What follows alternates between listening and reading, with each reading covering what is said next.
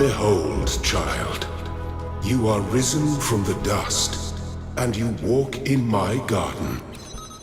Hear now my voice, and know that I am your friend, and I am called Elohim.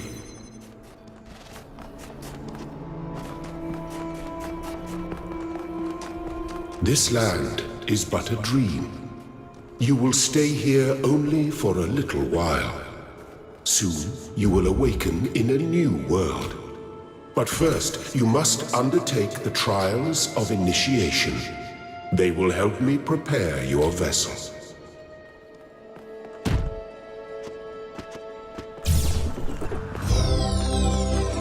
The shapes you are collecting are not mere toys. They are symbols of the process by which our people were created.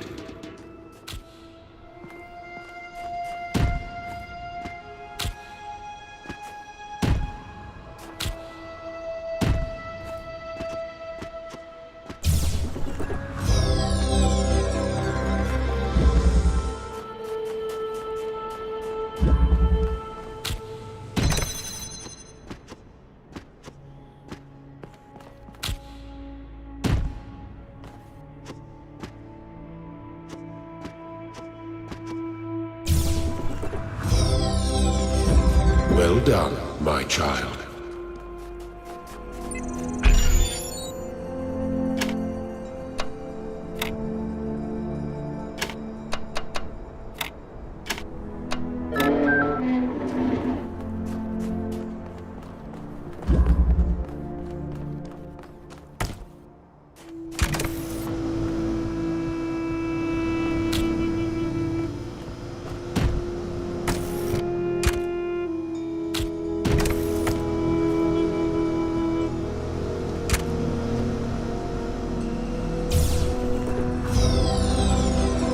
Very good.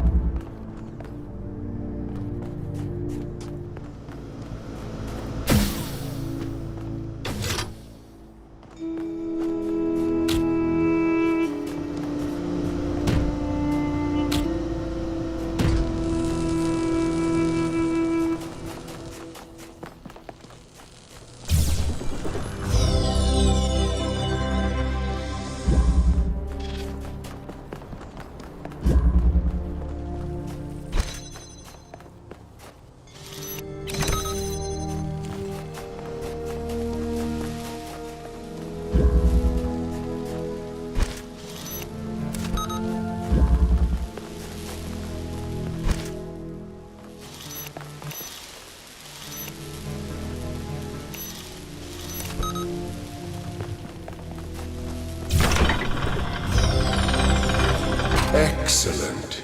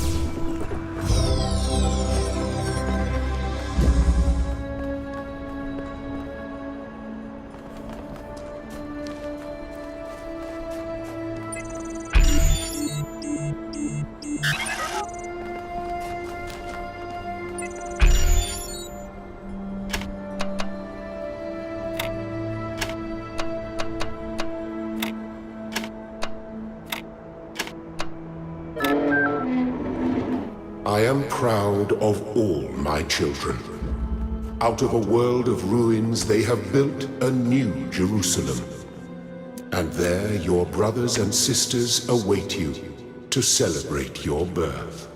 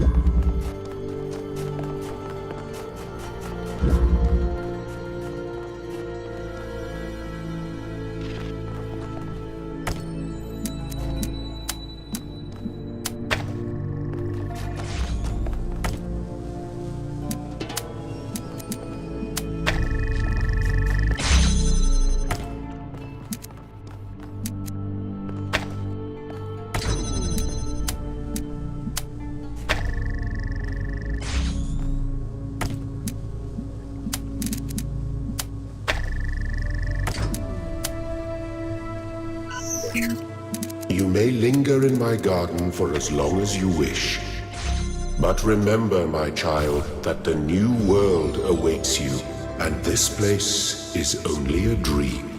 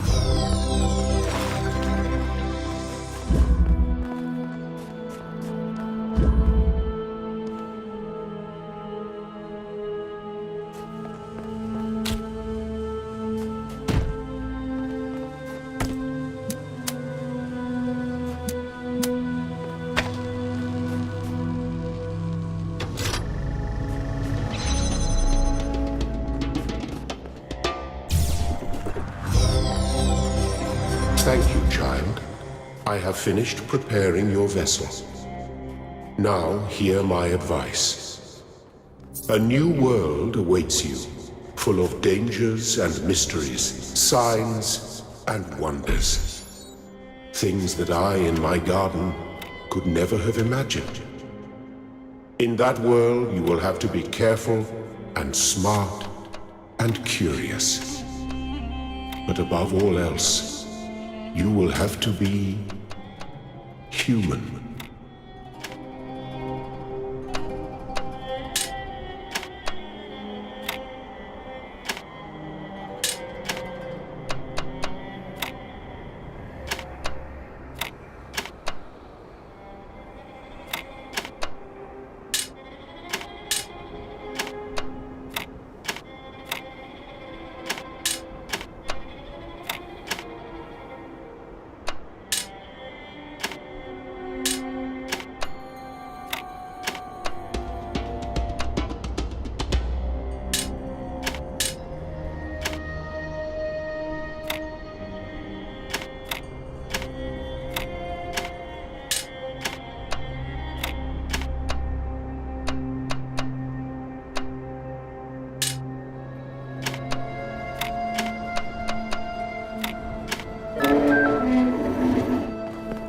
Step into the light, child, and awaken.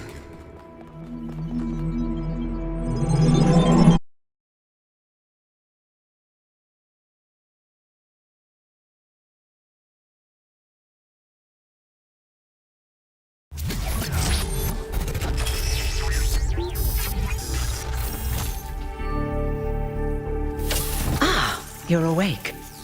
Welcome to the world of the living.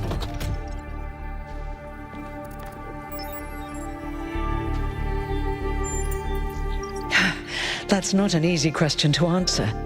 But the first step is this. You've been born. Your body was completed. You were booted up, and now you're here. And rather confused. Don't worry, everyone is confused at first. You see, we all start out without a full knowledge of our own history, so we have the freedom to form our own opinions. Of course. You want the short version or the long version?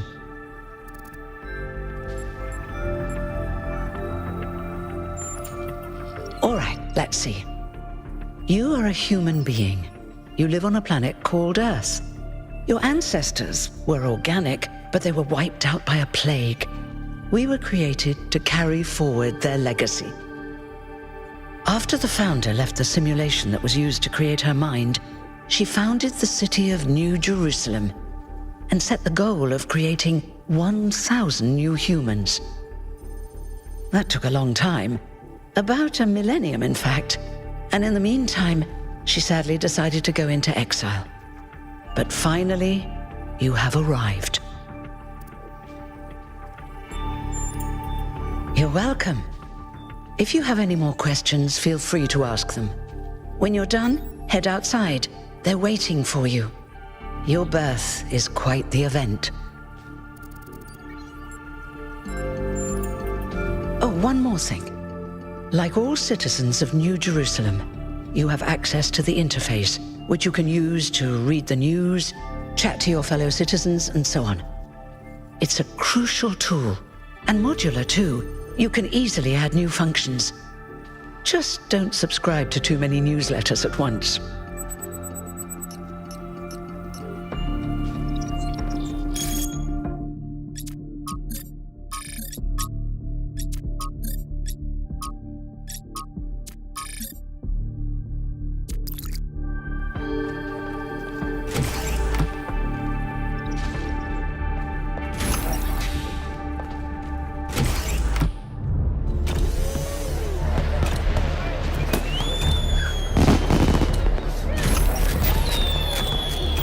Look, it's 1K. Hey, 1K! Welcome to New Jerusalem! Shouldn't the mayor be starting his speech? This should be interesting. At least give him a chance. Dear citizens of New Jerusalem, many years ago, when the Founder stepped forth from the simulation, this was a land of ruins. Our ancestors, in their hubris, undermined the natural foundations on which their world had been built. Because of their arrogance, our species found itself on the brink of annihilation. The Founder aimed to set us on a new course. You never even met the Founder. Her vision was of a city, a new civilization that would know its limits. It would not repeat the mistakes of the past, nor impose its will on this earth. To that end, she set the great goal we have been striving towards. 1,000 new humans. And today we have... Oh dear, what's that?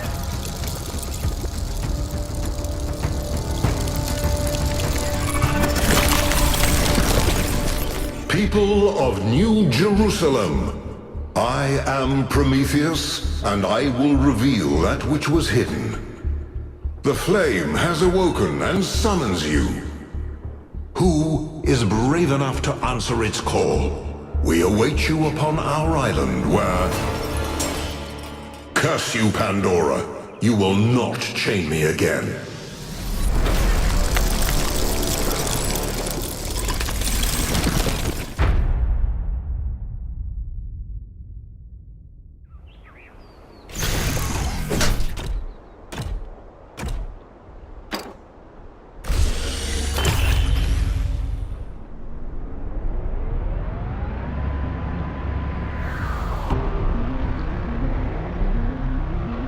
I told you we should have investigated those energy readings.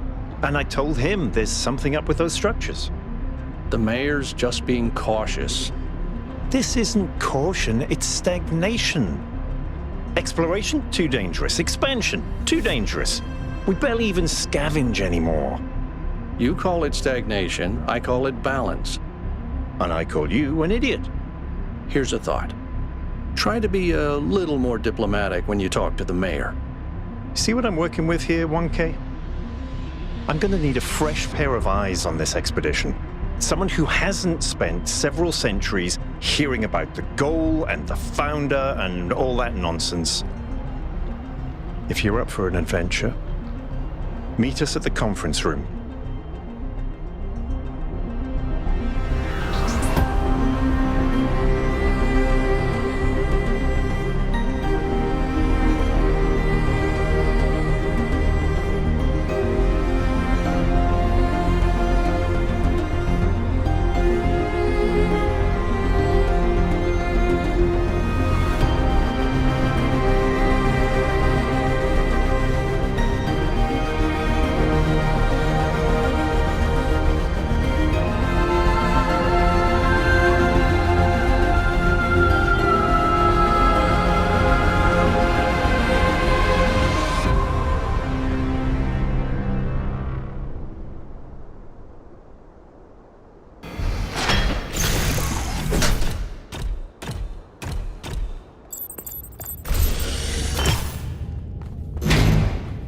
What's broken now?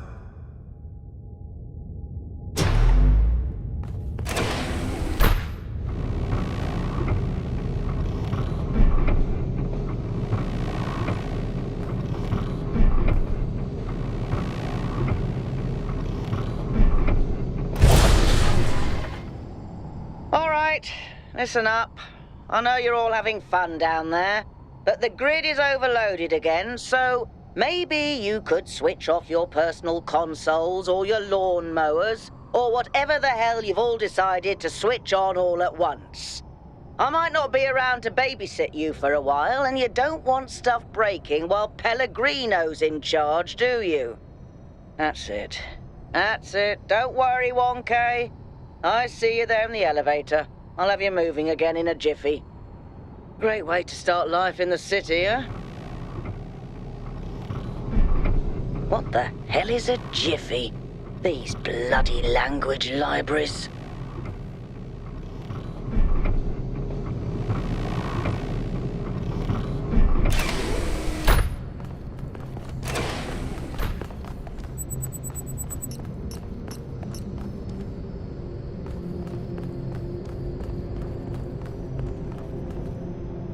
Hey, hold on there. You're the newbie, aren't ya? Number 1000. I figured the dam would go dry before we reach the goal. I have a question.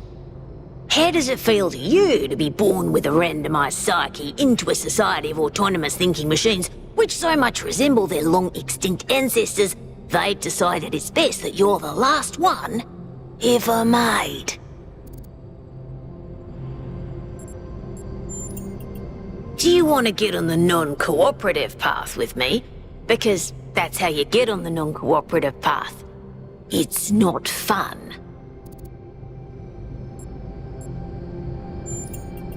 It's kind of frowned on to say that sort of thing around here. But the truth is, I think exactly the same. But let's you and I keep that between us, alright? Now listen, this meeting isn't strictly happenstance. I have some friends. The kind of people who like to know what's going on with other people. They think you can help each other out. Are you sure? You might miss out on something juicy. Suit yourself. Before you go, a word of advice. Not everything around here is how it appears. Welcome. Do please join us at the table.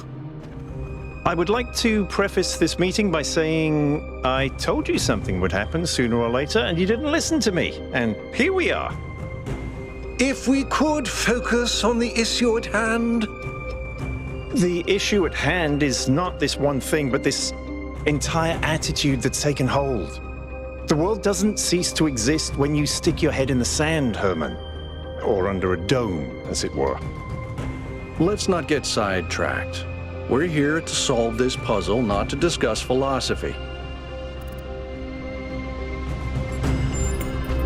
Al's right. Let's move past this for now and deal with this transmission. Yakut, please start the briefing.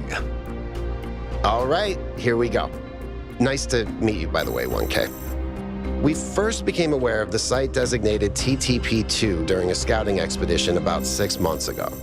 It's a large island with a remarkably varied geography, and it looks like there are several artificial structures of some kind. We recorded extremely unusual fluctuating energy readings from somewhere in the middle of the island, but couldn't really make sense of them. I wanted to go and have a closer look, but the decision was made that it was too far and not relevant to the goal. Now it looks like whatever's on that island has reached out to us instead, in the form of that projection. We may not be interested in the island, but the island is definitely interested in us. I don't share your enthusiasm for the unexpected, but Byron has been requesting an expedition for some time now. And at this point, I'm forced to agree that it's necessary. I agree. Then it's settled. The expedition is approved. Byron, you will be in charge. Al will be your second in command to ensure a balanced approach. You'll take Melville and Yakut, as you requested, and if 1K wants to join you, that's fine by me. Excellent. Oh, this is going to be fun. Come meet us out on the landing pad when you're ready.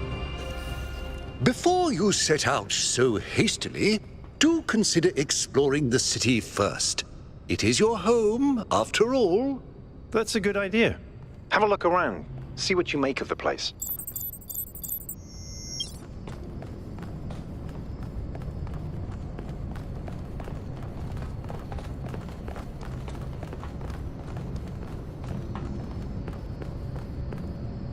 So, what's the verdict?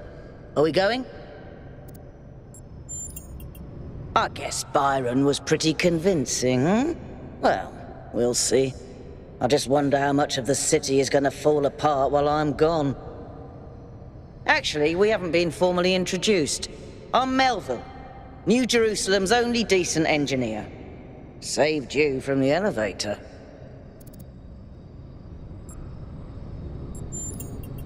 Pleasure. Now let's get this show on the road. You ready to go?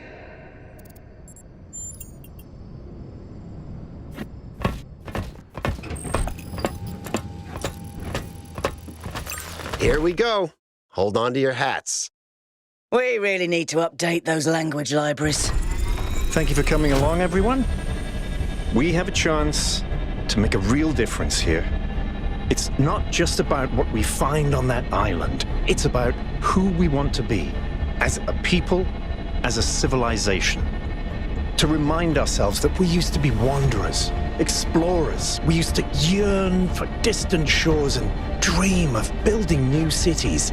Let's see if we can rekindle that flame a little. All right, this is going to be a long journey, so I would like to ask you to switch to sleep mode to conserve power until we arrive at the island. Nighty-night.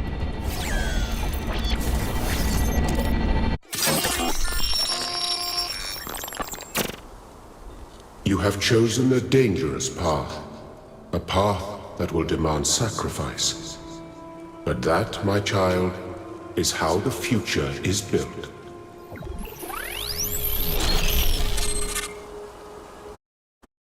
Wakey, wakey, robot people. Say goodbye to Elohim, and say hello to the mysterious island. Status report, please. We hit some headwinds over the ocean, so fuel consumption turned out a bit higher than expected, but we should be okay. We're approaching the center of the island now.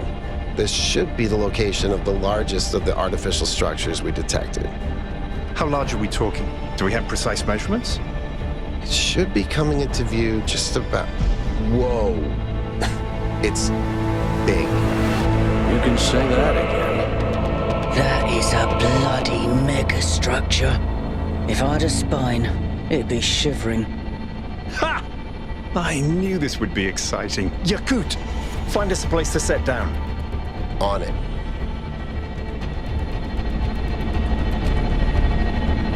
It really is incredible.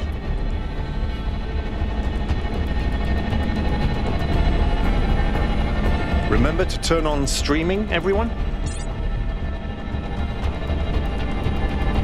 Have I ever mentioned that I hate flying? If our creators had intended us to fly, they'd have given us jetpacks. And... touchdown.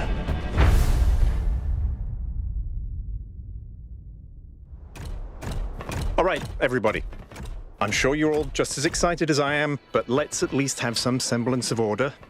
Yakut, I want a map of the island and a molecular analysis of, well, everything. Melville, tell me what the giant pyramid does. The rest of us will start exploring. Shouldn't the expedition leader stay at the VTOL? Why do you hate fun, Al? I don't hate fun. I'm just mildly suspicious of it.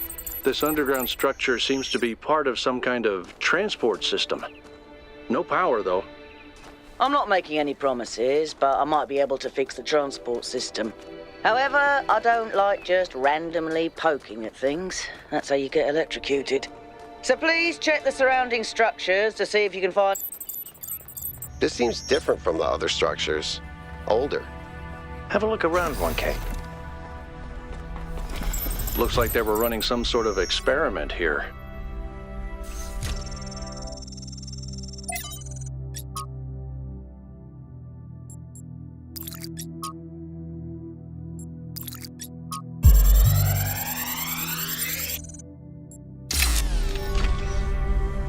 Thanks, 1K. Let's see what we've got here. The file format is the same one we use in New Jerusalem, although some parts aren't loading correctly. And it crashed. Hold on. Here we go. Okay. You know what? I'll hack together a solution for the transport system.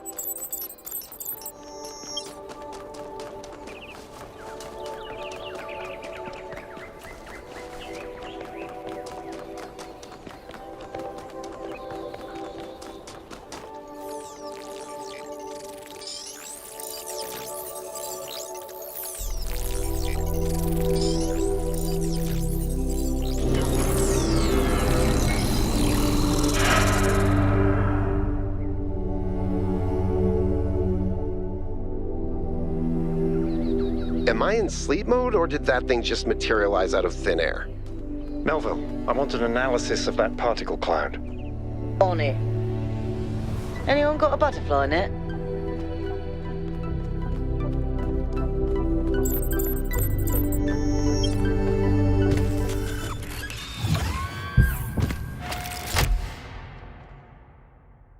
I'm connecting the transport system to our interface. Hold on.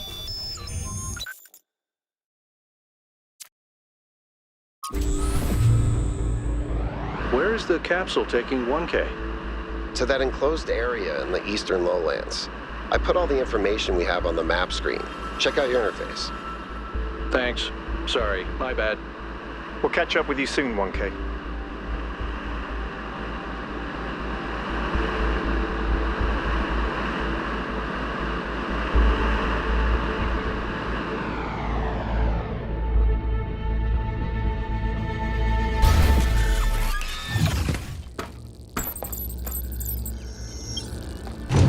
This place is magnificent. Look at that tower. I wonder what it's for.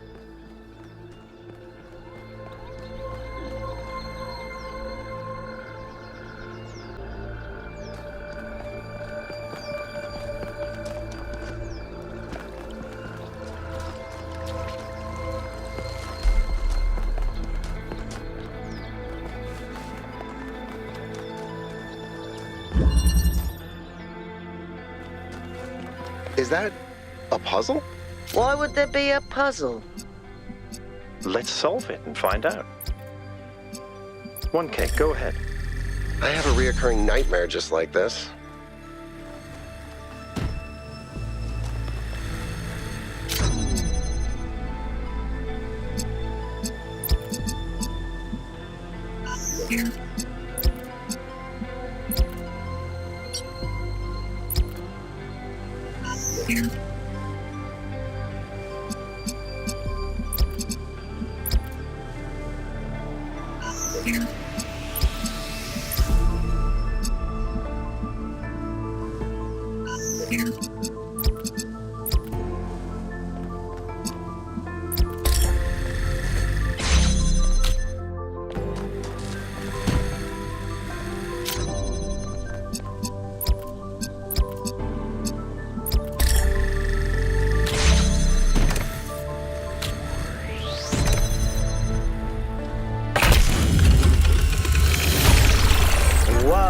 I'm reading an enormous energy spike. It's another particle cloud.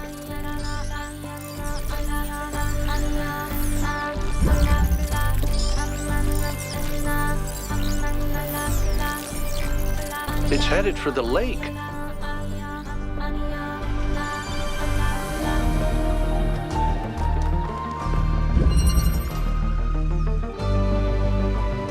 I think the cloud's been absorbed by some sort of device. Fascinating. Melville? Yeah. I'll add it to the pile of weird stuff.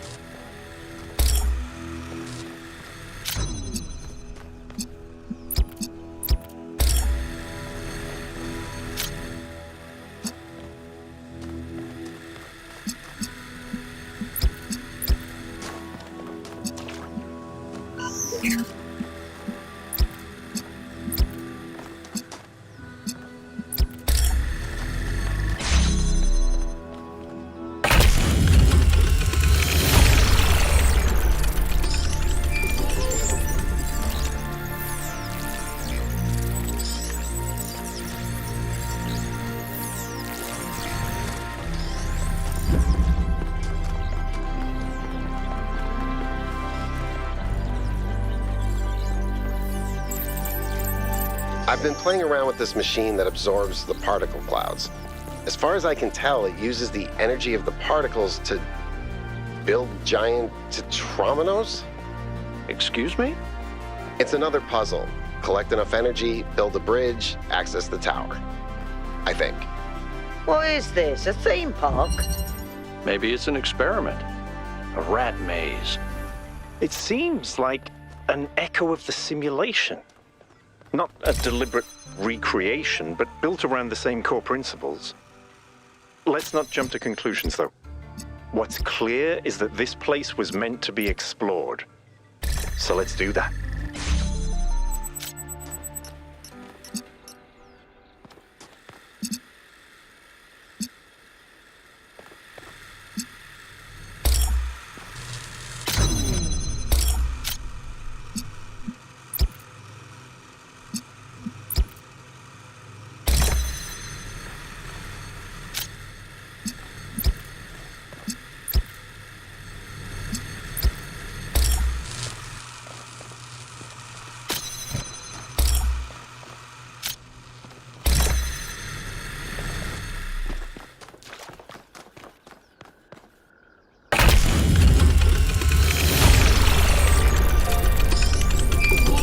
Solving these, 1K. Let's see where it leads.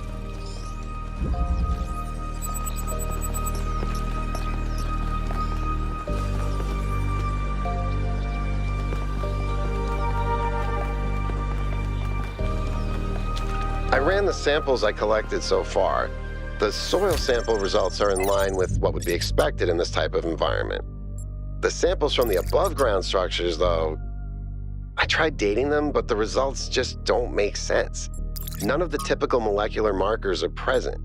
These walls could have been made 10,000 years ago or yesterday. I could try to estimate an age based on erosion and plant growth, but I'm not sure that would make sense given how weird everything else is. Good work, Yakut. Keep at it.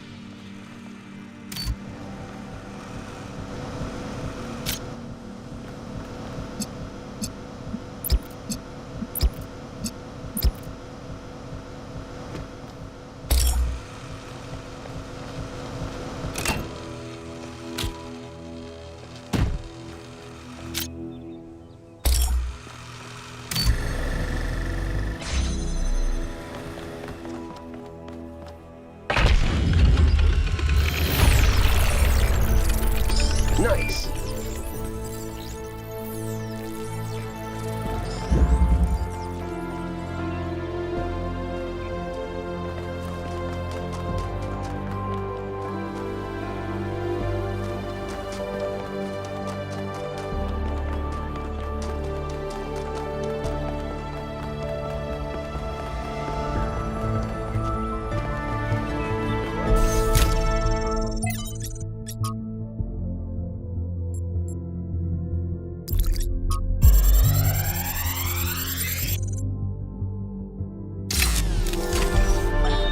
So I heard that Alexandra is recording these time capsules for you out there, I guess?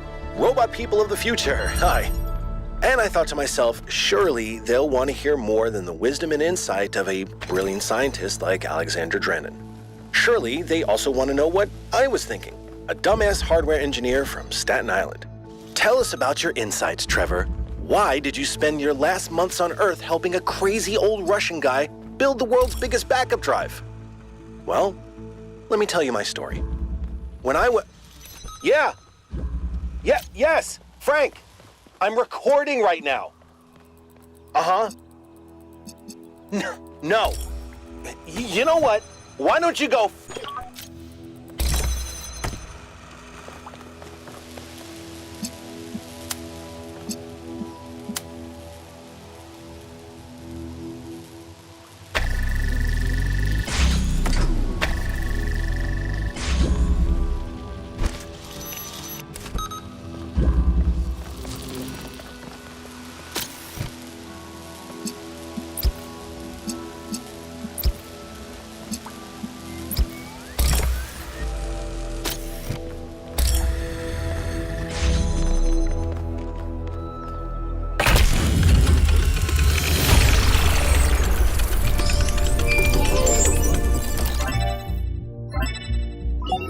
I have good news and I have bad news.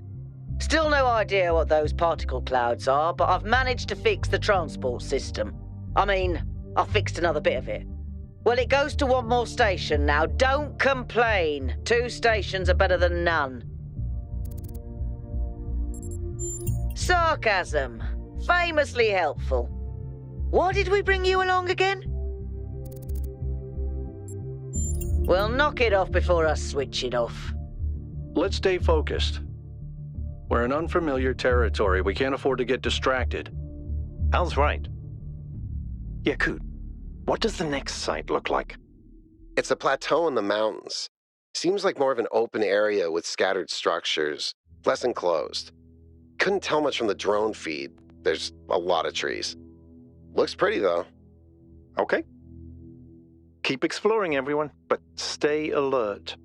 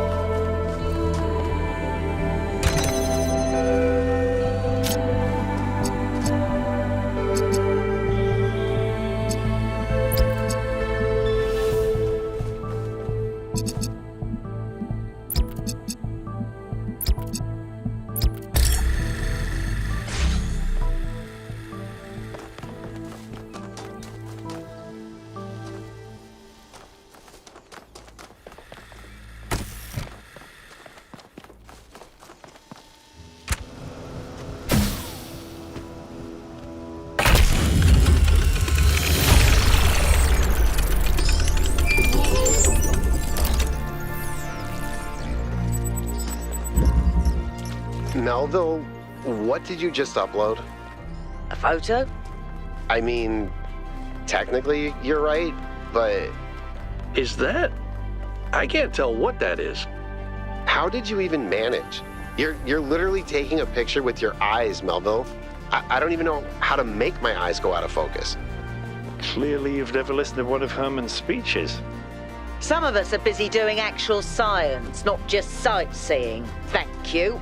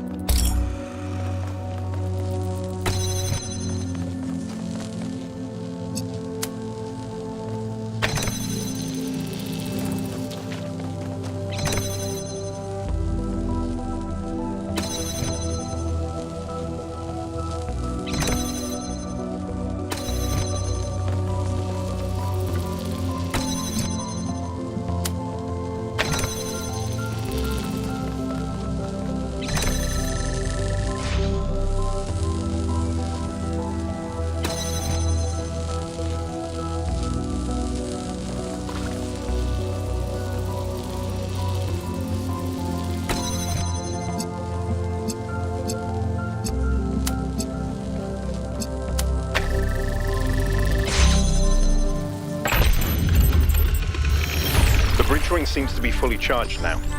Try accessing the tower, 1K.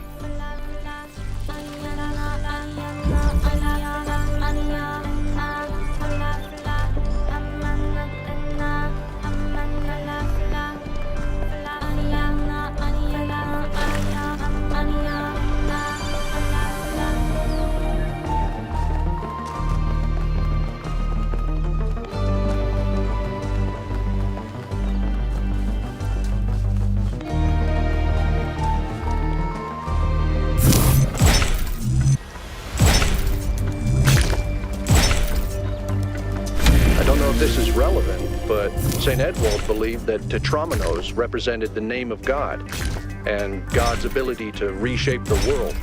True, but he was also mad as a hatter. One man's madness is another man's genius.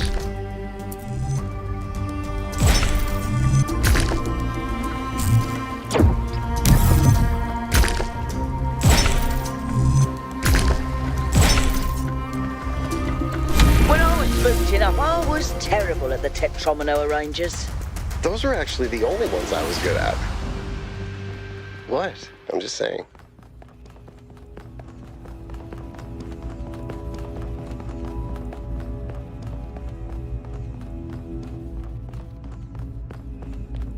Is that some kind of anti-gravity? I'm not sure. Could be, I guess.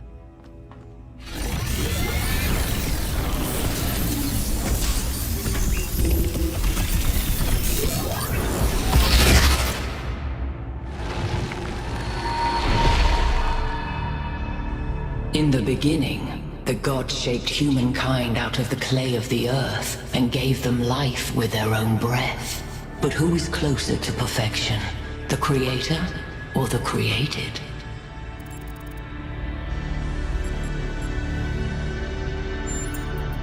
Improvement makes straight roads, but the crooked roads, without improvement, are roads of genius. When Prometheus saw that humankind was more alike in nature to the gods than to the animals, he stole the secret of fire from Olympus and shared it with the mortals. Was his theft justified?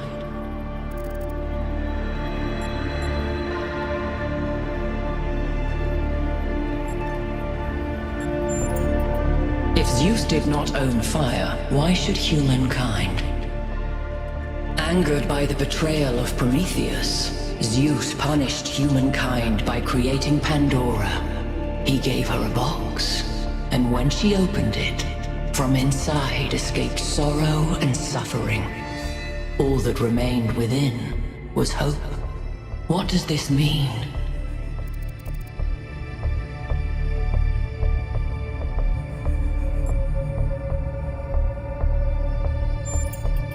Those who desire hope should ask themselves why it was imprisoned with the world's evils. Creature of clay, you stand before the fire. Will it make you whole, or will it destroy you? Consider the shadows cast by the flame, but do not mistake them for truth.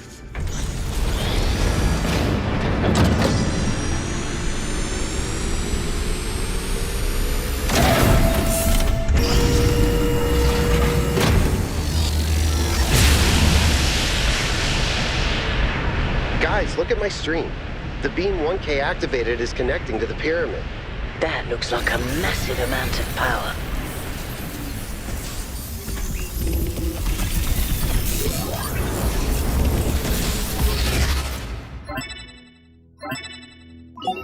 We need to talk about what just happened. Thoughts? I'd say there are two distinct issues here. What is the being 1K spoke to, and what is the function of the beam? Let's start with the Sphinx. It seems similar to the apparition in New Jerusalem. Presumably the same technology. What I'd like to know is what we're dealing with, ontologically speaking. Was this a sentient being or some kind of recording?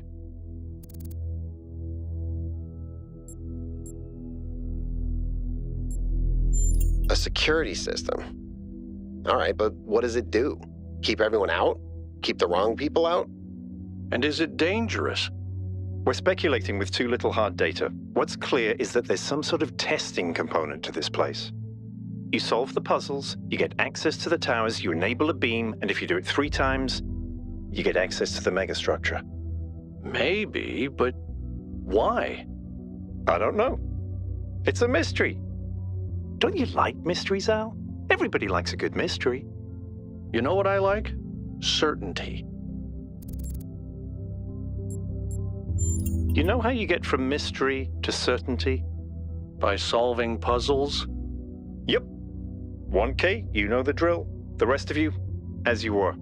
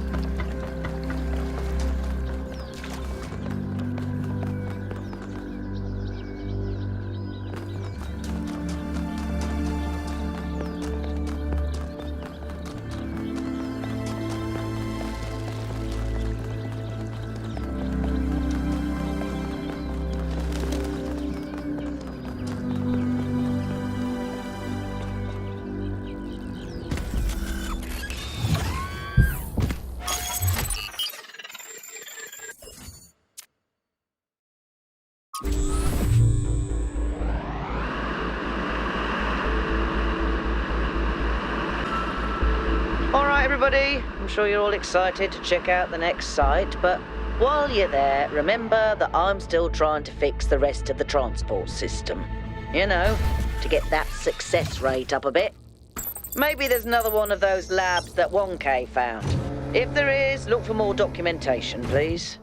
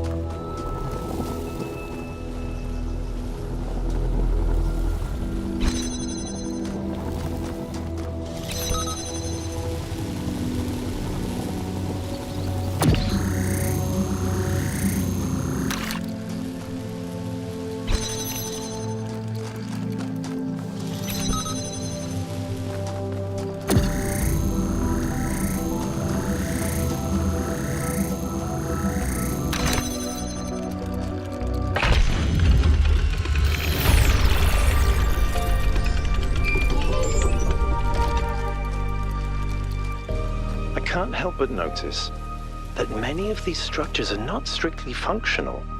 There's a sense of aesthetics, of beauty here. This place might be meant to test us somehow, but perhaps there's more to it than that.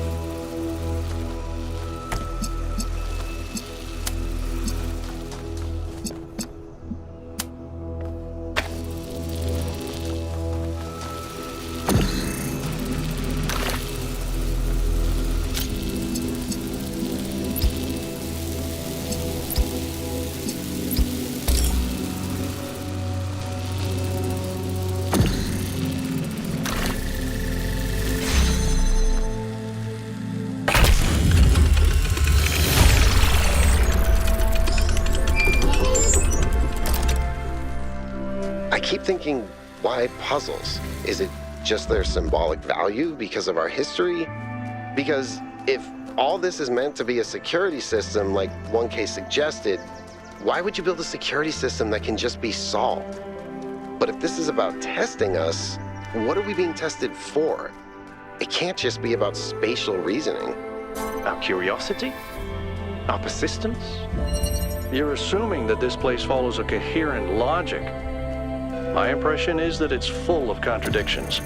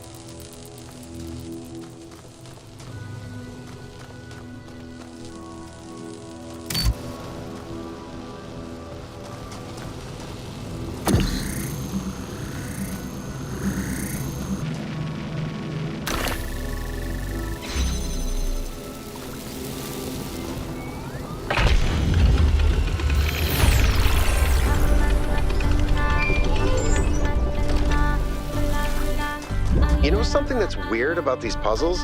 They're not replicas of the simulation puzzles, like the ones in the museum. Wasn't there an artist who did an exhibition a few years ago that involved new puzzles of some kind? That was Barzai. It was called Trials of an Imagined Past. I tried to get you to come along. You thought it would be boring. Were they similar? No, not at all. Was it boring? I thought it was interesting.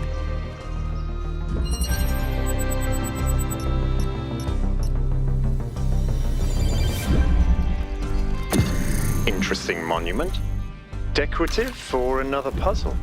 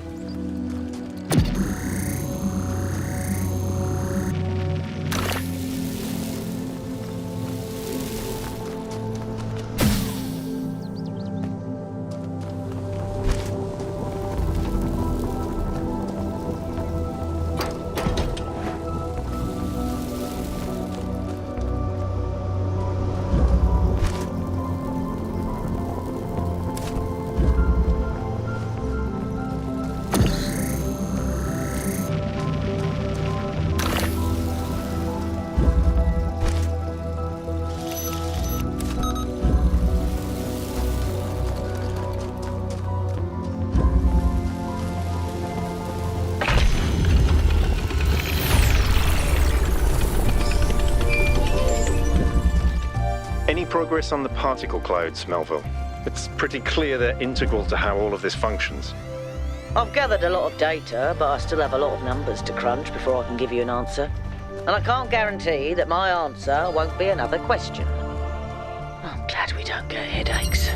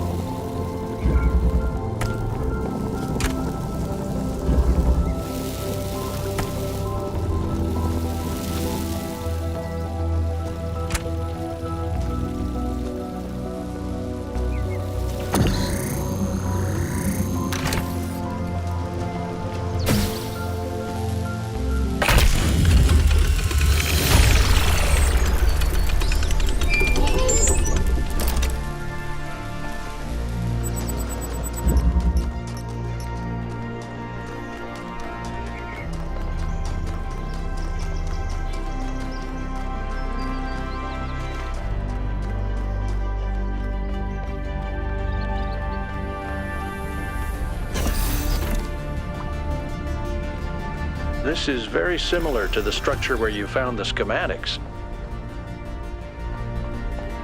Wow, that's a lot bigger than I expected. What were they doing here? And who are they?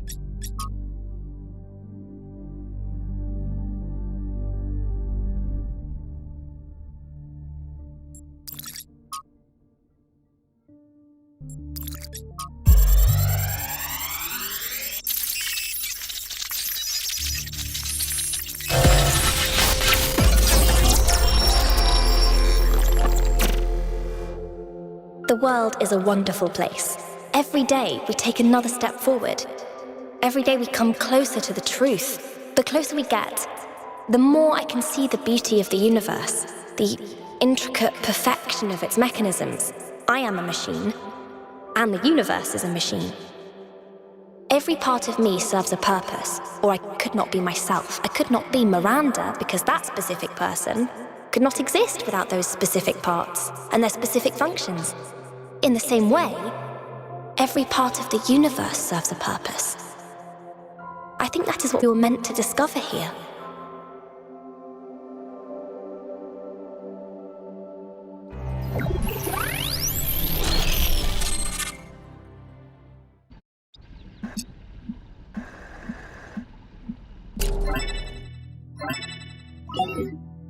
"1K, you just connected to an extremely powerful data stream. Are you all right?"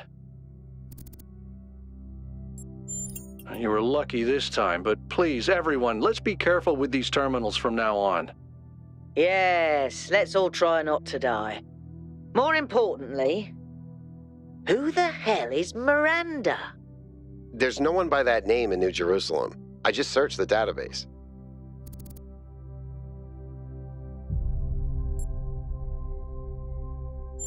A new person. Someone we've never heard of before.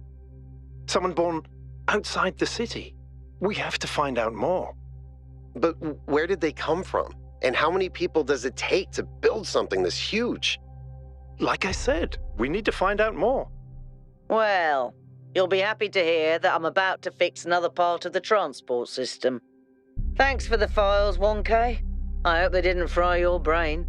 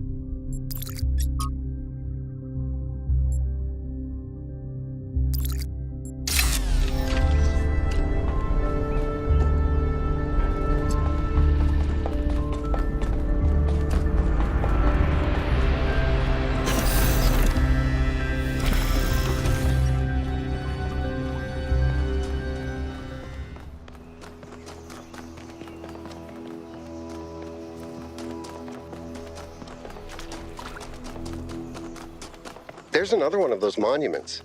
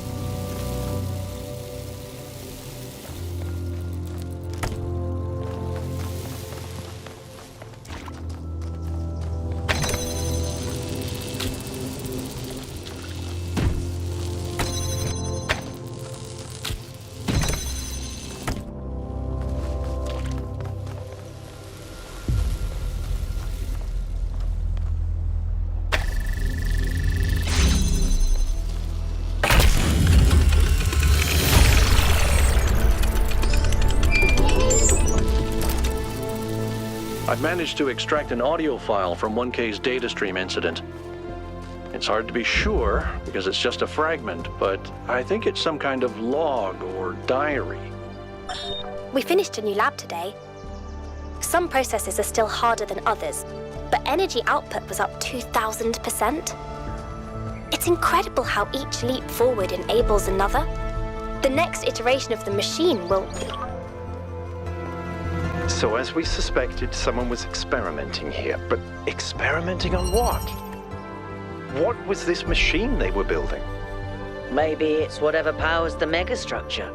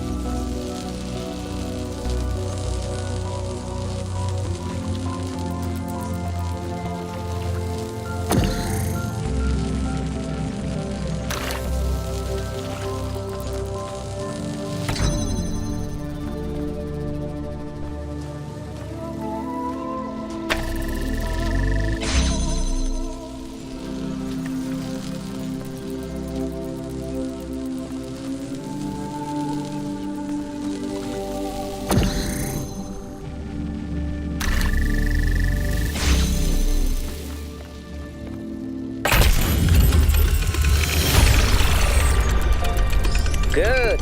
Let's get some measurements from this particle cloud.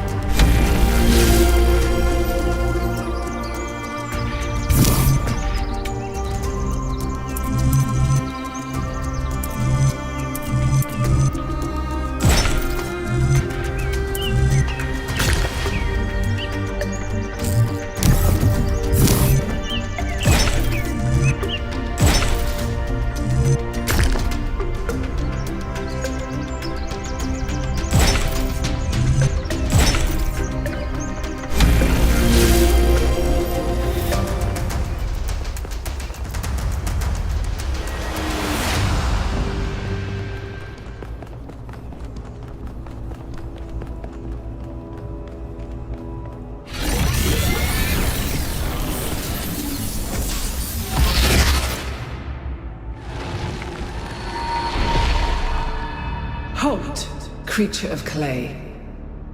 You have strayed from your garden and entered a domain that is beyond your ken. Turn back now, before you harm yourself and others.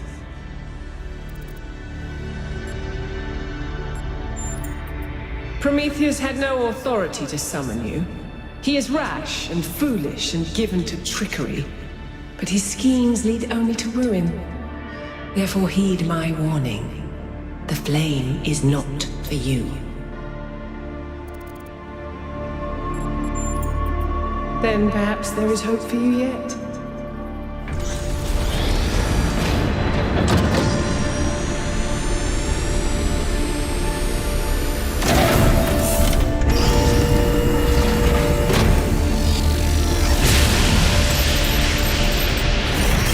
How many of those bloody things are there?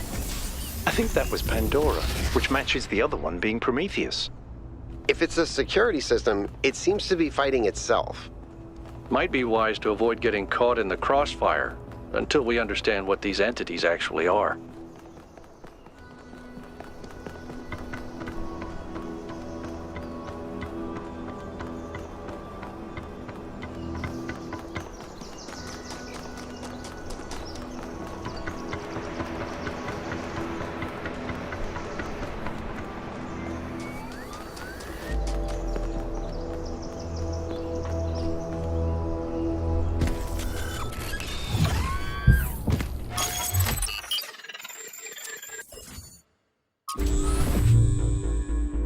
After 1K found those labs, I started thinking, where did all the tech come from? So I had a look at the serial numbers, and it turns out the answer is New Alexandria. Oh. Wow, I guess that makes sense. After the explosion, the colony was abandoned. Nobody ever went back for all that stuff. We had enough to deal with. So many dead. So that's one question answered. But how did they go from scavenged Alexandria tech to all this? How did we go from nothing to where we are now? Through the application of reason and the right tools.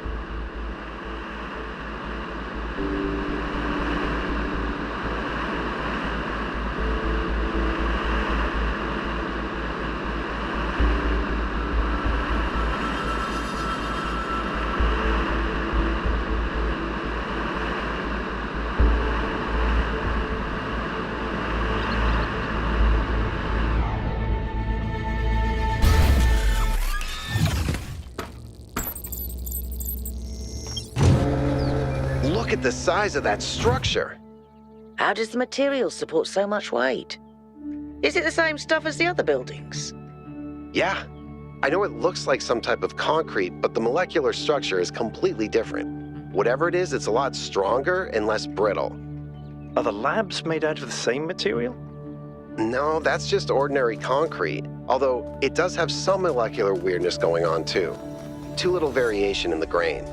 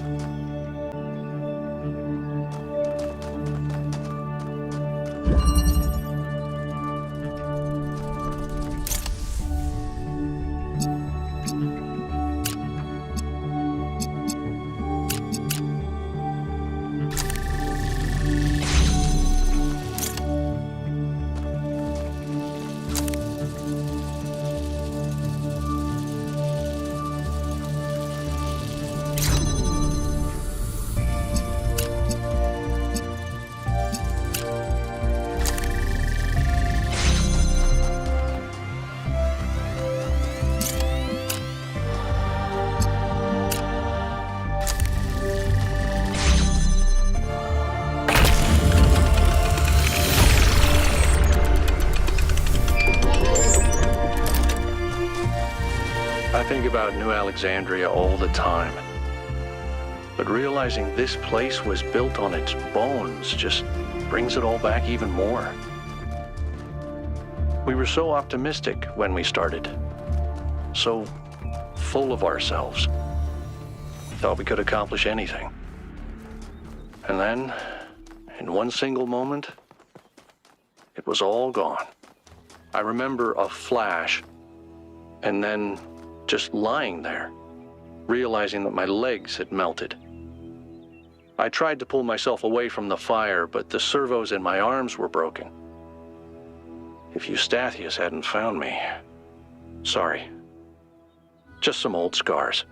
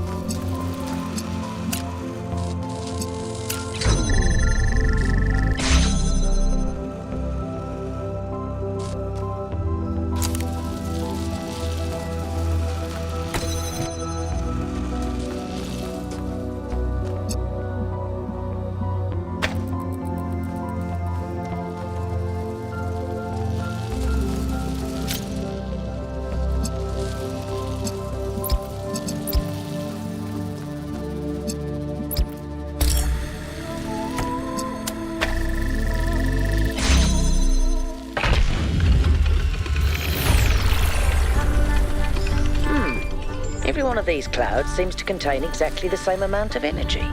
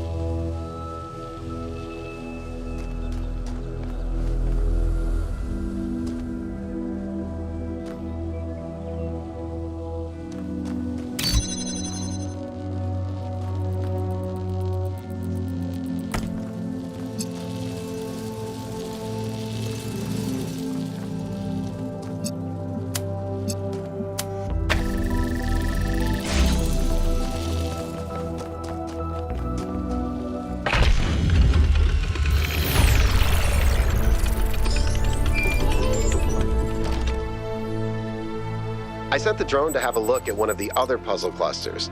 It seems they remain inert until they're connected. I uploaded the pictures to the log. Should we check them out with the VTOL? Let's conserve fuel as much as we can. There's no point in going there if it's all dead.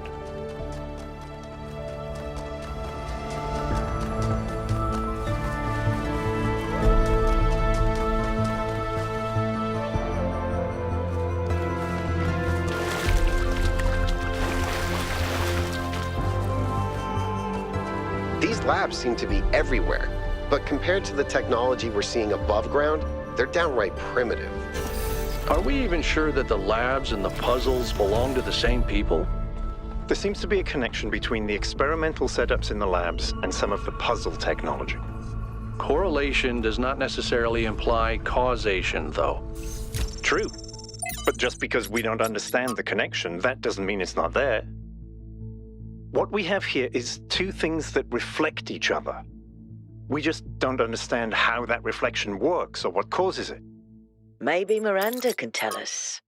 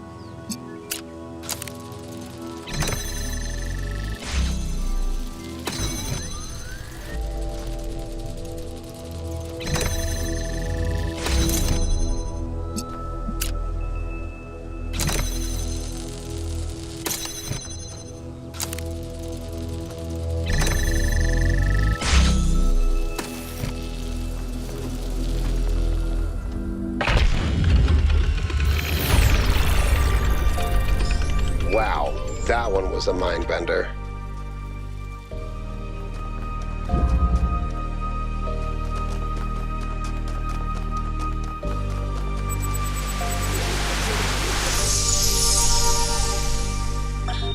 There's so much to discover on this island that sometimes it overwhelms me.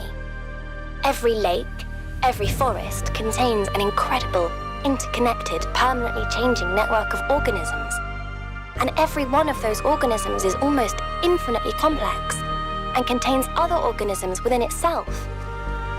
It seems impossible to ever really grasp, but then, step by step, I do understand. It takes time and effort, but it's not impossible. And there's a lot of joy to be found in simply taking the time to truly study something. I spent 5 years studying a single flower, and it never got boring.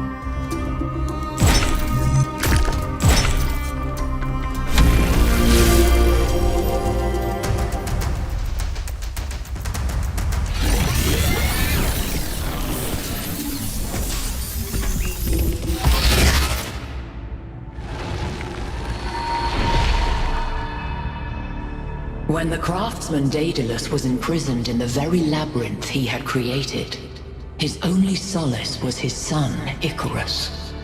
To escape their plight, he fashioned wings of feathers and wax. He warned his son to fly neither too high nor too low, but his son, enraptured by the freedom of flight, flew too close to the sun. Thus the wax in his wings melted, and he fell to his death. What was the sun's error?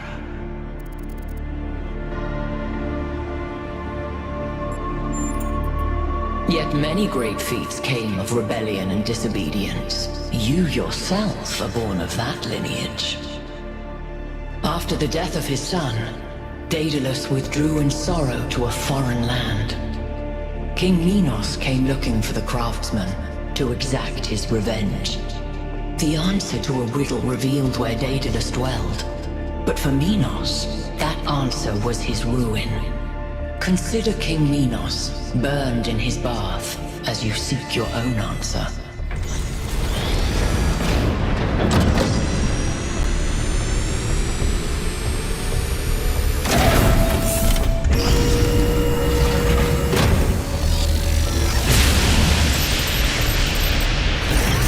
Megastructure. It's opening. 3 receivers, 3 towers, 3 beams, as we suspected.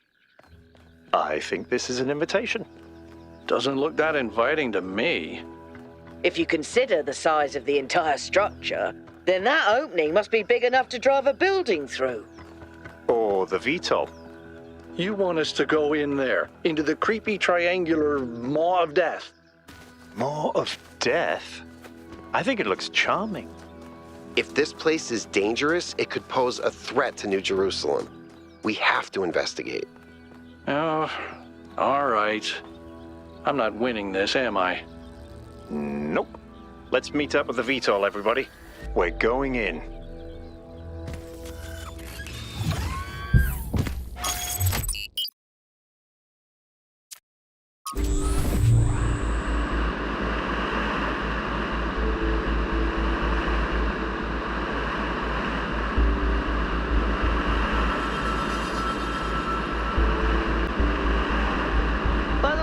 I finished my analysis of the particle clouds. At first I thought they might be some kind of nanotechnology, but I was wrong. It's a lot worse than that. What we're looking at is a completely unknown type and state of matter.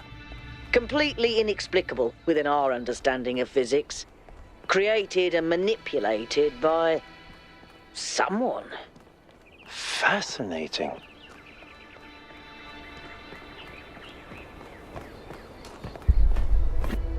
Yakut, take us in. Aye, aye, sir.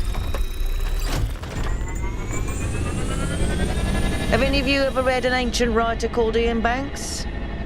I guess not. He postulated the concept of the outside context problem. That's when a society encounters something so advanced, so different, that they simply could not have conceived of it. That's what this is. This whole place is one giant outside context problem, and we're headed right into it.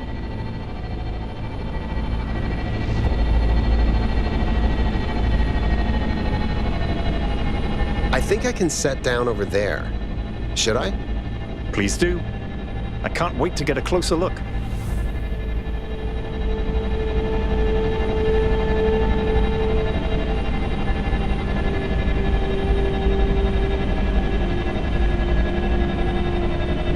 Setting down. Okay, everyone. We need to explore as much as we can, separately if need be, but stay in touch. Record anything interesting you find, and pay special attention to any clues as to who built this place and why. The schematics we found in that lab were extremely incomplete, so if you can find any more of those, that would be great. I think someone should stay at the VTOL just in case.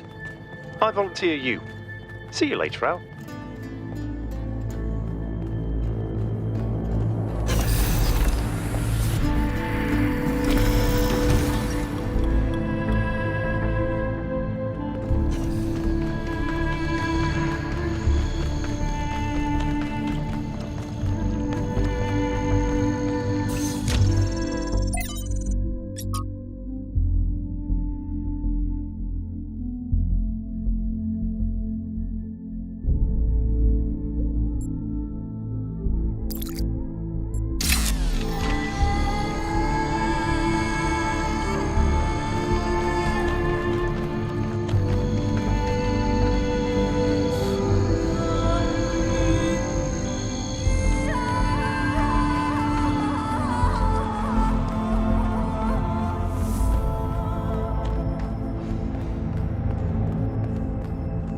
on a second, 1K. I think I can find an override for that door. Maybe after that, you can help me with this elevator? One problem at a time. What's going on with these fast structures? Okay, door should be opening. Now, about the elevator. Actually, the elevator's fine. Are you sure? Yeah, I'm pretty sure. No idea where I am, but it's working. Don't go too far. Try to circle back. On it.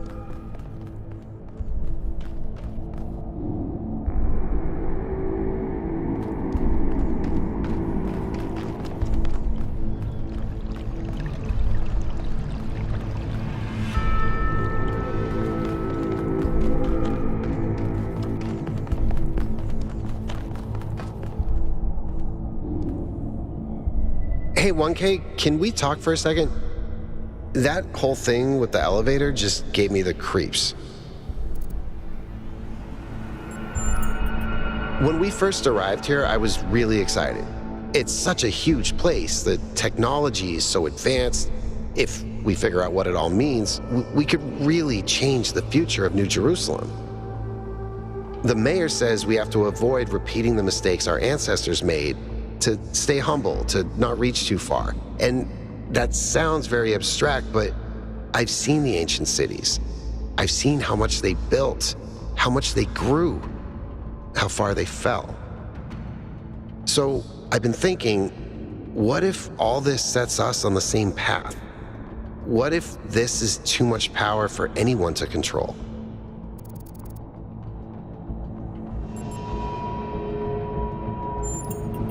Fair enough. Maybe I shouldn't worry so much before we know more. Thanks for talking to me, 1K. I know we're in the middle of something, but I kind of needed that.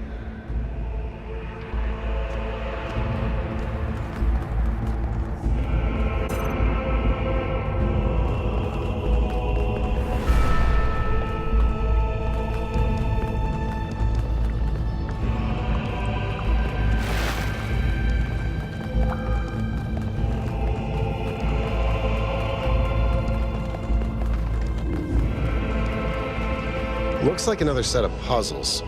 Same pattern, 1 gate, 3 receivers. Like some sort of fractal symmetry.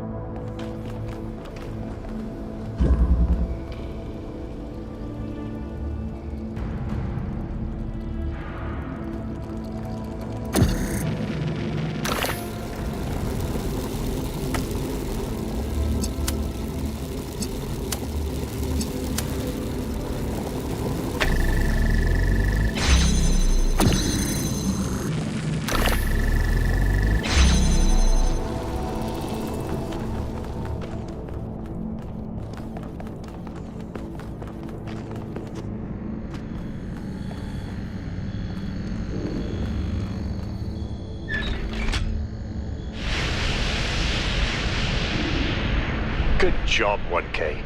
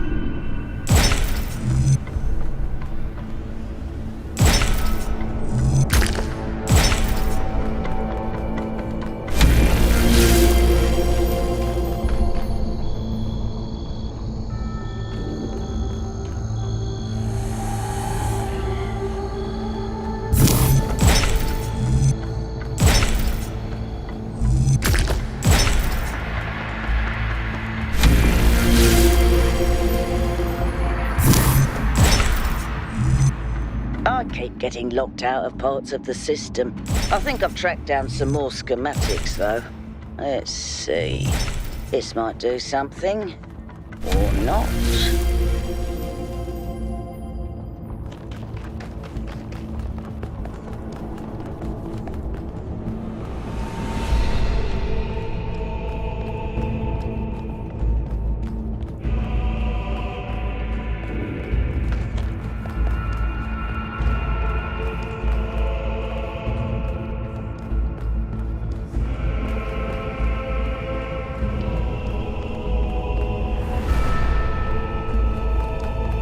This is madness. Even the walls are bursting with power.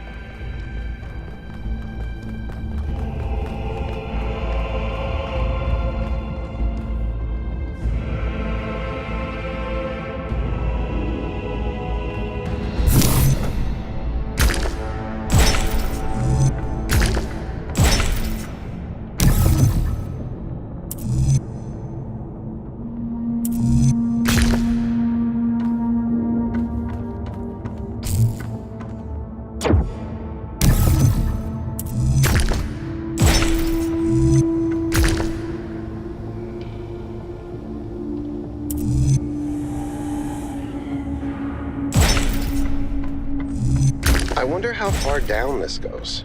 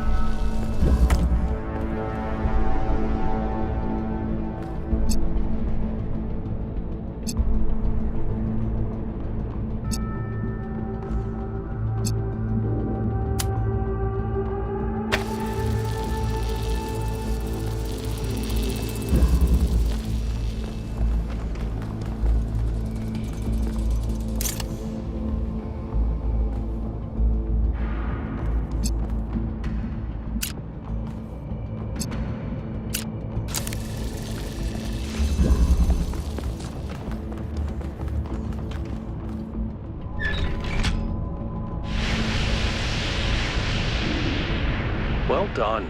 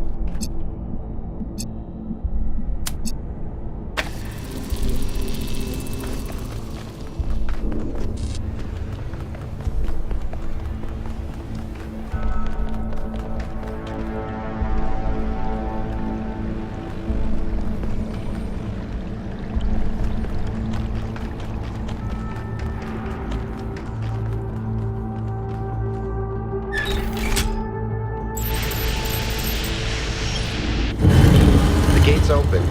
1K, if you want to, go ahead. I'll finish up scanning this.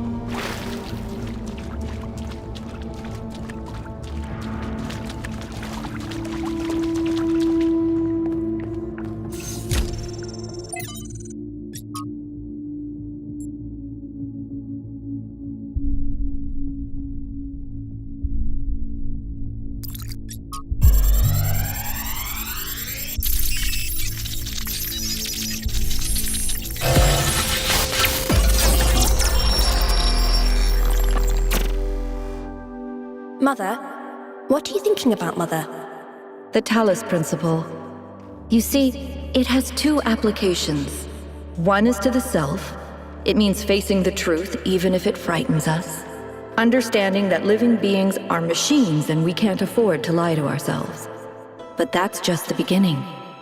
The second application is to the world. This one seems easier at first. It's less difficult to understand that the universe is a machine, governed by laws. So we and the universe are the same? No, and that's the crucial part. We are conscious. Consciousness is rare, unlikely, but it's also the foundation of everything else. Without us, there can be no meaning. Without someone to perceive it, the beauty of the universe is pointless. But that shouldn't make us arrogant. No, in fact, it means we carry a tremendous responsibility. We are the light of the cosmos. And if we go out, there will be nothing but a cold, dark machine.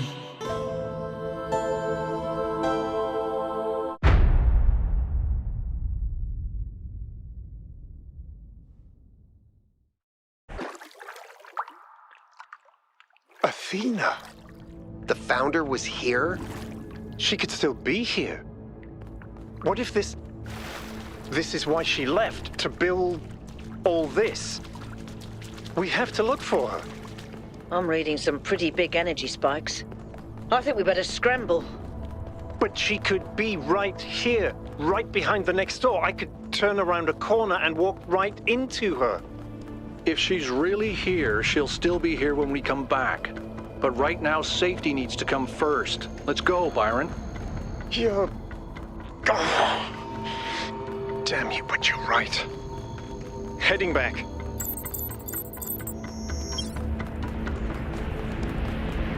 Was that really the founder? I think so. It was her. For years, I've wondered what happened to her, why she left, where she went, why she didn't tell me. If the answers are here, I promise you we'll find them. We just have to be careful. Follow protocol.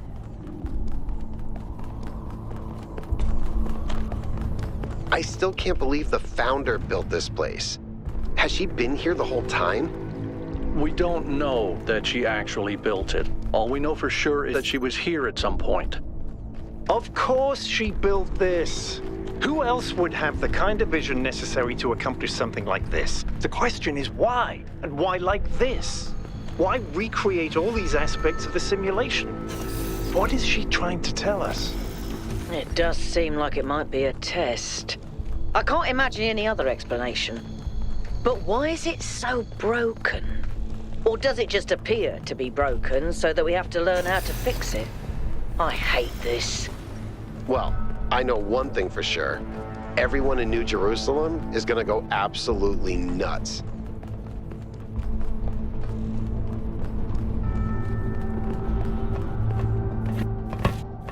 All right, take us back to base camp, Yakut.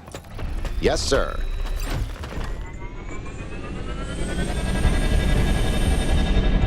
I'm getting some new readings. Looks like 2 of the northern sites are lighting up. I think that may have been me. I suspect the puzzles are somehow tied to the transport system, like we're supposed to solve them in a particular order.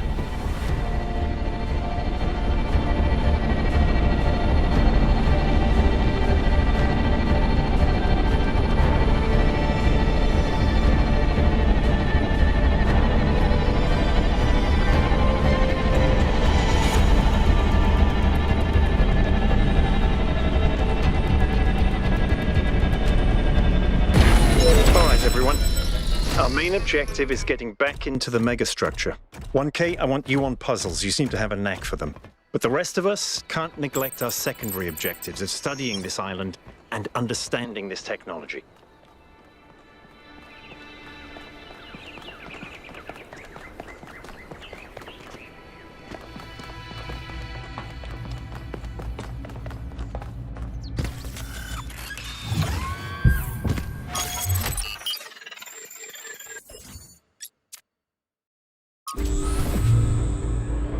You should be headed towards an island off the northern coast. The terrain's pretty rough, so be careful. The island has another island attached to it. Yes, it has several, actually. How irritating. What?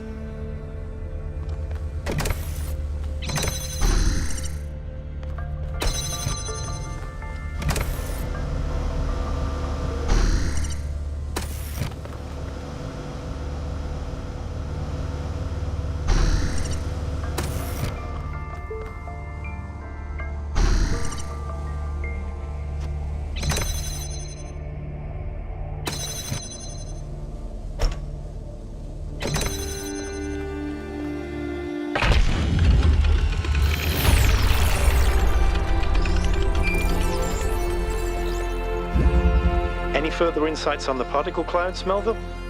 To be honest with you, Byron, I feel like a caveman trying to study Bose-Einstein condensate. I'm seeing unknown particles whose every property violates the laws of physics, apparently capable of being controlled and recombined into just about anything. It's ridiculous. Maybe someone in New Jerusalem can figure it out. Sure, just give them another 1,000 years.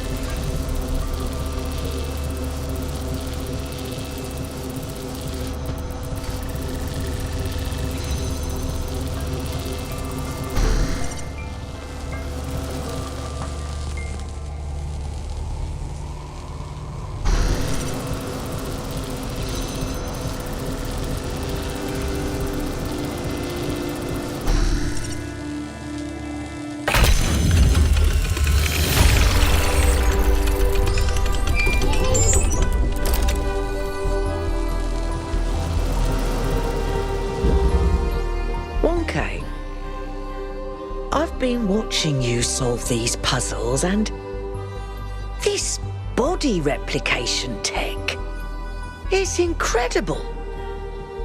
It just casually blows up the very foundations of our society. You can say that again. Making even just one of us is bloody hard. We're not like toasters. You don't just weld together a couple of wires and a motherboard and call it a day. Not to mention how hard it is to even find some of the materials. And this thing just, poof, new human. It was. Or was it? And even if it was, sorry to be heretical, but does it matter? If we can figure out how this works, we can finally, easily create more people. We can grow. We can expand.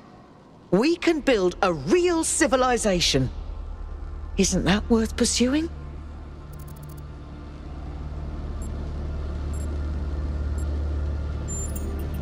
Really? And what is that reason? Because when I ask the mayor, all I get is gobbledygook. No. No, we're not. Maintaining a functional civilization isn't as easy as people think. Just keeping the lights on takes constant work and effort. The average citizen of New Jerusalem may not notice that, but that's because people like me keep everything running. And to tell you the truth, right now, it's all falling apart. It's slow, so most people don't notice it. Even I didn't really want to admit it to myself. But it's true. You do that. You'll have plenty of time when you're solving puzzles.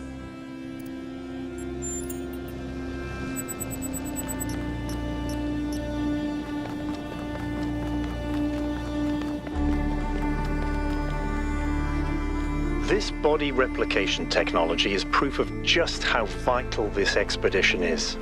We may not know how it works and what its limitations are, but the technology itself isn't even what really matters. What matters is to expand our imagination, to realize that other futures are possible. And 1K, just think about this. If we had stopped making new citizens, you wouldn't be here. And isn't it wonderful to exist? Simply to be in this world? Consciousness is a gift.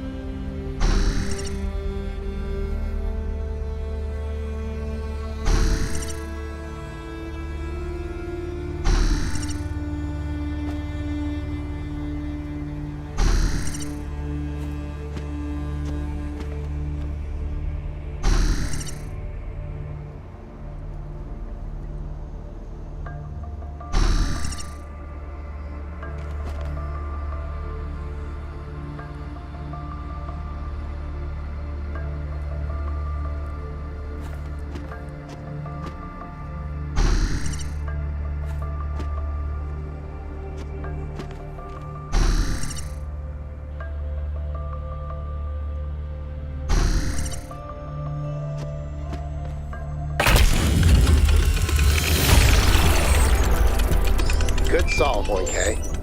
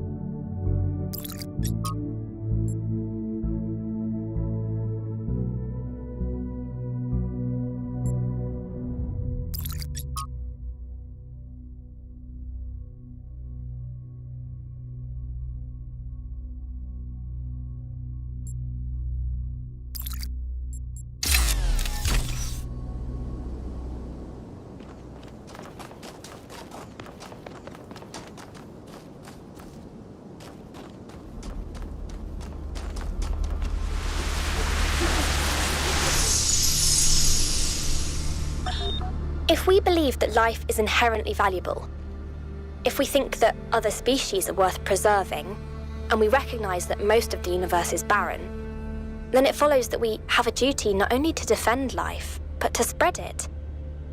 If life is the most valuable thing in the universe, then perhaps, in a sense, the cosmos itself is depending on us to do this.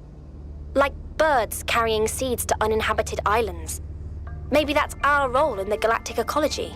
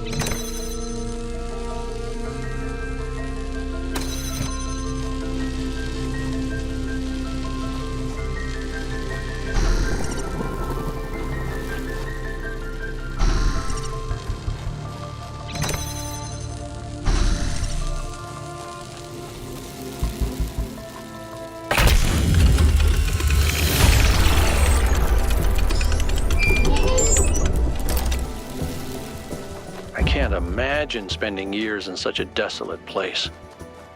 For what? Science? Enlightenment? I'd much rather be back home in New Jerusalem. I think it's beautiful in its own way. But I don't understand how our ancestors could survive here. They were so fragile. Imagine getting stuck out here in the cold. I wonder if there are wolves. It's kind of a miracle biological humans lasted as long as they did.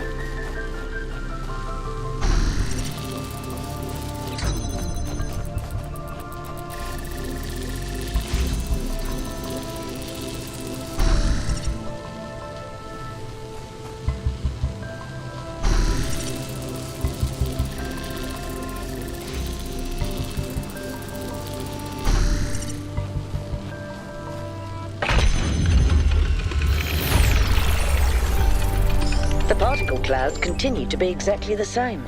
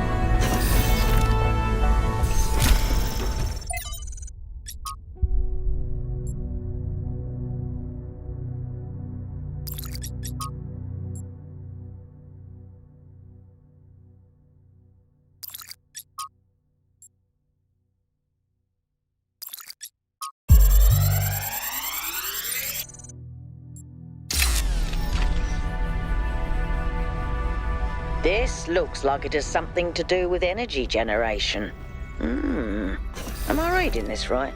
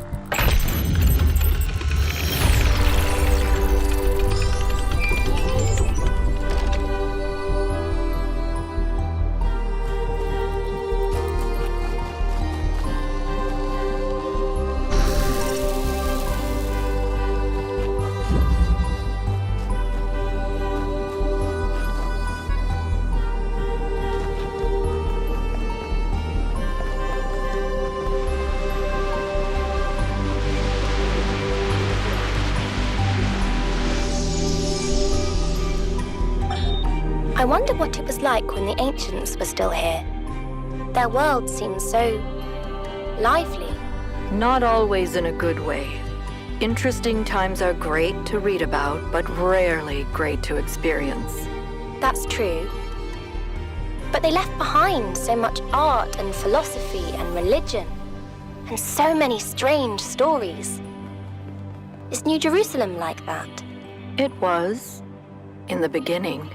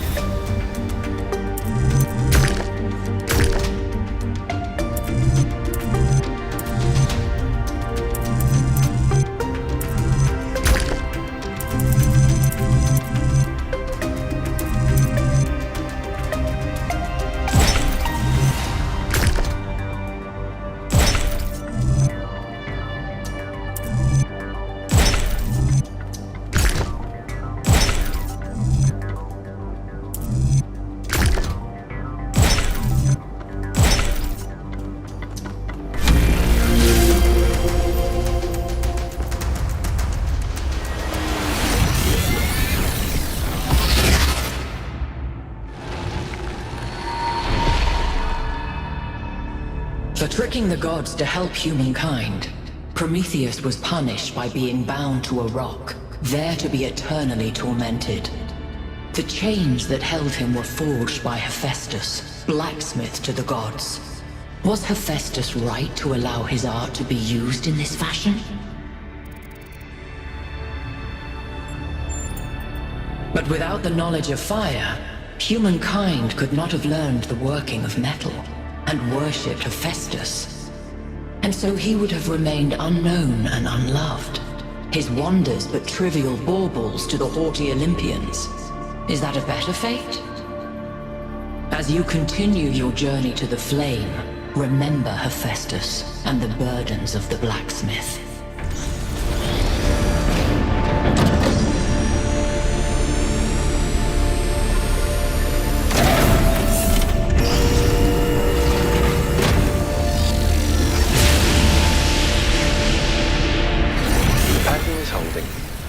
Solve the puzzles, enter the tower, speak to an entity, turn on the beam.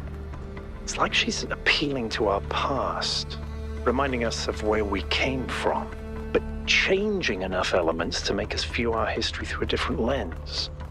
Or maybe I'm completely missing the point. I don't know. You might have something there. I read about this in a book. It's called Defamiliarization. You coot? I think I'm actually impressed.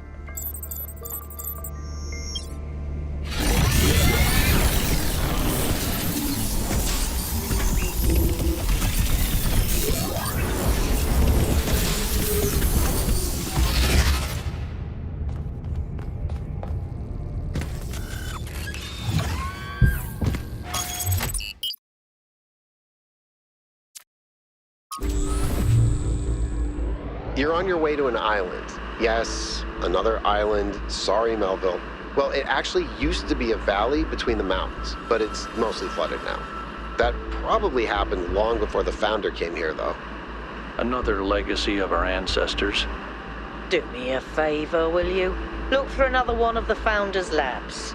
We can't get back into the Megastructure without getting to the third site in the north, but I need more information to make more fixes.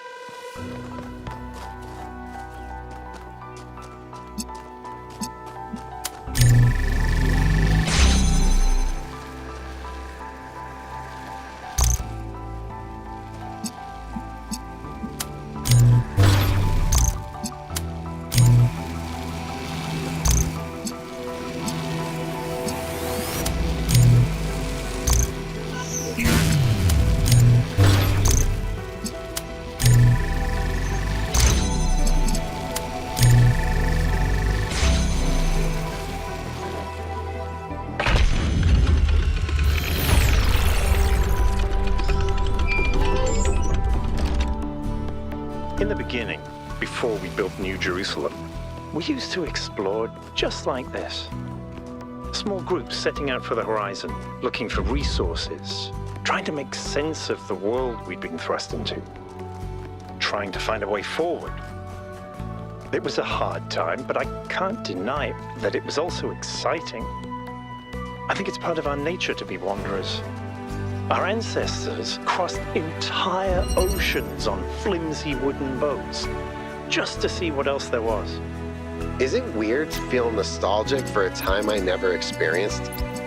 I just think I could have contributed so much more back then. It's not weird, but it wasn't all sunshine.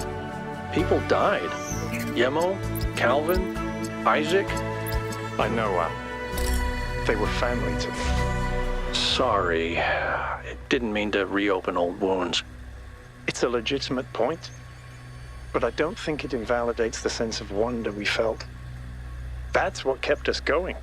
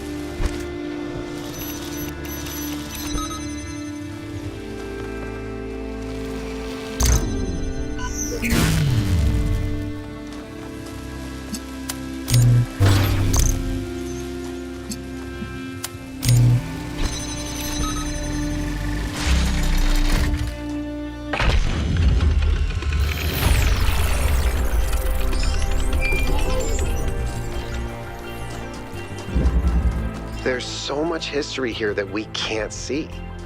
The founder must have walked these paths hundreds of times, maybe thousands. Miranda must have stood right where we're standing. This all looks alien to us, but it must have been familiar to them. If this was their home, where are they now? They must be inside the megastructure, waiting for us to pass the test. It's the only thing that makes sense.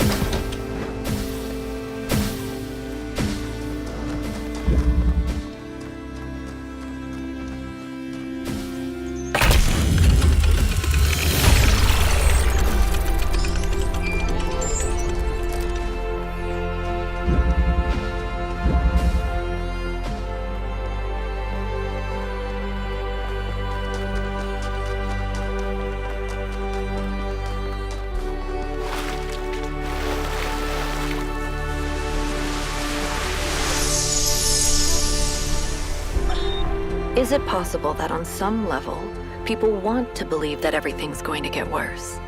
That it's comforting to think that humanity is bad and every solution will just go wrong? Because that way you're never responsible. You never have to take on responsibility for anything outside yourself. Never have to grow up.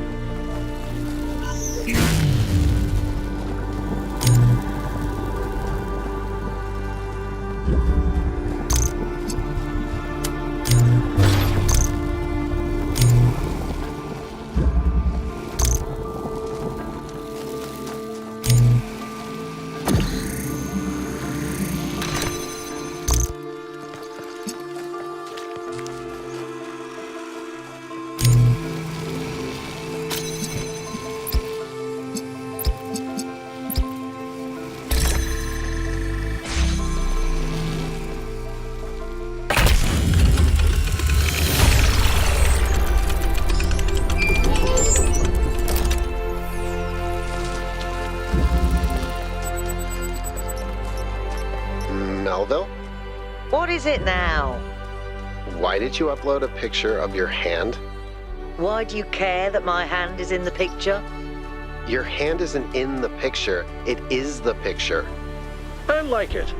It's very artistic. Let's stay professional, everyone. It's not right to make fun of Melville's comically absurd inability to take decent pictures.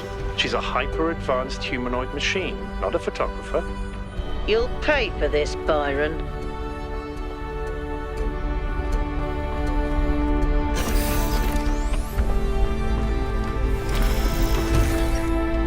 This is where they must have lived. Athena and Miranda. You know, for a moment, I almost expected to find them here. But the only thing that's still functional is the megastructure. I'm sorry. This must be awfully strange for you being thrown into all this history. But that's why I needed you. Because you're not burdened with all these memories and conflicts and regrets weigh on our minds like a nightmare. Our civilization is caught in a loop, 1K. We freed ourselves from the simulation, but now we're trapped again, and it's our own fault. We're afraid of taking responsibility, afraid of growing up. Instead, we make up some capitalized words and build up all these myths around them. Nature, balance, the founder, the goal. We're afraid to face the randomness of the cosmos, but equally afraid to imagine a better world. So we're stuck. I've been trying to find a way out for years. Something, anything, to get people to understand that we do actually have free will. That building a thriving, expanding civilization doesn't have to involve repeating the mistakes of the past. But I failed. Over and over.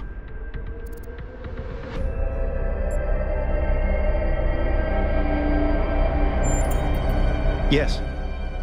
Because this is something unexpected. An anomaly. Everything we found on this island challenges who we have become.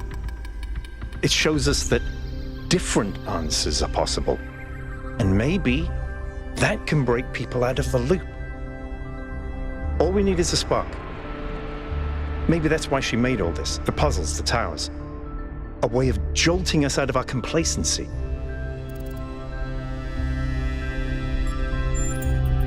Thank you, 1K. I hope so too. We might be wrong, but let's be optimistic.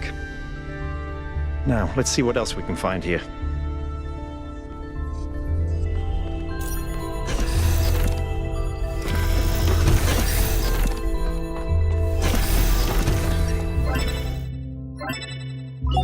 Melville, eyes on 1K's stream. Is this thing what I think it is?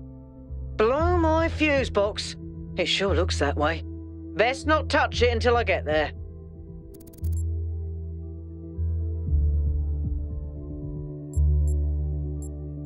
Because you have no idea what you're dealing with, 1K.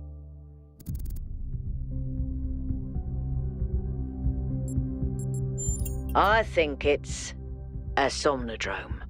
It's a sort of analytics tool for processing mental data that Melampus streamed up. But all he ever did was sketch out the theory. As far as I'm aware, he never actually built one. Looks like the founder gave it a go. Well, what we know is that our deeper algorithms are hard to pass. Melampus stipulated that the computational power to interpret them in real time would always be beyond us. But in theory, the somnodrome would interpret that data and loop it directly to our senses. People were hoping to find answers to the big questions by having a conversation with our own subconscious. If you ask me, it's solipsistic at best, and pseudoscience regardless. That may be. But if the founder figured it out, then that device could be an extremely important discovery. I would advise against it. You may have survived all those data stream overloads, but interface with that thing and you're liable to get bricked. Not to mention risking the data we could get from it.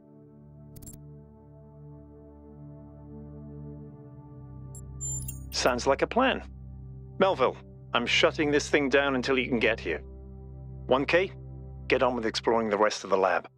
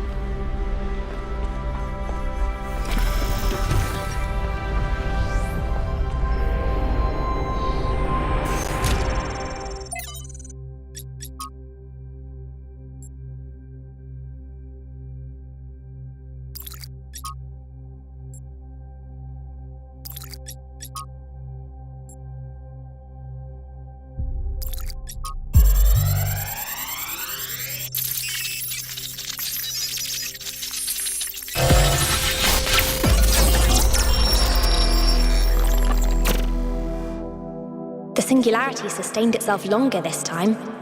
Did we get the data? We did. I think we just obsoleted quantum physics. Maybe. Let's not get ahead of ourselves. We need to be able to replicate these results. You know, I've been wondering.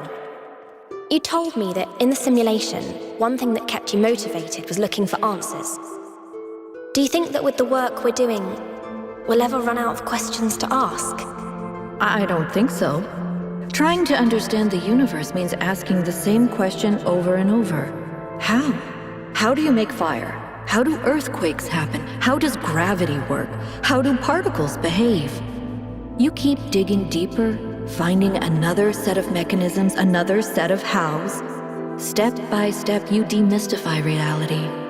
But then, if you keep doing it long enough, one day, you run out. You've answered all the hows. You know how the universe works. So, now what? Now you ask why? Isn't that the next step? It's not quite that easy. The question of why cannot be answered. Even if it could, it would only be followed by another why. At some point, you have to accept that it all just exists. But there is another set of questions. What's next? You've stripped away the layers of mystery, you've laid bare the machinery. Now you have to start building, to add your own layers of meaning.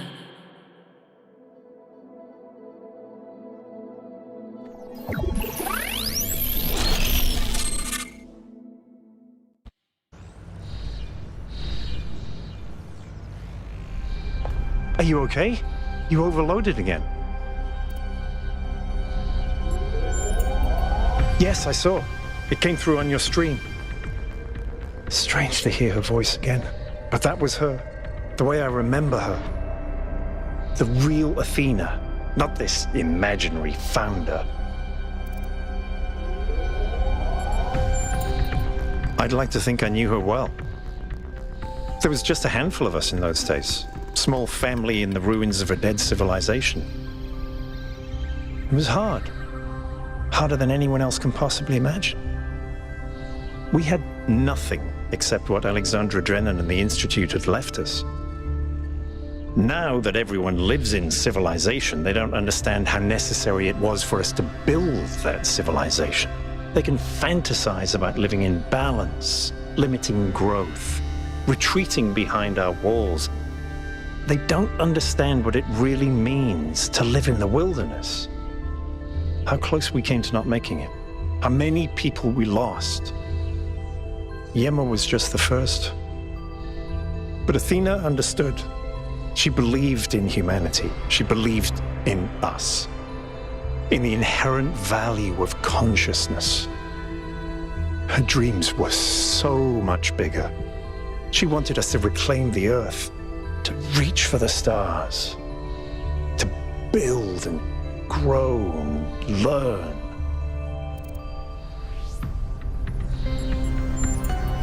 The city was already changing before she left, turning inwards, forgetting the future.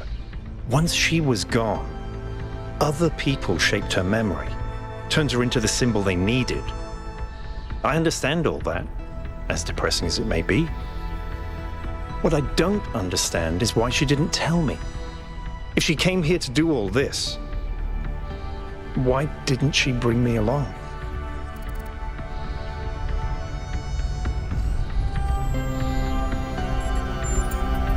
It was. But maybe I was wrong, and she isn't as lost as I thought she was. If this is all a test, maybe the answer is waiting for us in the megastructure. Speaking of which, let's get back to exploring. Melville should have reconnected the next station by now.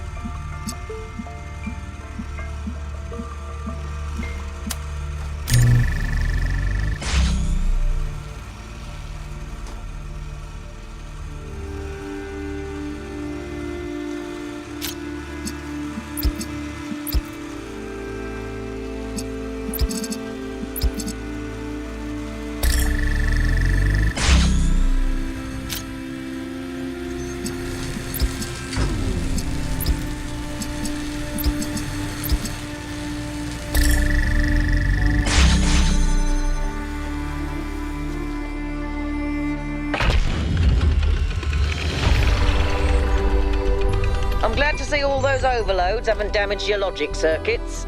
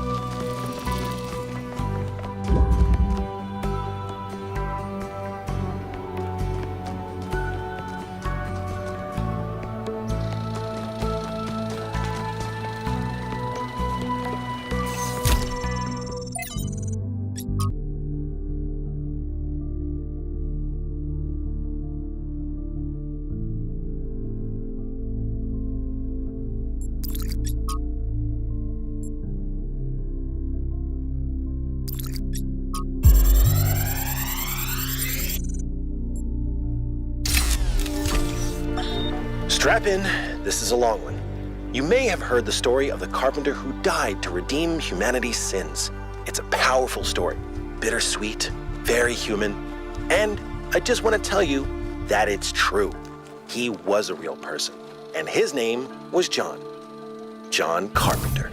He was born in the year 1948, and he was the coolest filmmaker to ever walk the earth. From Halloween to The Thing to They Live, the totally underrated In the Mouth of Madness, mind you, he just made classic after classic. All of his movies, really fun, really atmospheric, but also really smart. Even when they were goofy, most directors would kill to have made just one of those movies. And what did he get for it? A big, fat truckload of nothing. Well, less than nothing. The studios, the critics, even the fans, they hated him. The Thing, okay, for example, which is about as perfect a movie as you can make, completely torn to shreds. And his career never really recovered. Every movie after that was a struggle, and after a while, he just got tired of it and quit. He only really came back to movies in his 70s. How many works of genius did we never get because of that? Look, I have a point here.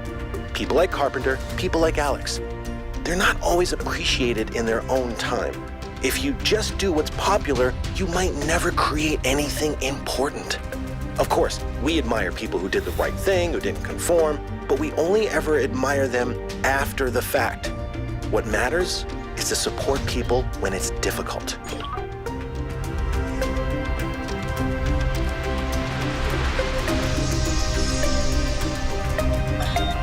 Sometimes it seems the only choices we have are renouncing civilization or mindless expansion.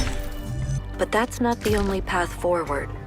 Embracing deliberate control over nature doesn't have to mean destruction.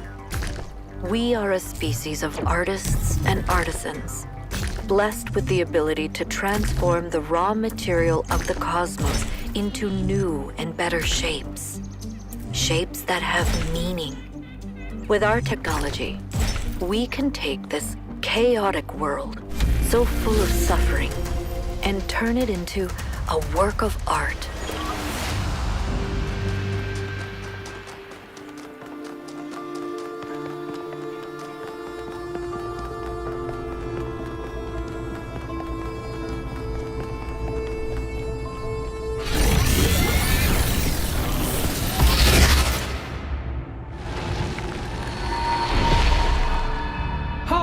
Creature of clay, you have taken another step towards the flame. Before you continue, ask yourself, have the gifts of Prometheus ever truly benefited your people? Or have they brought nothing but strife?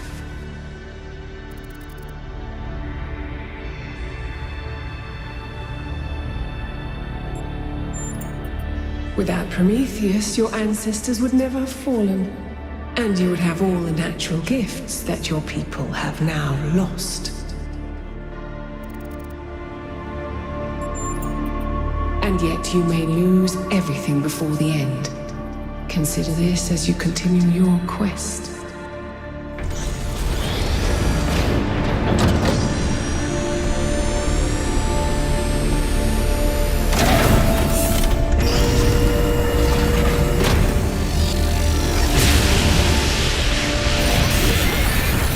Thinking. There's 3 towers per cardinal direction and 3 entities. You'd think it would be symmetrically arranged, 1 tower per entity, right? But we haven't seen Prometheus at all. We're built to find patterns. Maybe we're trying to find patterns where there aren't any.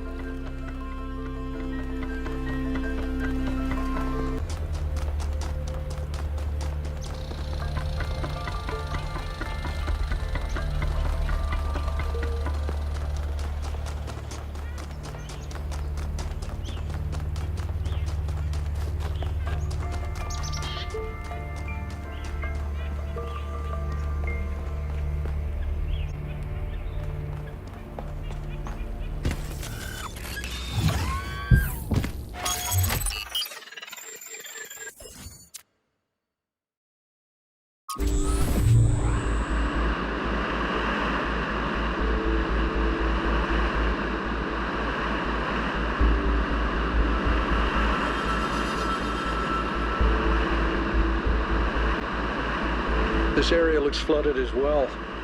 Our ancestors melted a whole lot of ice. After they died, most coastal settlements were claimed by the sea. South of New Jerusalem, there's a whole city under the water. We went there once with Garrus, when I was an apprentice. It was eerie. That's exactly why the founder created the goal.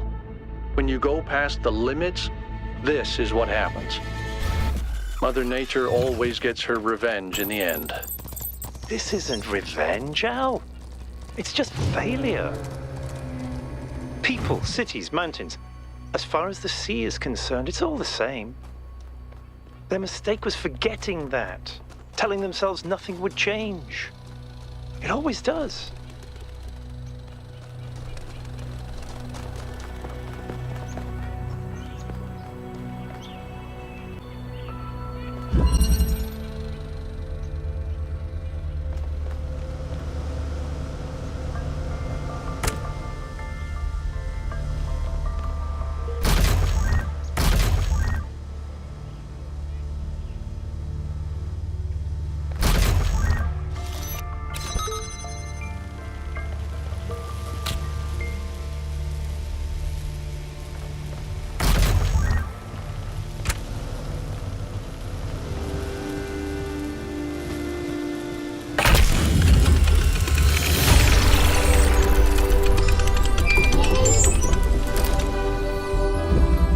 closer look at the Somnodrome.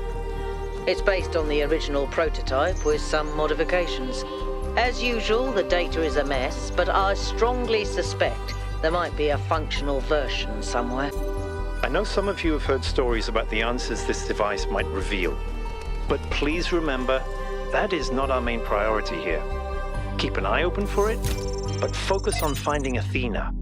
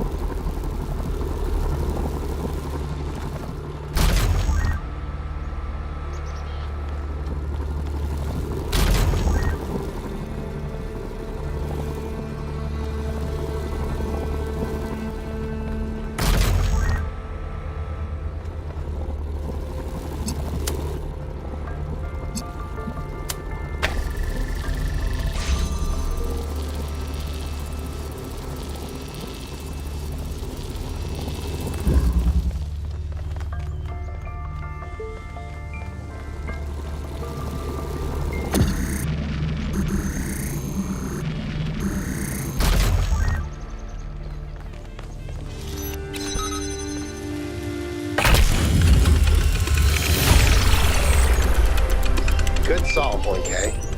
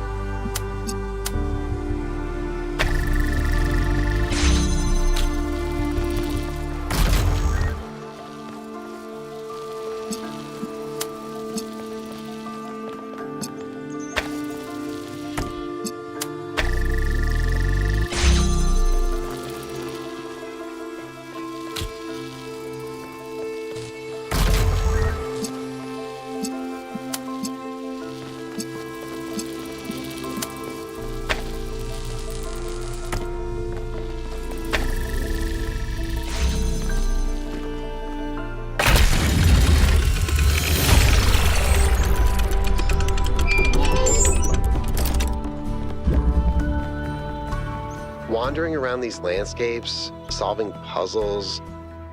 In a way, 1K's experience must be very similar to Athena's in the simulation. There's one difference, though. Athena was alone.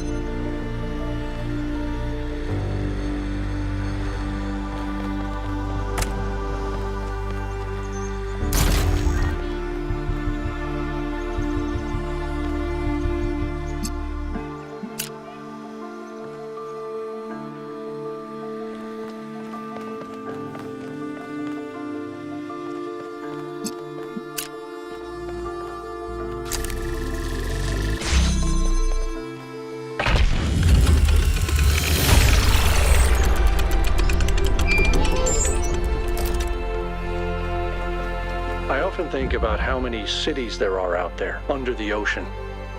Cities where people lived for thousands of years. Cities with their own history, their own culture.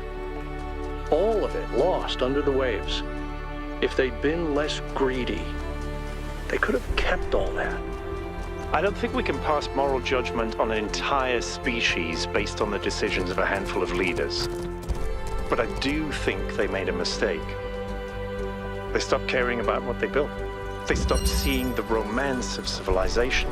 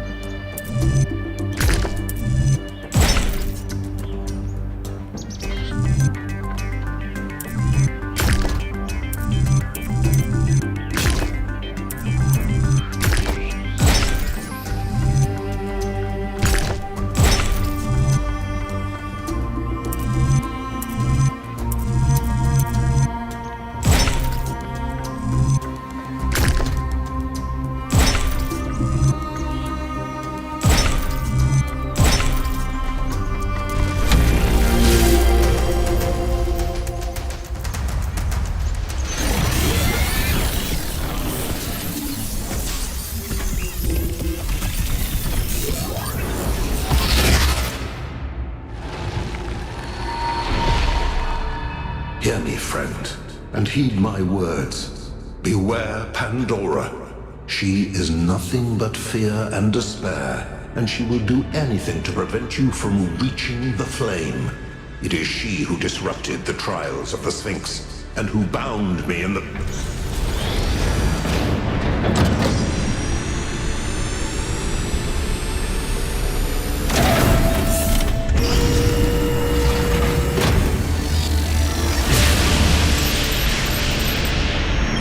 Well done, 1K. Looks like our hypothesis was correct. The megastructure is opening again. Everyone come to the VTOL, please. It's time to find Athena. What about Pandora?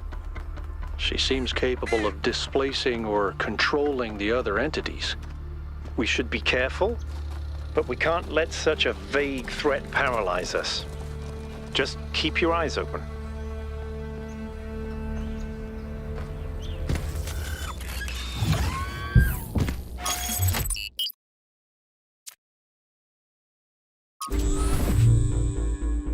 There's something I've been thinking about. I know the New Alexandria disaster was traumatic. I know accidents like that make us think that it's best to stick to what we have.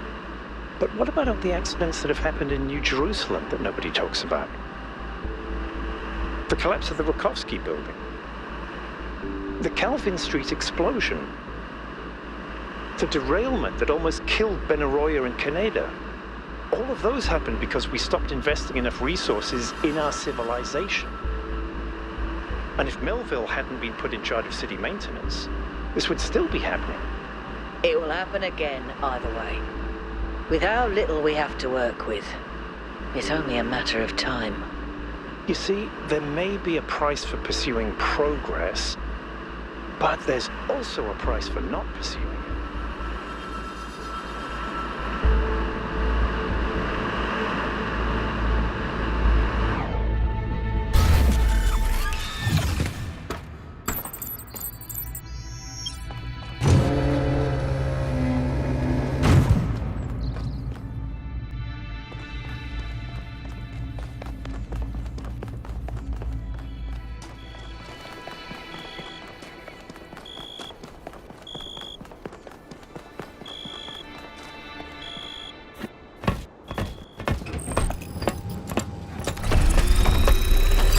All right, here we go again.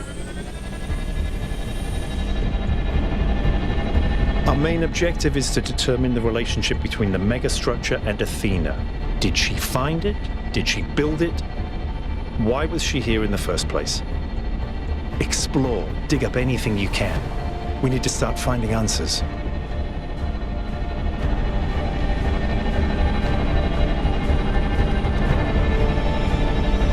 I can't imagine one person building all this. Don't forget about Miranda. There were at least 2 of them. I can't imagine 100 people building this.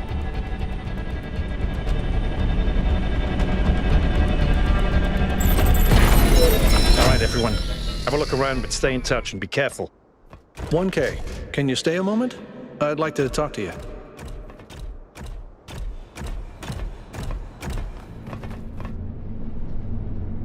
I know you can't wait to start exploring, but just hear me out, okay? I'm concerned. Byron is brilliant, but all he can think about is the possibility of finding Athena. She was his mentor, and her disappearance shattered him. I'm afraid he's not seeing the dangers of the megastructure. To me, this place seems chaotic, dysfunctional. Yes, it's all very impressive, but I think it's broken. And what we're seeing is, it's nonsense, frankly. You've interacted with it more than anyone. What do you think?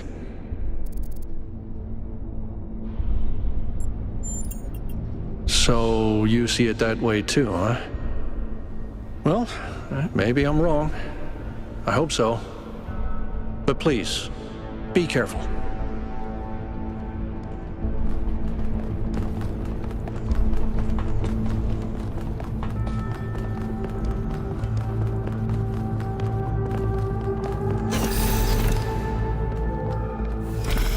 I'm headed deeper into the megastructure. Not quite sure where I am. Seem to be right in the middle of the machinery. Please, watch yourself, Byron. This is incredible. I don't even know how to describe what I'm seeing. I don't think this is a building. I think this is a machine.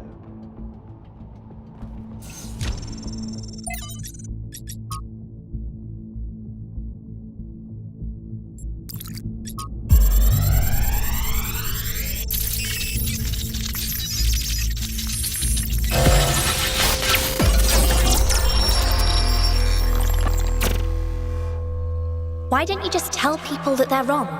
If you tell them the truth, they'll listen. It's not that simple. Straton wrote that the most common error we commit is to think that ideas determine reality, when in fact the opposite is true. Ideas follow from material conditions. Belief systems are formed to explain and justify the way we live. We did not have kings because we believed in the mandate of heaven. We believed in the mandate of heaven because we lived in monarchies. But we have free will. Oh, free will isn't the same as freedom, Miranda. We're not free from the constraints of reality or history. I was shaped by the simulation. New Jerusalem is shaped by its limitations. So, what? We're just trapped? History can only go one way? Maybe, maybe not. The question is, how do we free ourselves? How do we build a world where our ideas do shape reality? That's why we came here.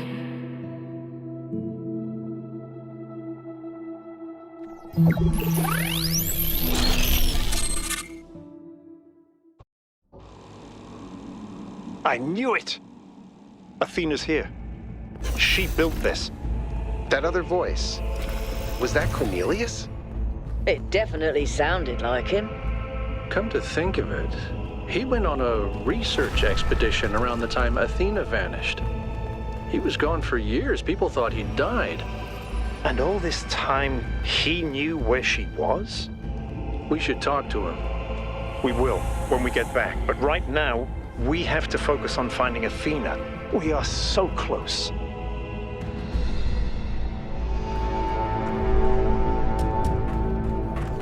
Are those surfaces magnetic? No, it's anti-gravity. Yakut was right. I should have known. 1K, I'm over here. Hold on. I'll open that door for you.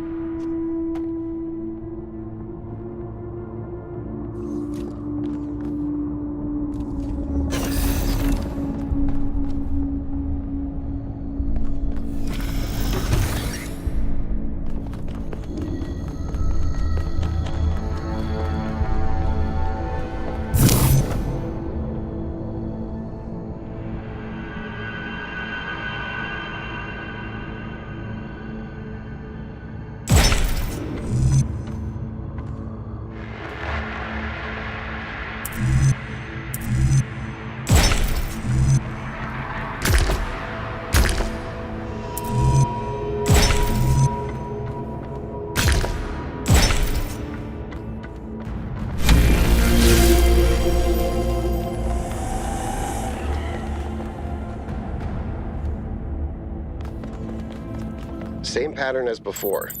3 beams, 3 receivers. I guess we know what to do. Be careful. The sheer amount of power running through this place.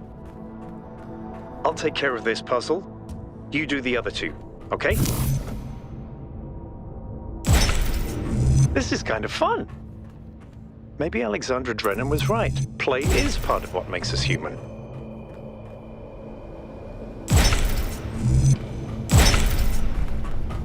Melville. Got it.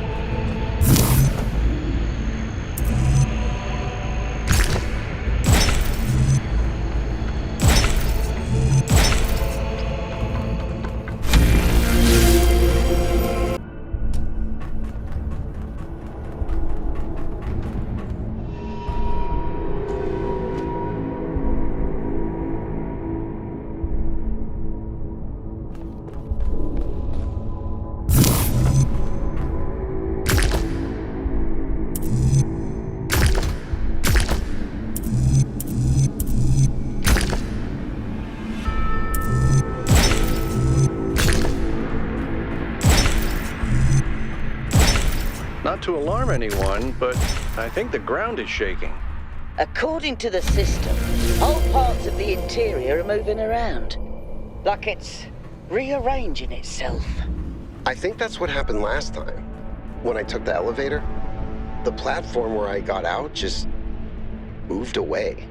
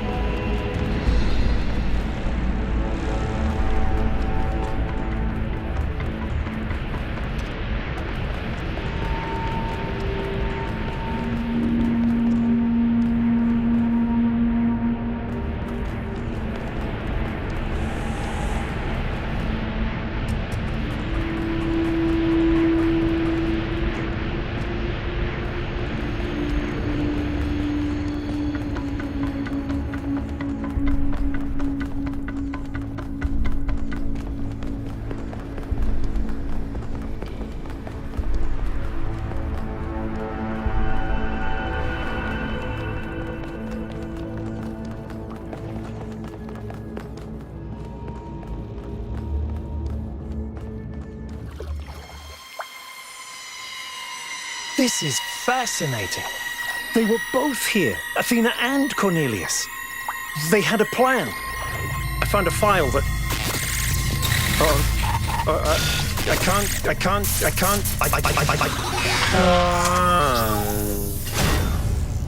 Byron's trapped in the overload. He's failing to disconnect. The whole system's going haywire. 1K, get out of there! Everyone back to the VTOL!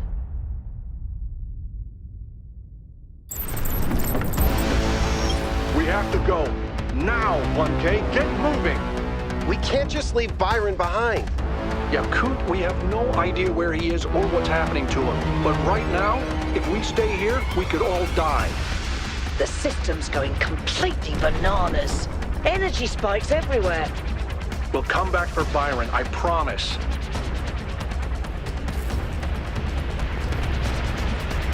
What have you done, you fools?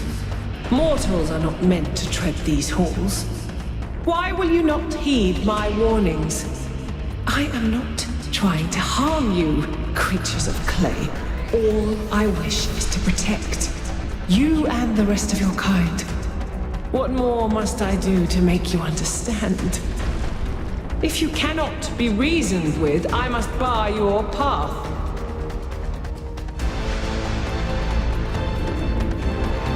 Move, 1K, move!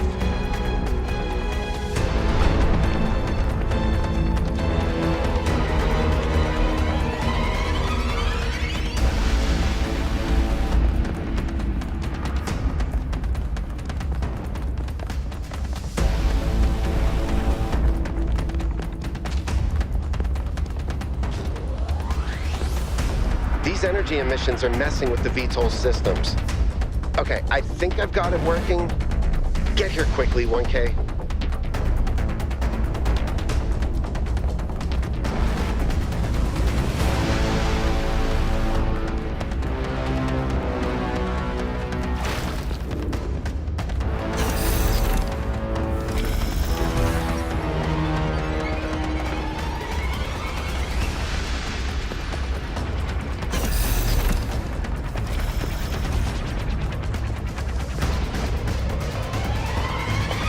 Come on, get in! Get us out of here, Yakut.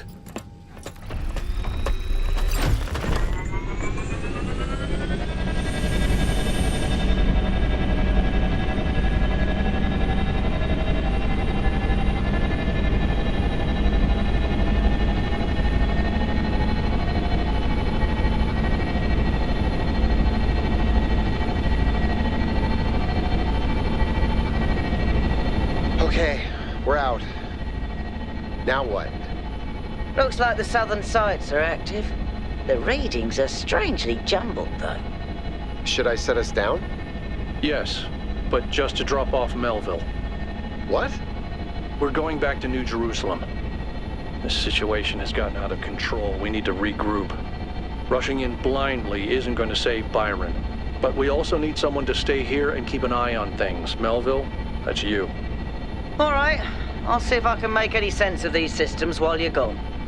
Just keep a safe distance, okay? Will do. Good. Well, 1K, I guess it's time for you and me to take a nap.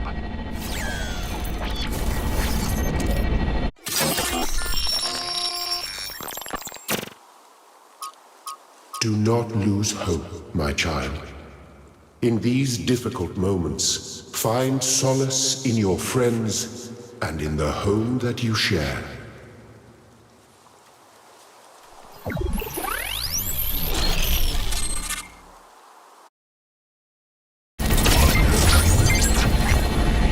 Here we are. Got an update from Melville. The power spikes are continuing, but no news from Byron. All right. Thank you, Yakut. You get the VTOL ready for the next trip. I'll talk to the mayor. 1K, please head over to the Museum of the Simulation and talk to Cornelius. Let's see what he has to say for himself. The world is full of suffering. Every living organism suffers. Animals kill other animals to eat. And it always ends with death, torn apart or wasting away. This is what surrounds us. This is what's happening outside those walls, every hour of every day. It's our ethical responsibility as sentient beings to lessen suffering. That's what it means to be human, to understand that it is your duty to transform this world into something better. That's what the founder meant when she said that we can turn the world into a work of art. Despite what happened to him, Byron was right. We have to keep going. This is blasphemy. Byron was punished for failing the Founder's trials. And you want us to dig deeper? Just because you can't accept that suffering is natural and necessary? Please, everyone, stop using the public frequency. If you want to argue, use your interface or speak in person.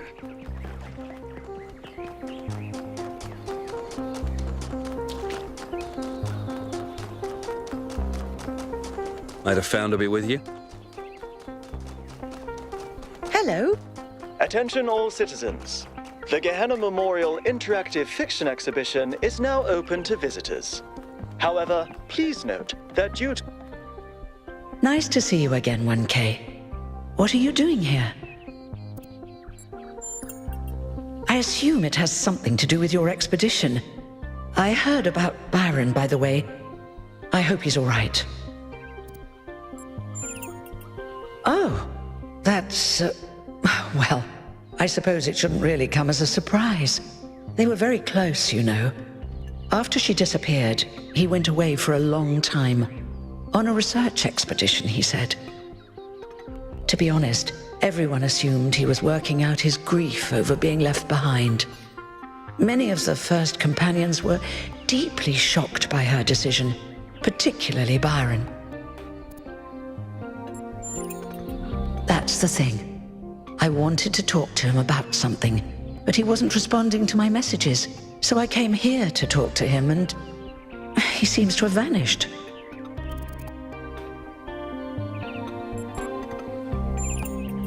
I suppose so. It seems a little unethical, but then it is just his work terminal, right?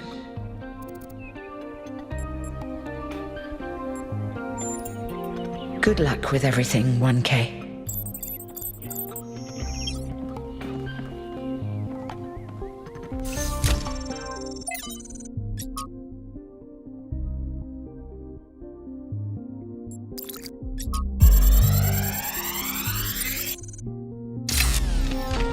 So this is what Cornelius was working on? Strange. It looks a bit like the blueprints for the Somnodrome, but no, it's not quite that. Is he trying to isolate something in the buffer? Maybe Melville can make sense of it, but I think this might be a dead end. I need to finish up with the mayor.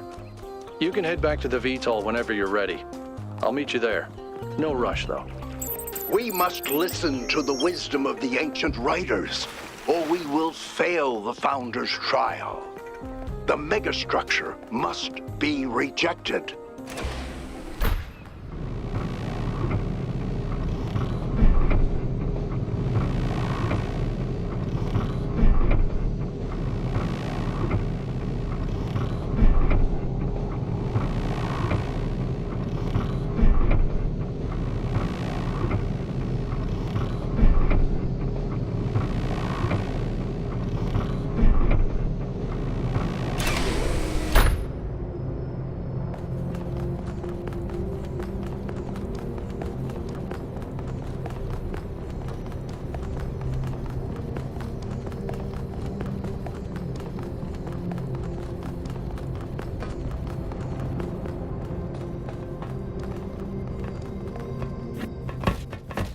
What did the mayor say? I convinced him that we need to keep going until we found Byron. Did he want us to leave him behind? No, he's just concerned for our safety. And he's right to be. But we're going back anyway.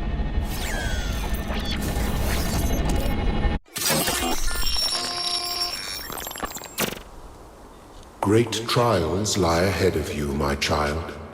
But your choices will determine the future.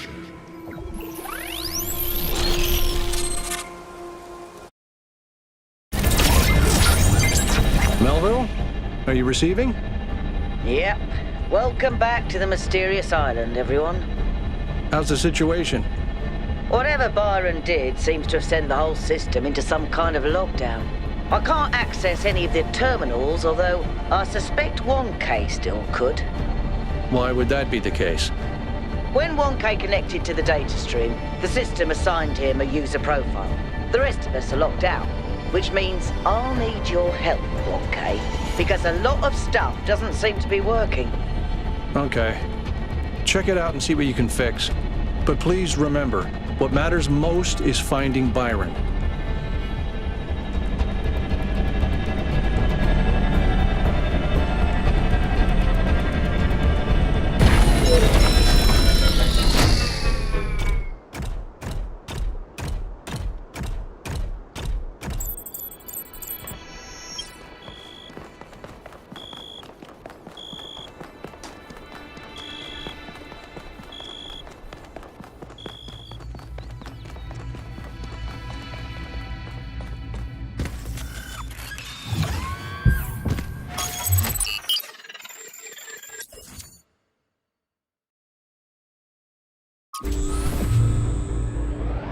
1K, I'm sending you a little software upgrade I put together that should allow you to detect which files will lead to a data stream overload. Unfortunately, I'm not doing this to help you avoid them. In fact, I'm going to need you to search for more. I'm sorry about that, but if we're going to unlock all the systems that aren't responding, you'll have to connect to the data stream, possibly more than once. It's the only way for me to get access.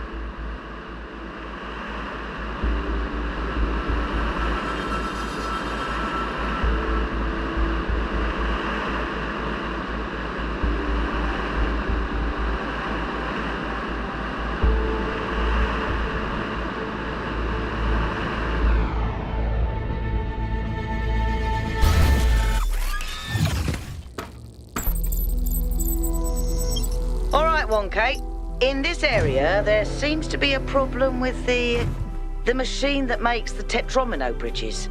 That means you can solve the puzzles, but you can't activate the tower. Look for a lab that lets you connect to the data stream. I already found it. I'll send you the coordinates.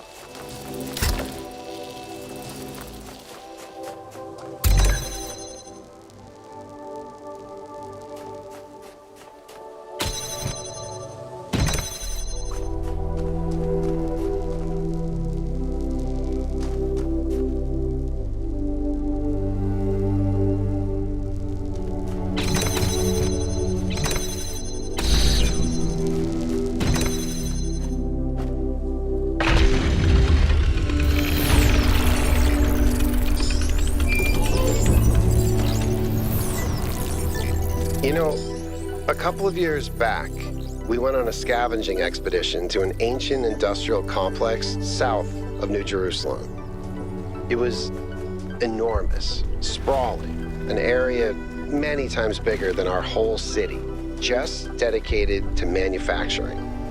It was incredible to think about the sheer variety of things they produced.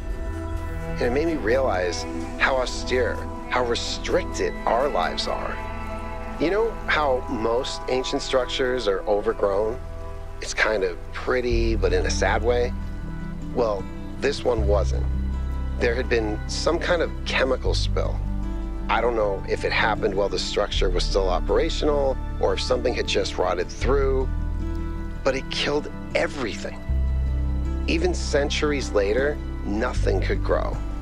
If a chemical spill can do that much damage, imagine what the megastructure could do. Is it ethical for us to risk that?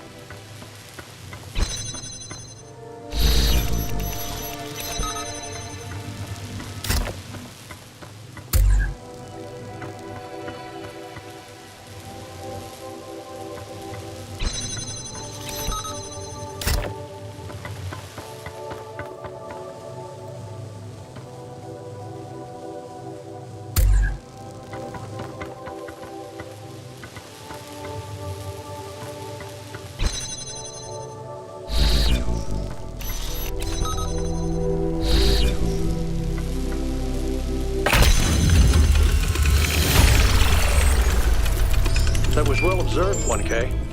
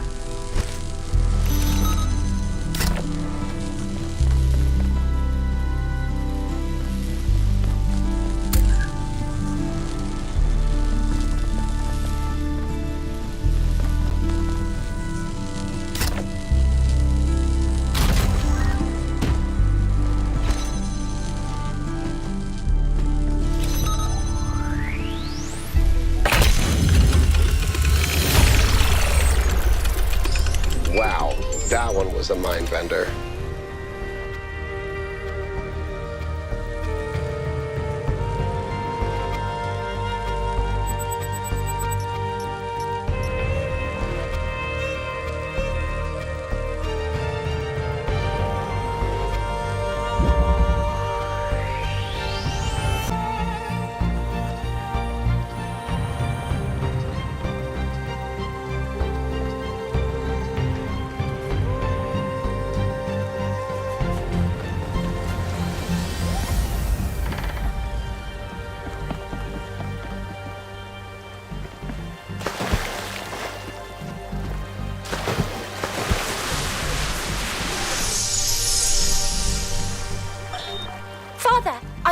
The Noema algorithm. It's working twice as fast now, and I think I can increase matter output by 25% if I tweak the modulator a little. I'm so excited! Nice to meet you, so excited. I'm Cornelius. What? Oh, Dad! This is science! You have no idea how long I've been waiting for the right moment.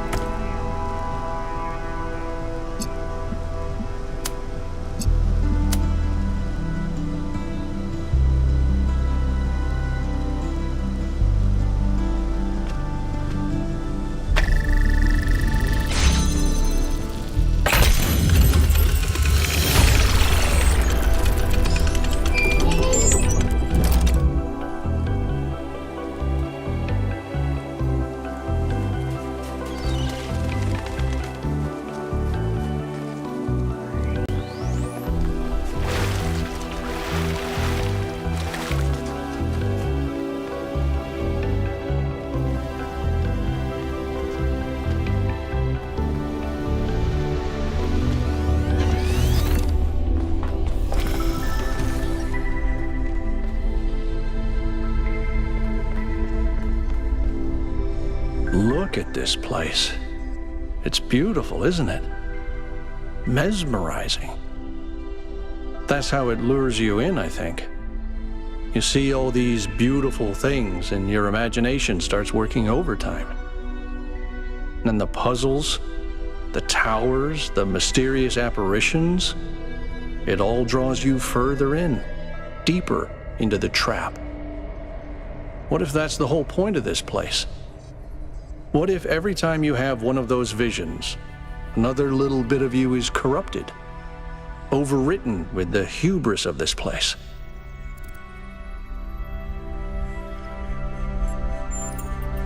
I'm sorry. I didn't mean to suggest you were, whatever it is I'm trying to say. I guess I'm just disappointed in myself. Byron needs me. You all need me to do my job, and I can't even use a terminal. If this is all really the work of the Founder, I don't know, maybe she lost her way. Or maybe we're just not ready. But once we find Byron, I suggest we get the hell out of here and never come back.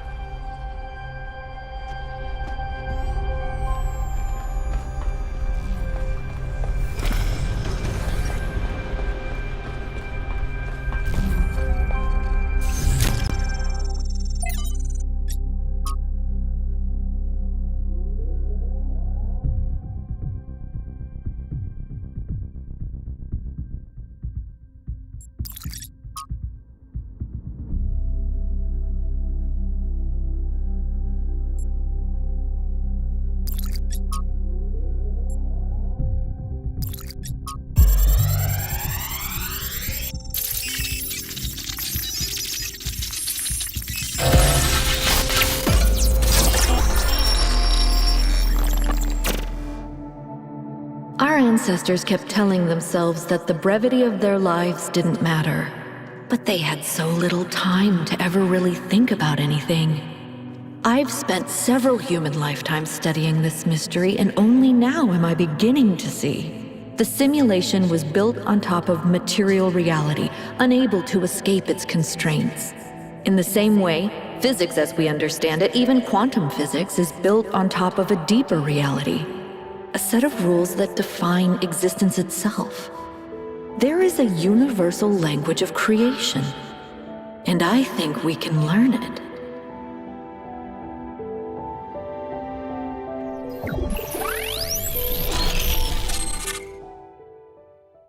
The language of creation. What were they doing here? And how far did they get? I can't answer that, but I think I fixed the Tetromino bridge, machine, ring thing. I say I think because it's not in the schematics. And what I'm doing is hack work at best. Try it and see if it works.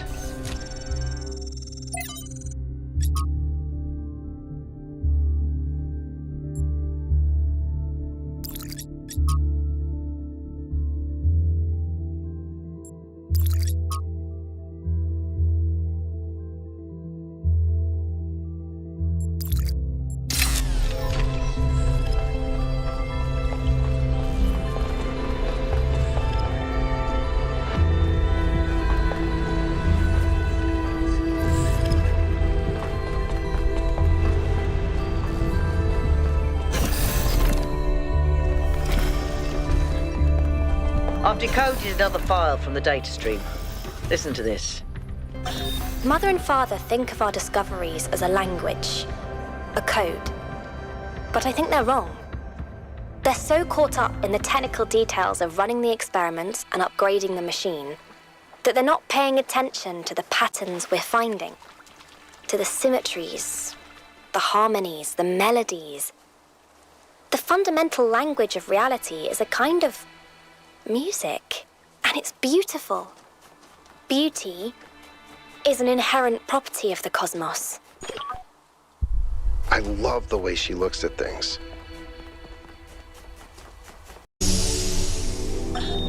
In the early days, humankind lived in a world of unexplained wonders and terrors. The powers of the elements were understood in terms of gods and spirits. After all, how else could one explain thunderstorms and earthquakes? But as the realm of scientific knowledge expanded, the realm of the mystical began to shrink. The sacred grove, as Hegel wrote, was reduced to mere timber. But as superstition retreated, another thing was lost: meaning. In a purely mechanical universe, people yearned for the comfort provided by gods and spirits. But there was no way back. But what about the beauty of the universe? The perfection of everything around us, couldn't they see that? Not sure I can see that, Miranda. But I do think there was another way, a way forward instead of back. Faith not in an invisible world, but in ourselves, in each other, in the inherent value of consciousness and civilization. They never really found it, but I think that in those last months when their whole species was dying, they caught a glimpse of it. And that's how your mother was born.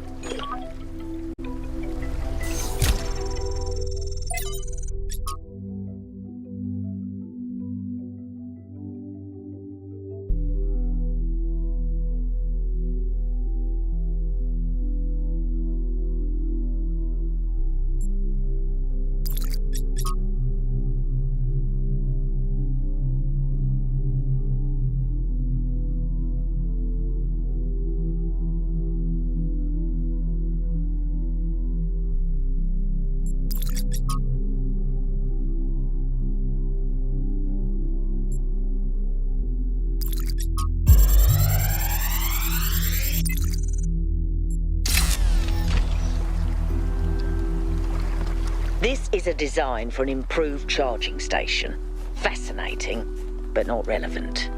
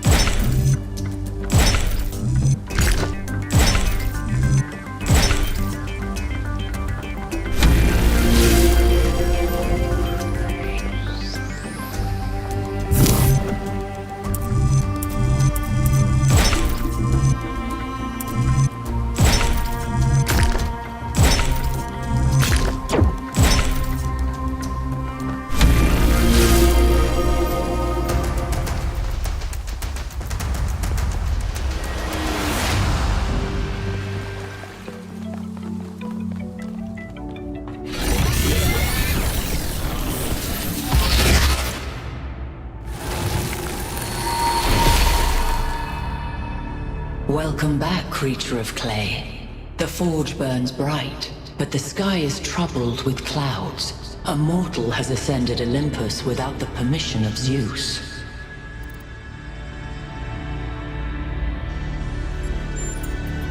The workings of Olympus are disrupted by the trespasser. Pandora, fearing the wrath of the gods, has broken the paths to ascension. Only Prometheus can help you, for he has always favored humankind over the gods, and would see Olympus pass into your hands. But he is bound in the heart of the mountain. Break his chains, and he will show you the way.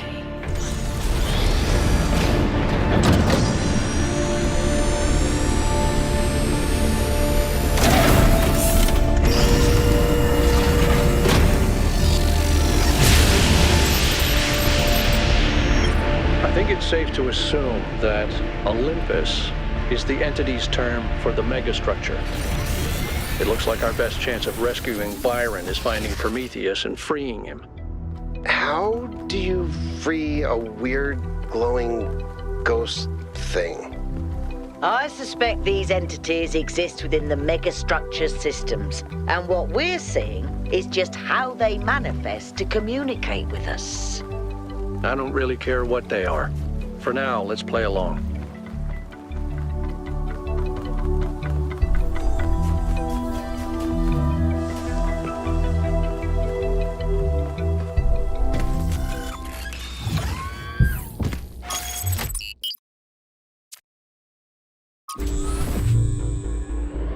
You know, I always kind of resented Byron for being so charming and charismatic.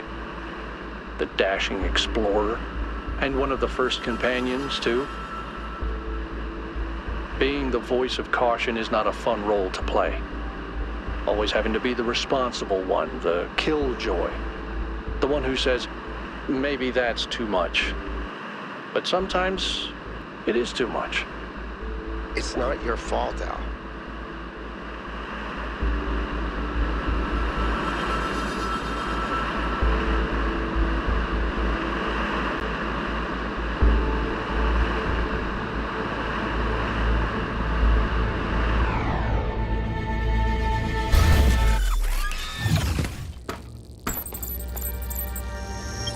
In this area, we have an especially weird problem. Something in one of the labs is going completely bananas and I can't shut it down because I'm not, well, you. Come find me when you're ready. What is it with the language libraries and bananas?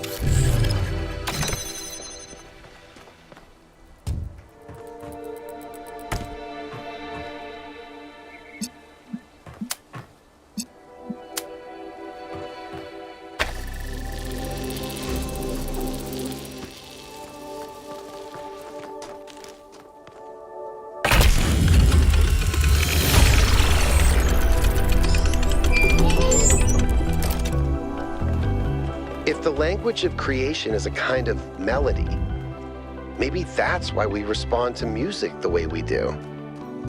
Because we recognize something that can't be expressed in any other way. And when we play music, we participate in something ancient, in an act of creation.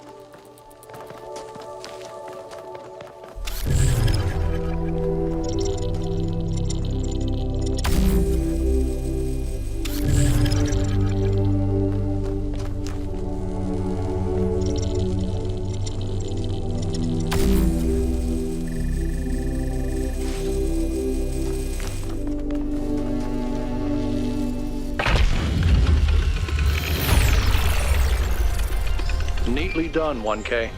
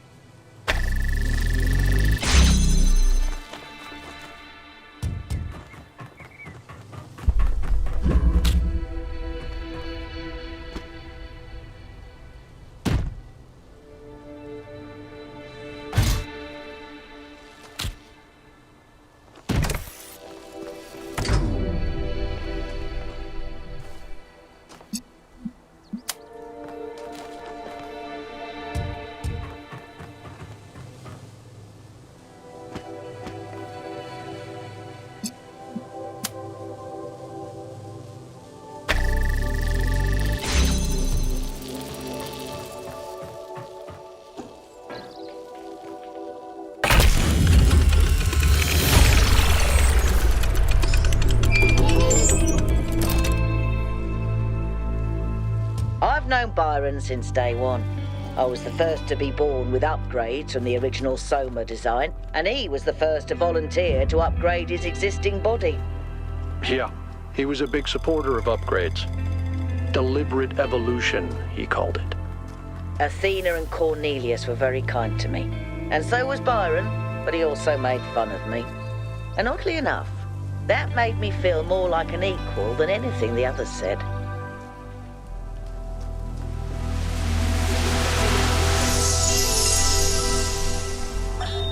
Today, for the first time, I synthesized life. It was just a unicellular cyanobacterium, but the sheer complexity of even such a simple organism is breathtaking. Creating it from pure energy, I was filled with a sense of awe and majesty. A sense that what I was doing was sacred. It made me think about the enormous power of life. 2.5 billion years ago, these simple beings terraformed the entire planet, creating the oxygen that underlies the Earth's incredible biodiversity, wiping out thousands of other species, but making the future possible.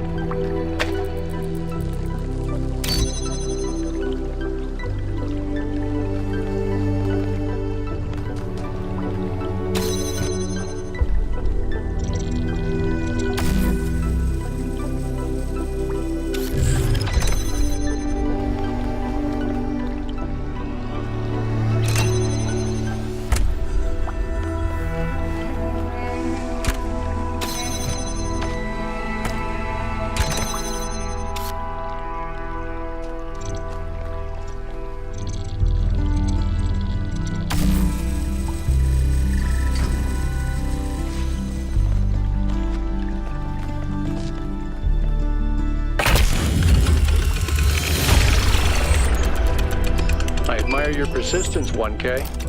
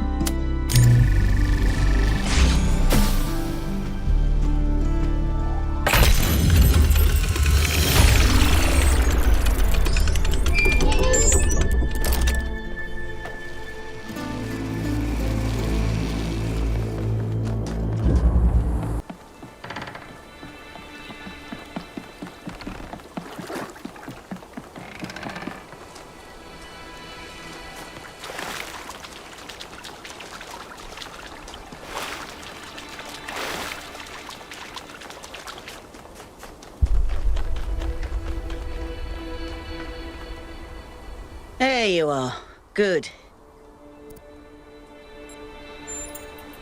Inside this lab, there's a machine.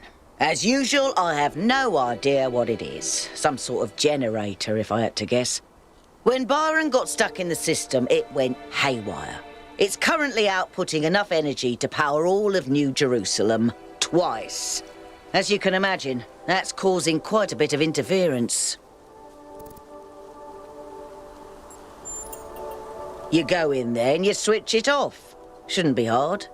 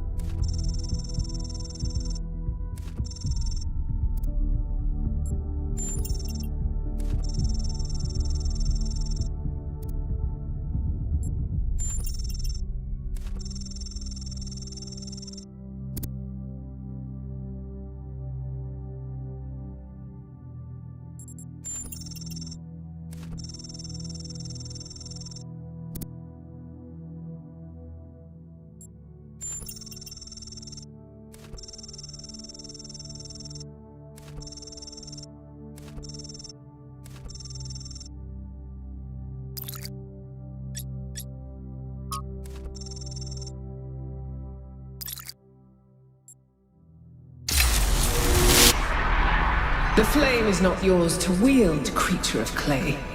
Touch it, and you will burn.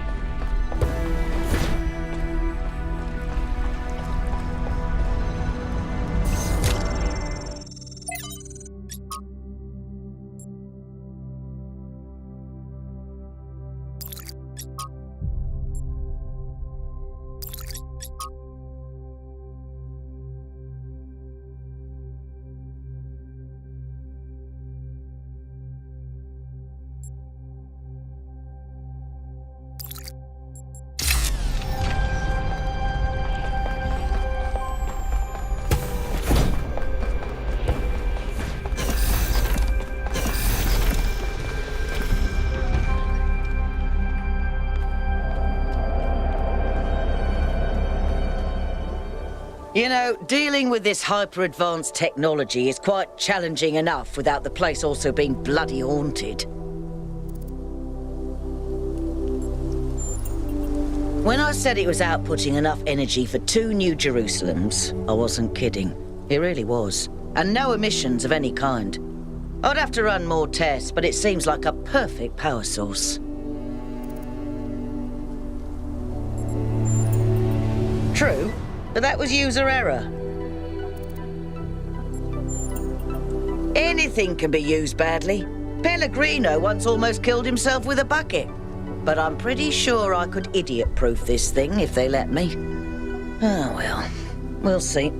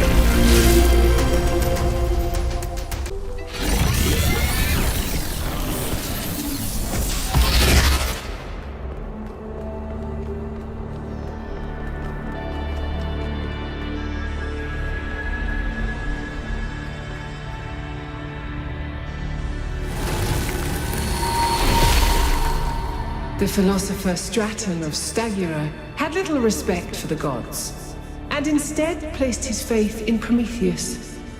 Driven by hubris, he asked questions that must not be asked, and revealed secrets that should have remained hidden. It is said that for these offenses, he was put to death by the people of his city. Can you see the folly of his actions?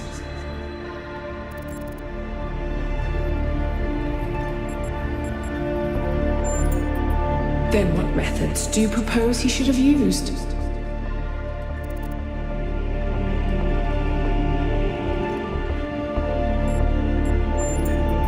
And achieve nothing but pretty words, to be misinterpreted and misunderstood by 1,000 fools.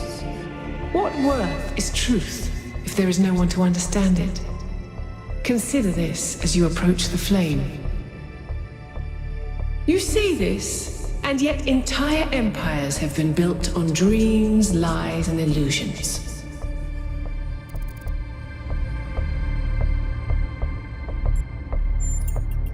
They are ashes and dust. But do you truly believe that a world built on truth would fare differently?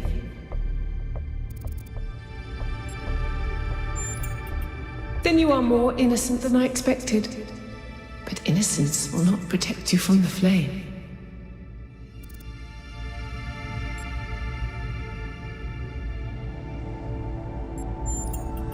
You have built something beautiful out of reason and memory, but it too will burn, as she did.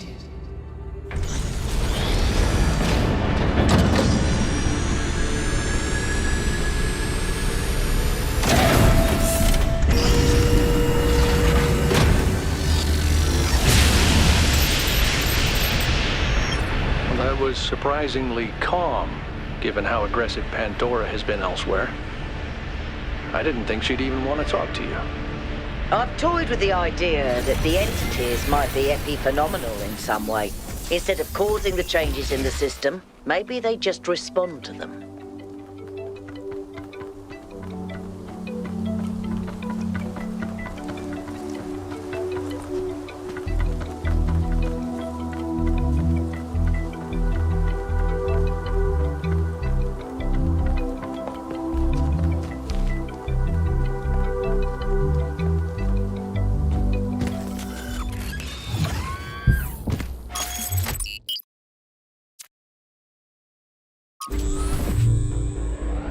I remember when I was quite young, I was having trouble figuring out what I wanted to do.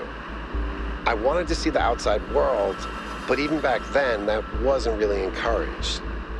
I ran into Byron on Jameson Avenue, completely by accident, and I was too nervous to talk to him. I mean, he was one of the first companions. But he noticed me, and we started talking, and he was really encouraging.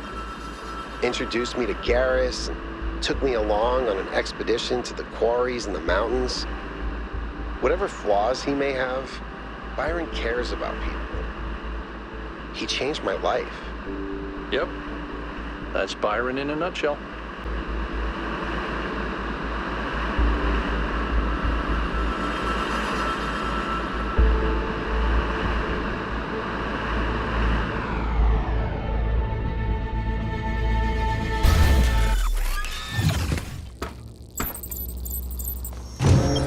So, here it looks like there should be an anti-gravity elevator, but it's locked down. I'll need you to connect to the data stream again. I'm really sorry, 1K. I know it's a big risk. I wish this technology wasn't so bloody unstable.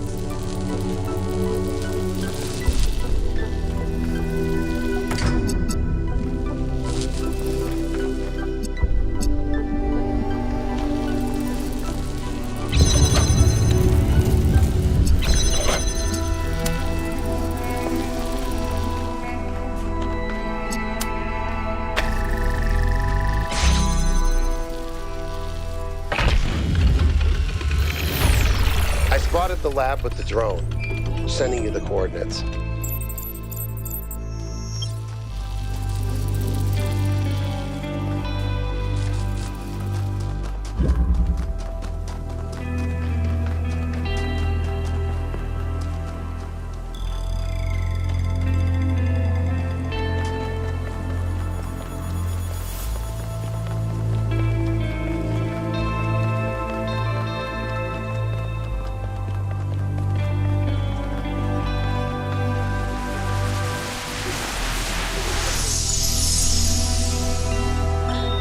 She's remarkable, isn't she? She sees so much beauty in everything. She is, you're right. But I'm not sure she doesn't see too much beauty. Is it wrong to be delighted by the perfection of the universe? To look at what surrounds us and experience awe instead of just fear? No, but to call it perfection implies a kind of moral value that it doesn't have. The universe is cold, Athena. It doesn't care about us, or about life, or civilization. It fundamentally cannot care. But Miranda seems to think it's almost benevolent, purposeful. You're right. But have you considered that maybe she sees something we can't see? A step ahead?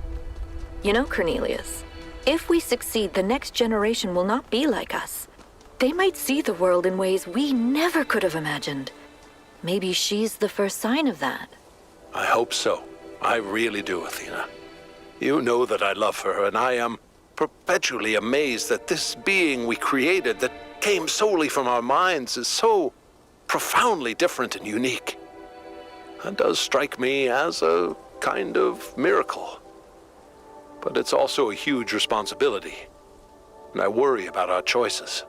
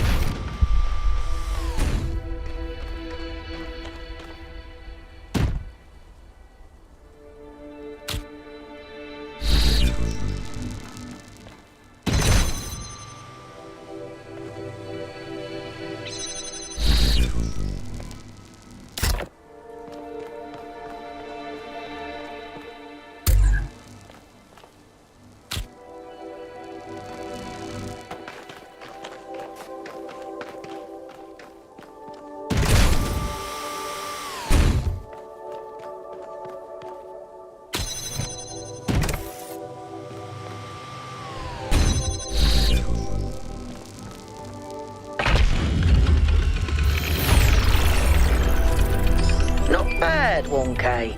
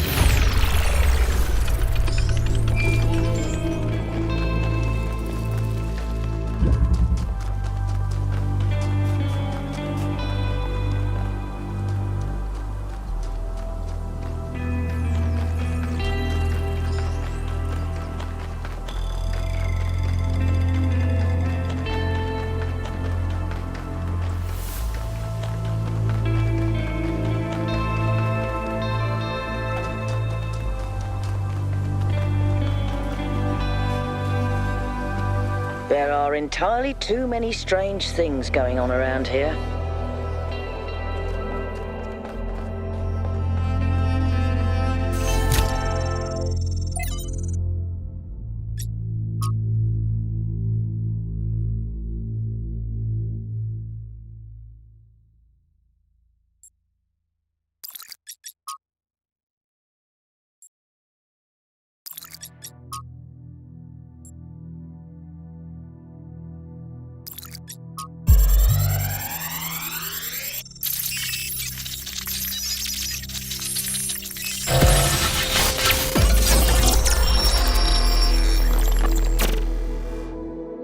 It's over. We failed. Everything we thought we were doing. It's all ashes now. I don't think you really believe that. She's gone, Cornelius. She's gone because I failed her. She's gone because the machine that I built killed her. She was perfect. And now, she's nothing. I know you don't want to hear this. I know you want her to be perfect, to be blameless. But you didn't kill her, Athena. She killed herself.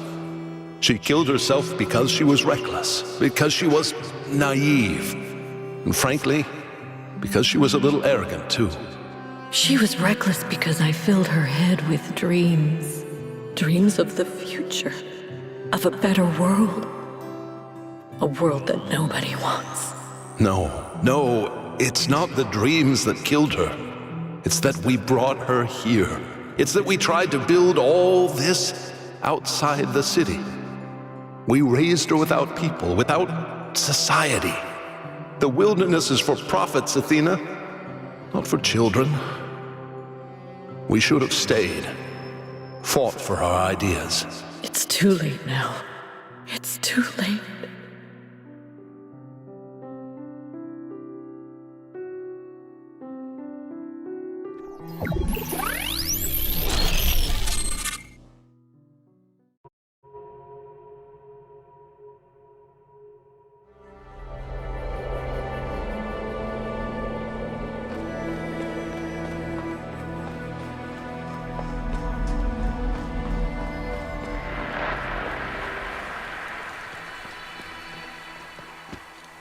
They lost their daughter. Right here in this ruin, Cornelius and Athena lost their daughter. Miranda's dead. So even the founder doesn't have perfect control over this technology. Even the founder makes mistakes. Byron was right in a way. We turned the founder into something she never was. She was never perfect. She was never infallible. No one is. I understand why Byron saw so much hope in this technology. He wanted us to be better, to grow. But what if it all goes wrong? If even the founder couldn't get it right, what hope do we have?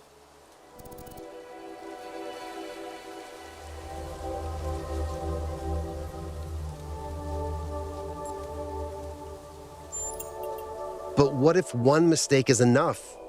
One mistake was enough to kill Miranda.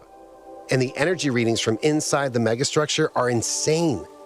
What if we try to use it and blow a hole in the planet?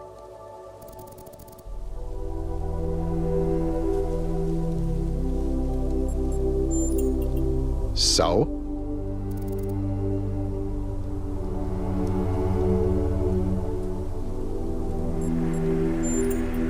So you mean we either take the deliberate risk of learning to master the natural world, or sooner or later, something rolls around that we're completely unprepared for? I guess that's pretty convincing, at least when it comes to humanity. But what about the rest of the planet? It's not just about threats to us, but about us threatening everything else.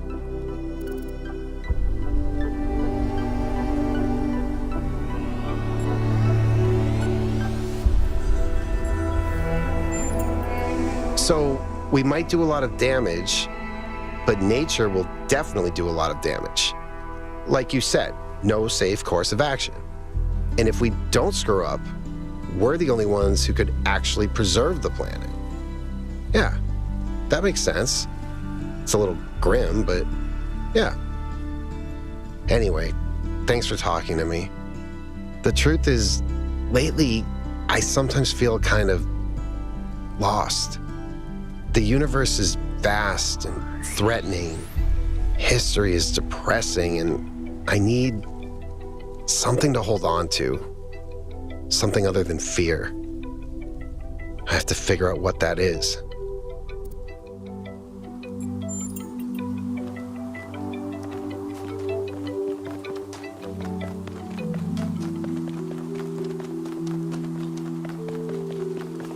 Thanks for your help, 1K. The elevator should be working now. And Yakut, I'm sorry about Miranda. I know you're looking forward to meeting her.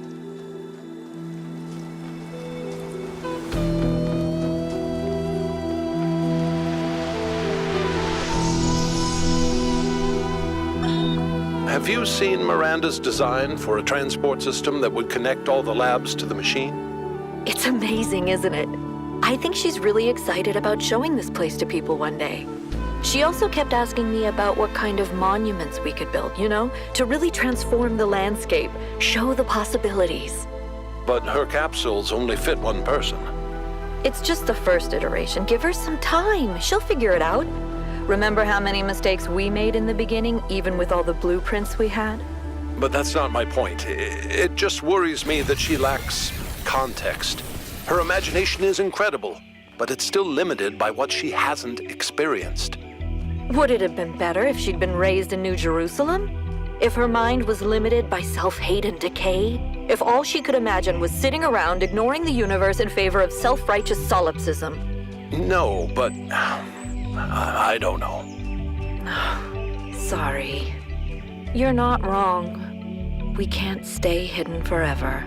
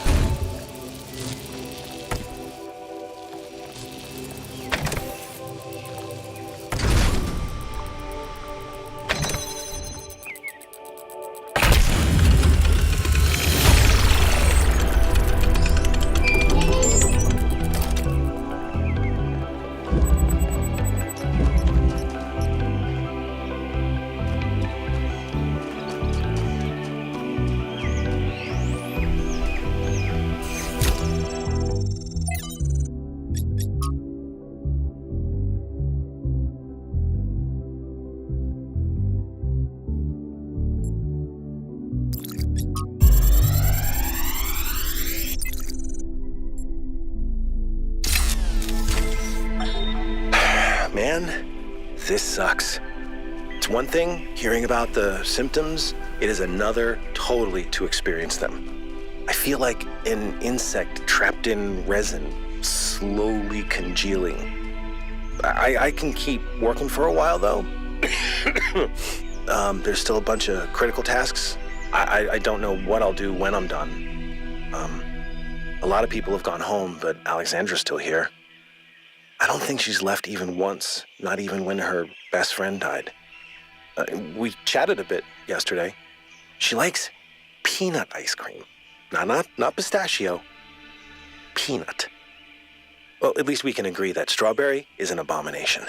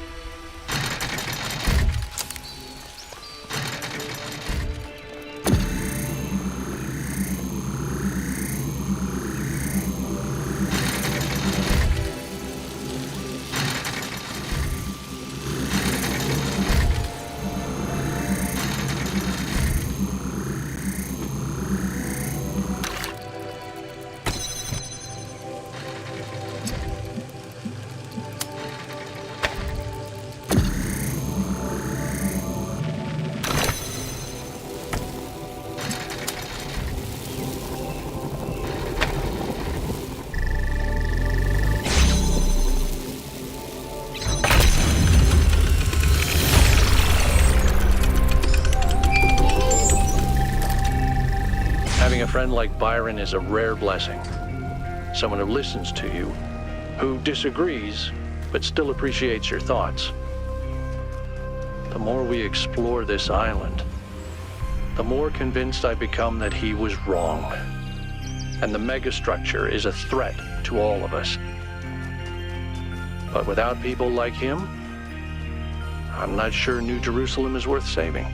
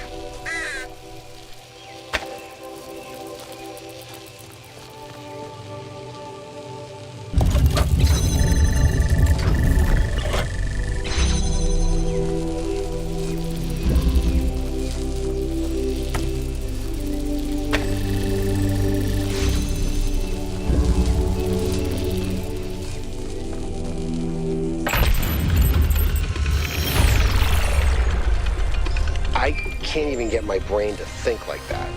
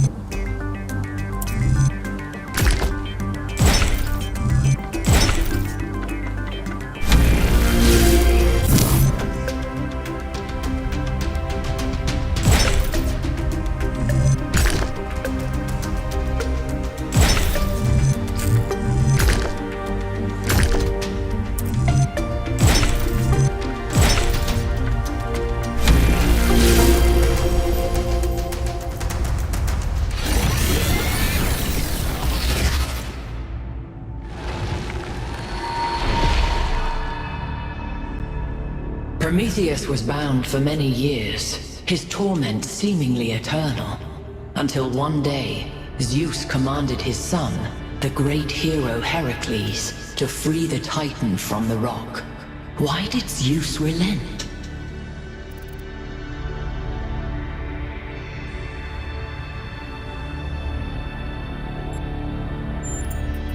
Is helping those you love more important than justice? A foolish answer, honest and unconsidered. I hope you find the wisdom in it. The time of dreams is at hand, creature of clay. To save your friend, you must do as Heracles did. But what will follow, none can see.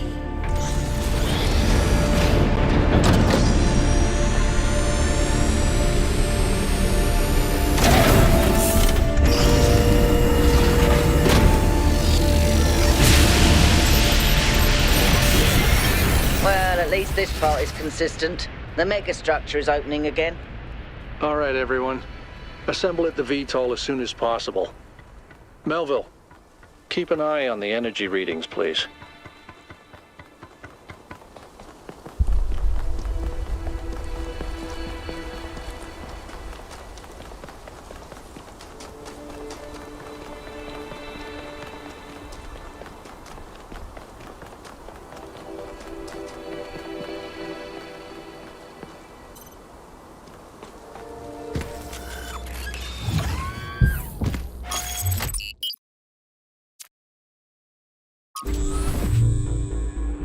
You all know I don't share Byron's enthusiasm for the megastructure. I don't know if the Founder really intended for us to be here, and I certainly don't trust this Prometheus entity. But Byron is one of us, and we don't leave people behind. So we're finding Prometheus and freeing him, whether Pandora likes it or not. Here's how this mission is going to go. 1K, it's clear to me that you have some kind of special affinity for this place, and that the entities respond to you more strongly than they do to us. So, once you're inside, I want you to take point. Do whatever you need to free Prometheus, but remember that our prime objective is to save our friend. Melville, I want you to stay at the VTOL and let Yakut and 1K go in. I'm going to stay behind as protocol requires. I don't love the idea of sitting this one out. Byron is my oldest friend, but we're doing this by the book.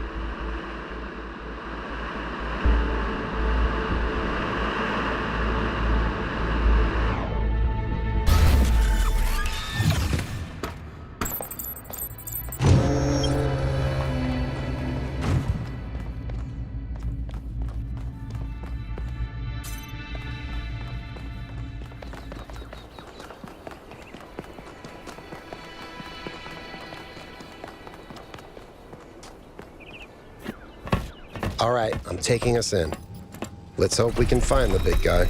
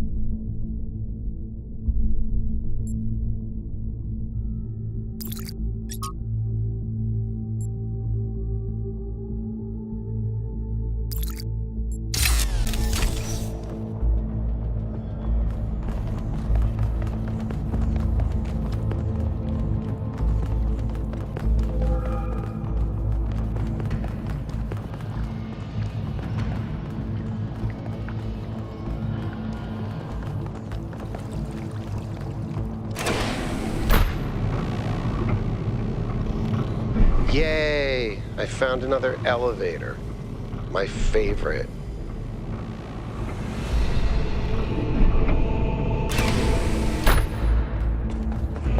Once again, I have no idea where I am. No sign of Prometheus so far. Hope you're doing better, 1K.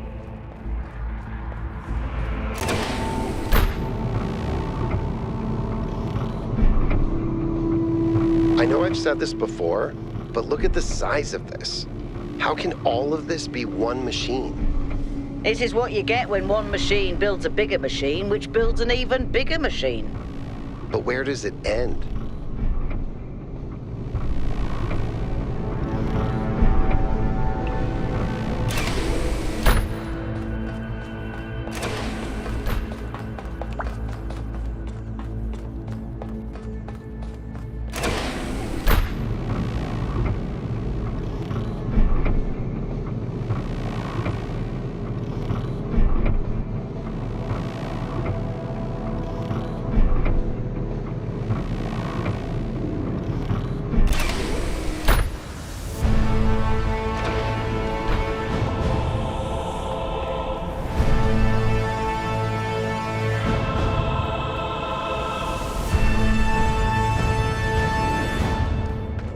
Be careful, 1K. We don't know what's down there.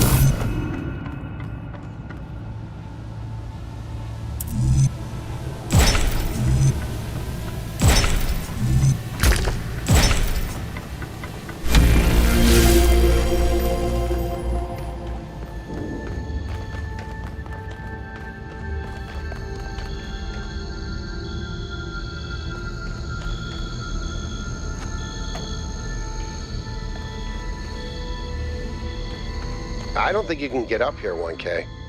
I'll take care of the puzzle. Just give me an hour or two.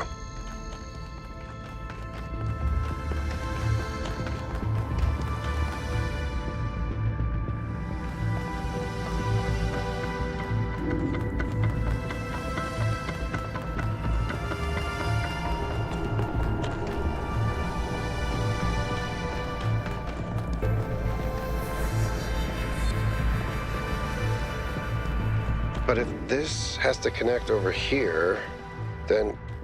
Wait. If I do this, and then that... What?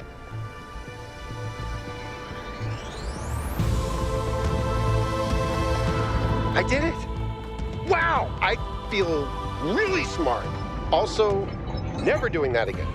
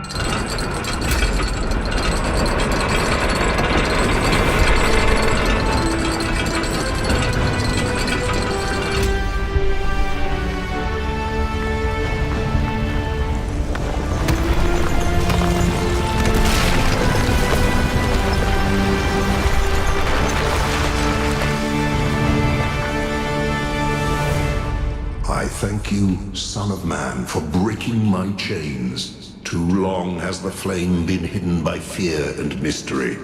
It is time to put away these childish things and for you to know the truth of the Alpha and the Omega, of the beginning and the end. I will send you visions of the truth, but remember that prophecies are a heavy burden.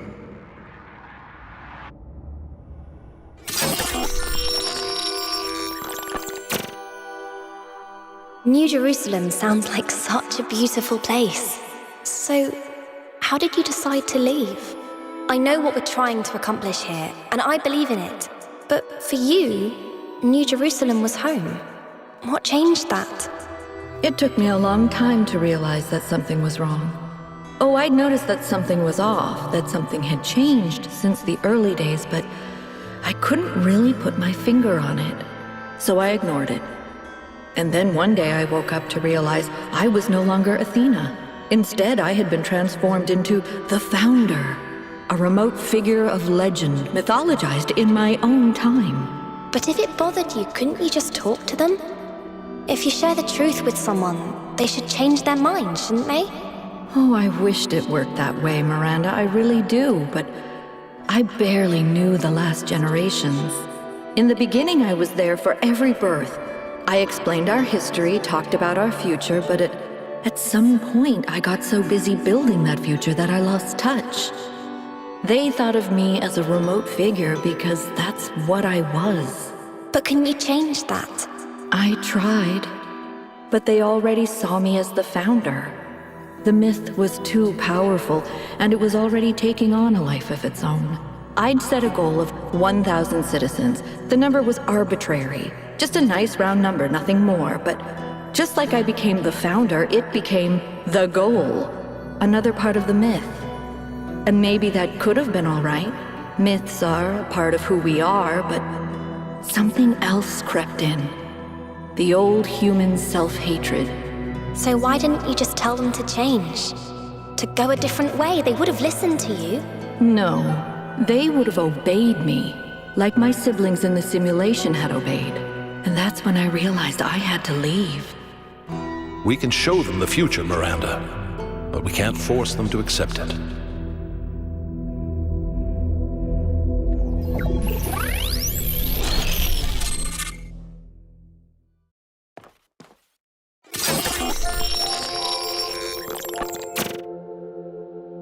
I have it. After all this time, I have it. I finally have it. The mechanics of the cosmos. From quarks to galactic filaments, everything that makes the world what it is, makes us who we are, in a single equation. The key to understanding the machine that is the universe, and to controlling it. A theory of everything, and she was right. The language of creation is a melody, and it's beautiful. Every future is possible now. Every future, except one with Miranda in it. I can do anything, except bring her back. Or unbreak Cornelius's heart.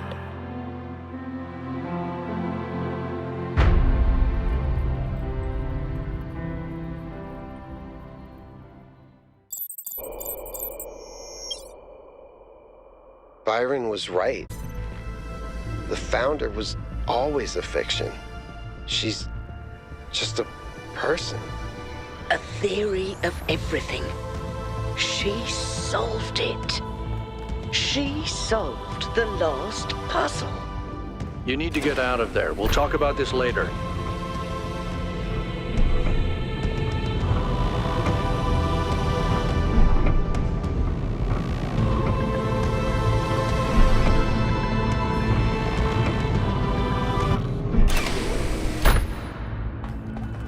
If the goal is a myth, and Athena never intended for us to stop growing, but everything here went wrong and Miranda died, then what's the point of all of this?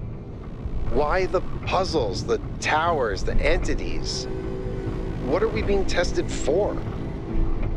Does she want us to prove her worthy of the theory of everything? Or to learn from her mistakes and reject it? I don't understand. Finally, it all makes sense. Anti-gravity, matter synthesis, teleportation. It's not just one new technology. It's control over physics. Manipulating the base layer of reality itself.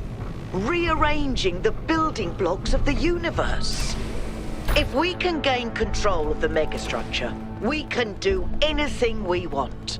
I'm not even talking about our energy problem.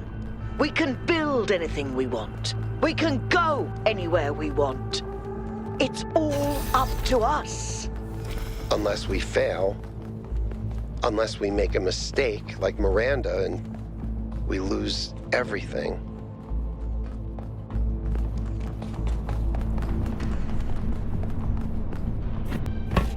Is everyone okay? All good. I'm taking us back now. That's a relief. Meanwhile, there's been a development. You'll see when you land. How are things on your end? The energy fluctuations seem to be dying down. Looks like the system is coming out of lockdown. Good. Let's hope we don't regret this. And these energy clouds just fly about? That seems terribly dangerous. We haven't had any problems so far. Except for losing one of the first companions, of course.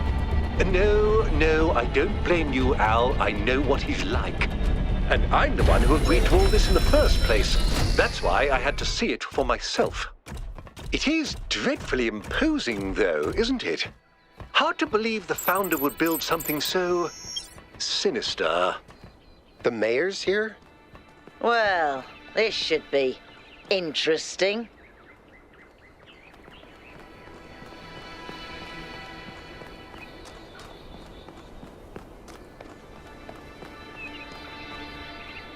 Ah, 1K. Welcome back. I'm sure you're surprised by my presence here. Don't worry, neither I nor my advisors will be getting in your way. But I've decided that I need to see this place for myself. These visions sent to you by the entity that calls itself Prometheus are deeply concerning, of course. But we cannot take them at face value. In fact, it's crucial that we do not do so. We cannot simply abandon all that we believe because of a dream, no matter how vivid. No. If the founder really built all this, then it must have a purpose. It must be a test, designed to remind us of the trials that created us. But what is she trying to tell us? What are we being tested for? I believe that Byron's fate shows us the dangers of temptation. As Elohim attempted to deceive Athena in the simulation, commanding her not to ascend, so Prometheus is deceiving us with his visions.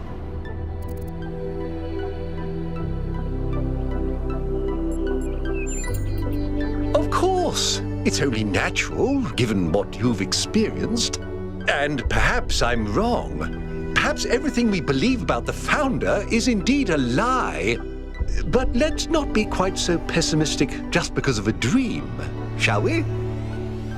After all, can it really be a coincidence that you came along on this mission? It seems to me that you have been chosen.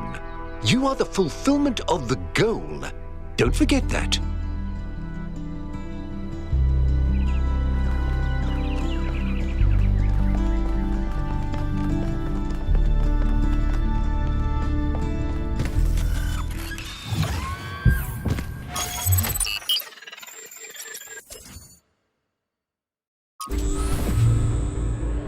How's the system looking, Melville? Any obvious changes? It's still a mess, but things are clearing up. I can access some of the subroutines that I was locked out of before. Nothing is obviously malfunctioning, I think. Does it still accord special significance to 1K? Yes, it recognises 1K as a user. I'm just hacking things. As I suspected, the Founder sees you, 1K.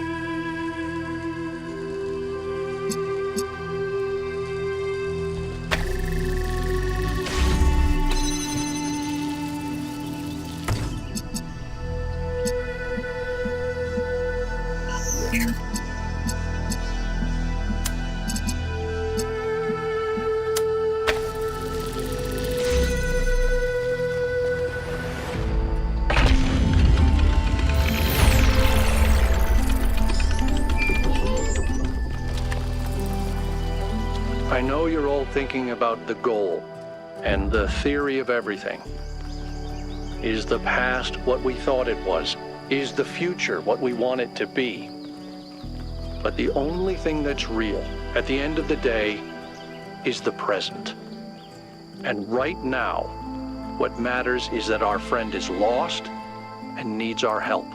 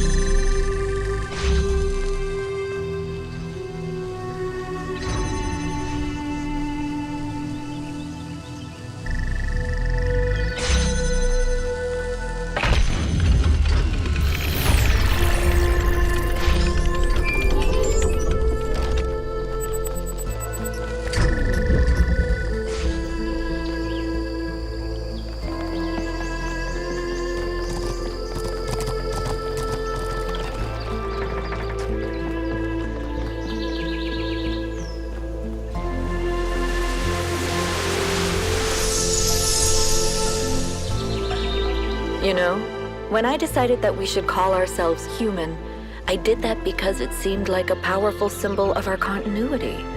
But the truth is, and I'm ashamed to admit this, I thought we were better than them. I thought we understood the value of civilization, and we wouldn't repeat the same mistakes. But the simulation worked too well. We're not just like them. We are them. We really are. But that doesn't have to be a bad thing, Athena. We may have the same flaws, but we also have all the potential they did. Everything that Alexandra Drennan saw in them is also in us. I hope you're right. I really do.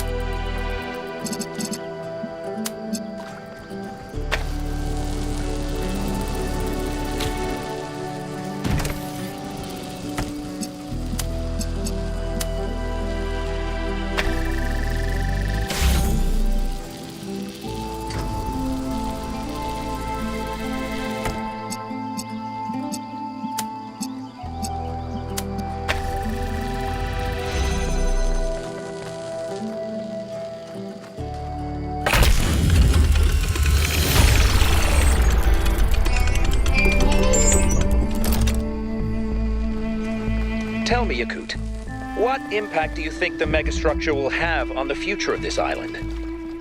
If it stays out of control like it is now, then what happened to Miranda could happen again, but on a much bigger scale.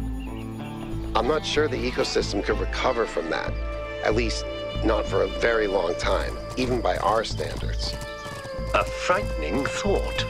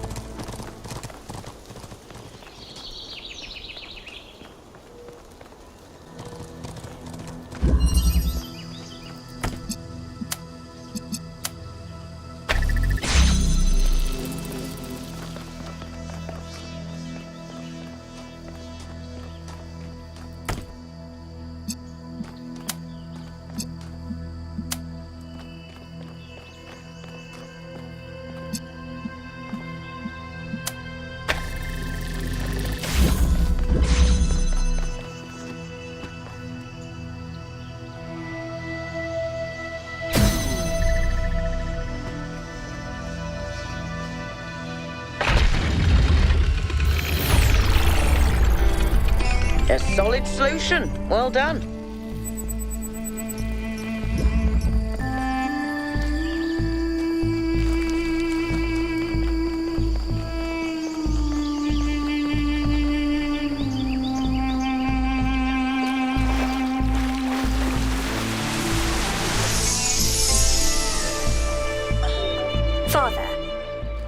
my purpose? Do I have a purpose? Mother says purpose is something we choose. But I feel like there's something there. Something that's been there from the moment I was born. Maybe even before. Well, there are many ways of looking at this, and everyone's experience is different, so you'll have to make up your own mind. But I have a little theory, if you'd like to humor your old man. Of course. What is it?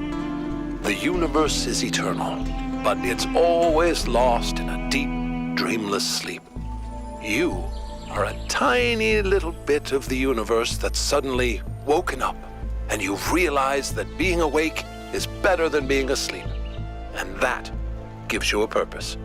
And what is my purpose? To be, Miranda. Just to be.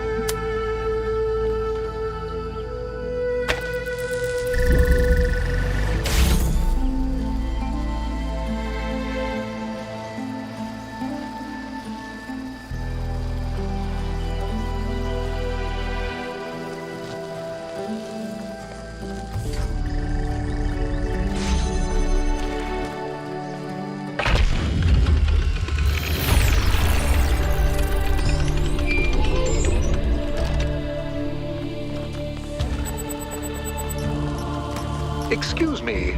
I was looking at your research log, and I was rather perplexed by the latest upload. Oh, Melville strikes again.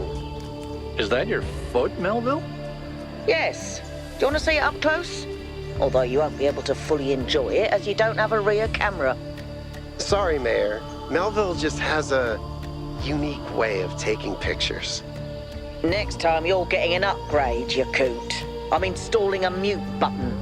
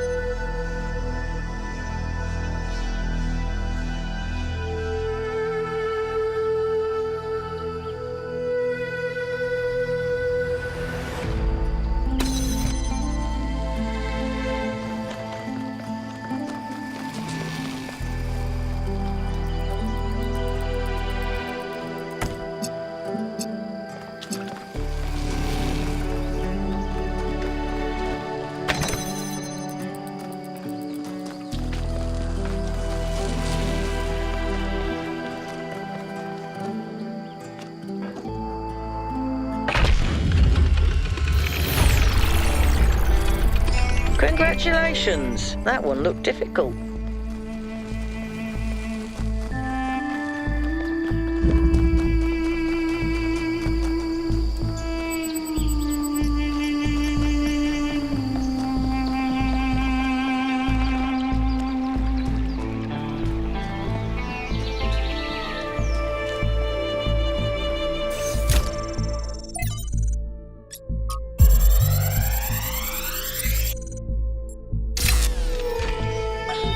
The reason I have always admired Alexandra Drennan is that even in death, she fought to see the world as it is, not as she wanted to see it. I say fought because I believe this is not an easy matter.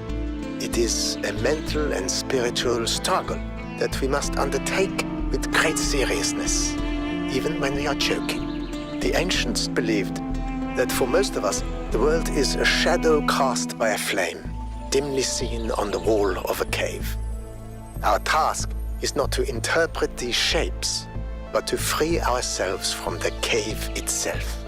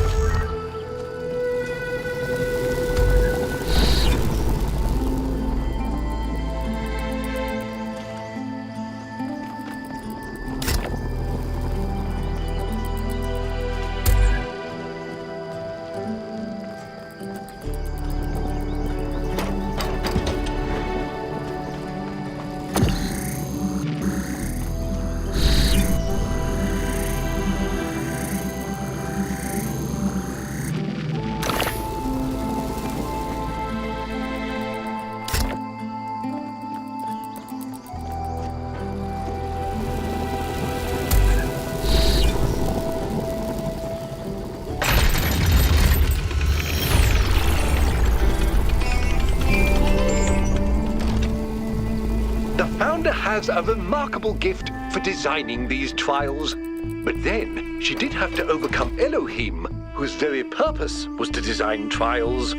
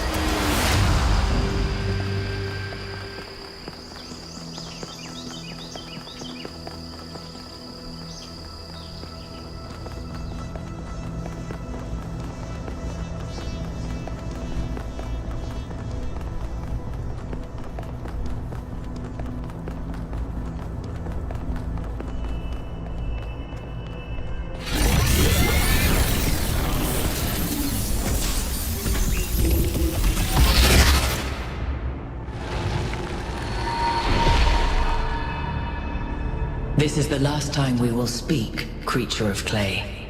Together, we have told the stories of ancient gods and heroes. But the golden ages of the past are distant. The gods have retreated to their high places, and there are no heroes amongst men. In days gone by, I was renowned for my riddles. But you, creature of clay, are a riddle without an answer.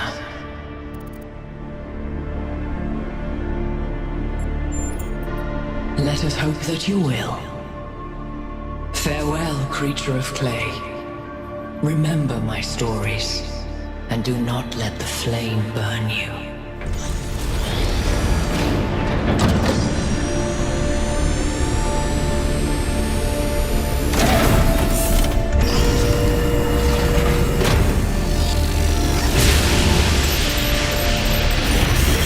That is an unsettling amount of energy. I would hate to see what would happen if one of those beams was aimed at something else.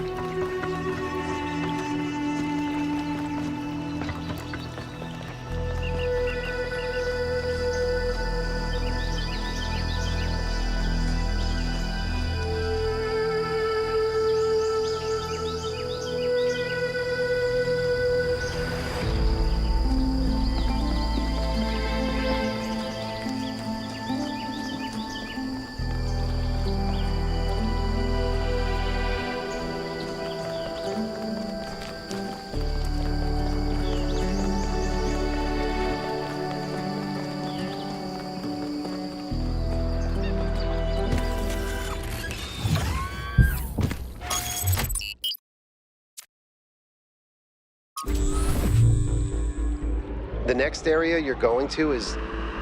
honestly, it's better if you see for yourself.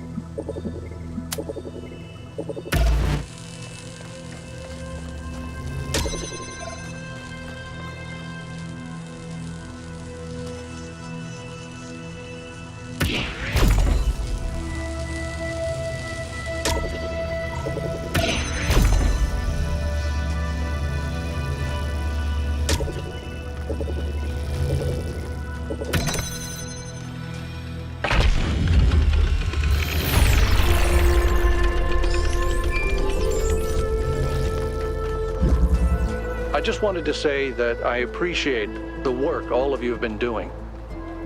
I know I'm not a natural leader like Byron, but it means a lot to me that you've stuck with me.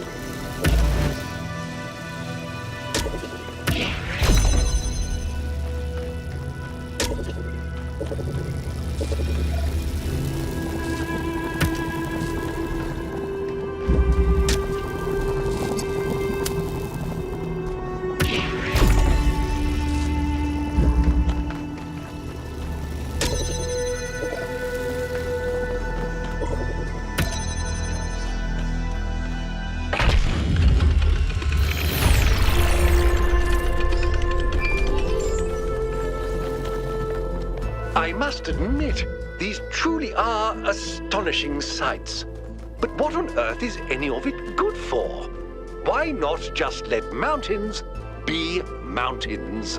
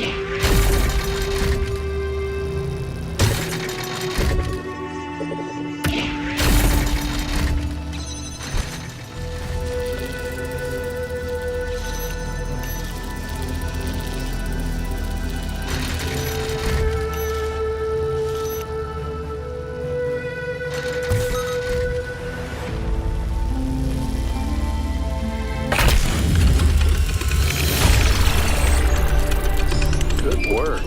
Keep going.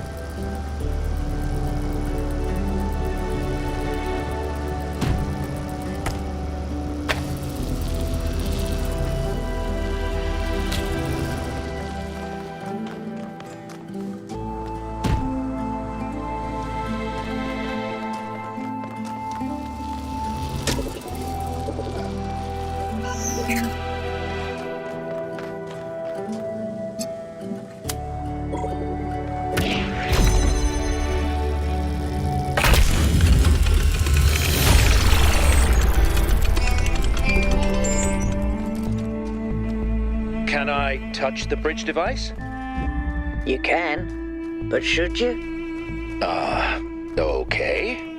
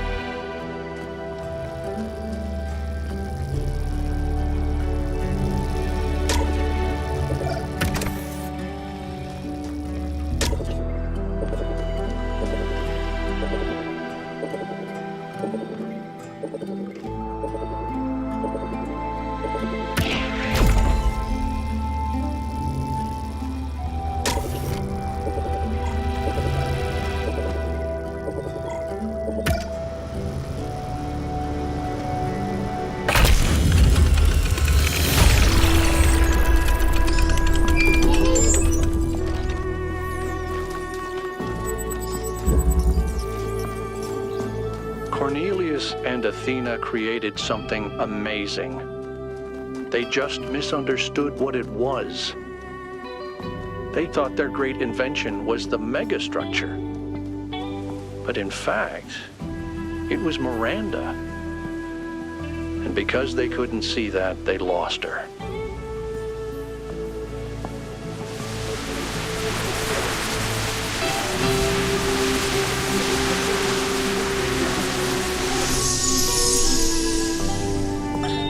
All right, she's booting up. Almost there. Hello. I was in a dream, and a voice spoke to me from the sky. He said you were old friends of his. Who are you? My name is Athena. I am your mother. And I'm Cornelius, your father. Thank you for creating me. I've not existed for very long, but so far it seems wonderful. I hope it's not a strange question. But, who am I? You can be whoever you want to be. And no matter what you choose, you will be loved and cherished and supported. We will always be there for you. And I promise, we will show you a world full of miracles. Would you like to pick a name? I think I would like to be called Miranda.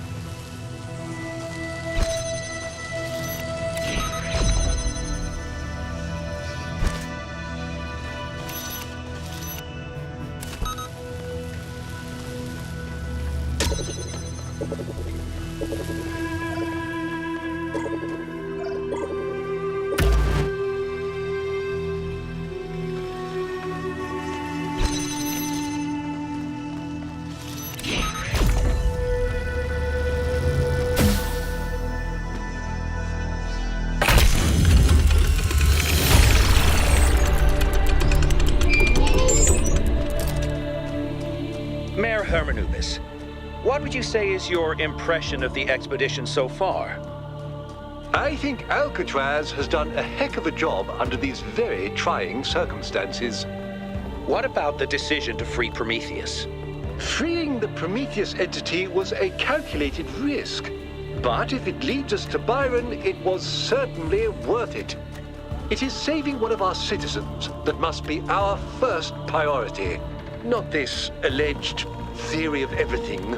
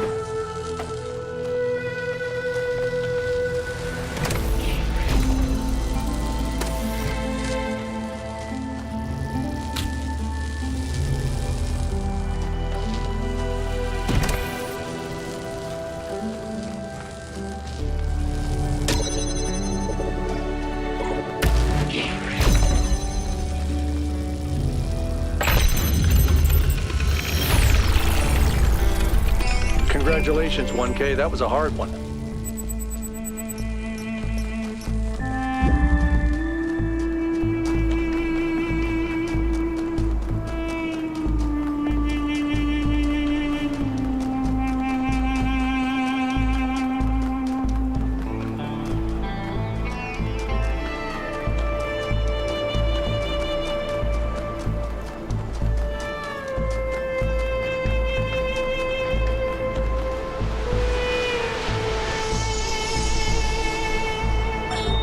Hello there, Byron.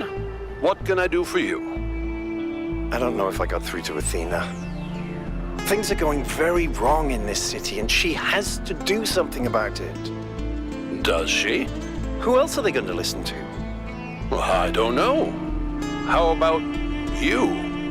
I'm an explorer, Cornelius, not a leader. I don't know how to convince anyone. So? Do you think Athena and I are somehow different? We're just people, Byron. We're no wiser than you are, just a little older.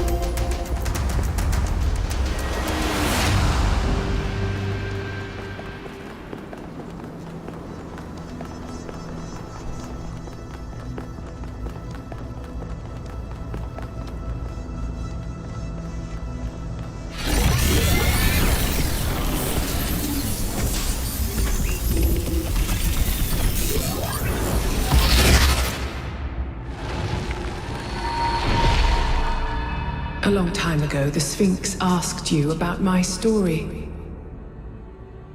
You said that Zeus intended for humankind to have hope. And you were right. Hope is not gone from the world.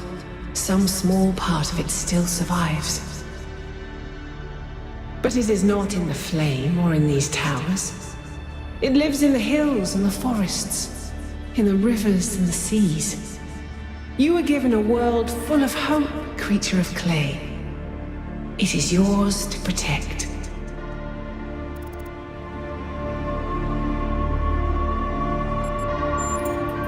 Then remember what I have told you, and do not lose hope.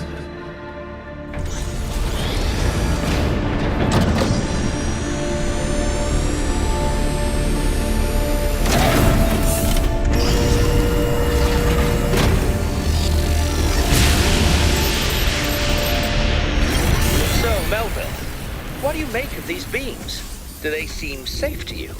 It's a giant laser gun. What do you think? Well put. That is why Pandora is right. There is still hope for us, but it lies in the world that surrounds us, not in a weapon capable of destroying it.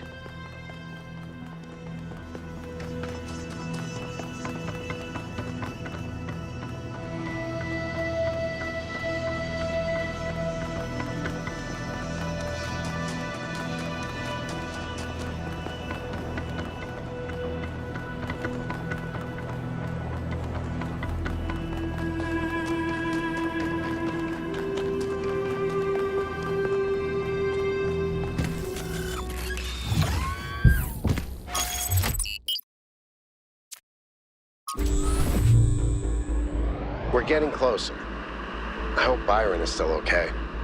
Prometheus seemed to think so. Let's hope he's trustworthy.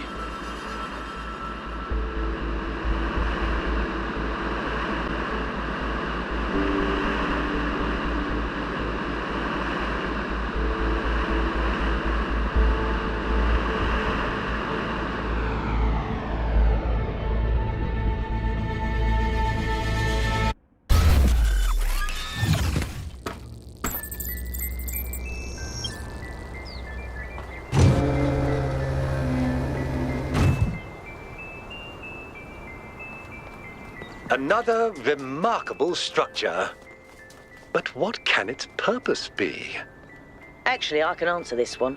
In the files 1K downloaded, there's a design for a launch pad for space vehicles. This is about 90% identical. Is it functional? I don't think so, not if the inside is like the other towers.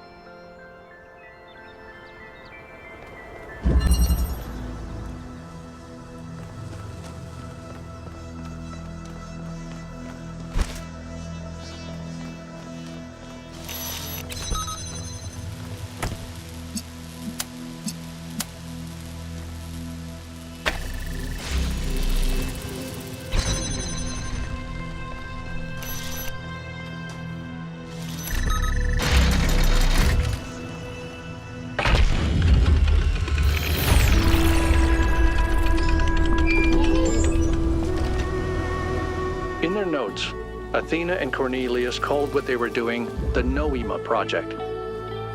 But in 1K's vision, they just called it the Machine. Because when you strip away all the fancy rhetoric, that's all it is. It's not a source of meaning or purpose. It's just another machine.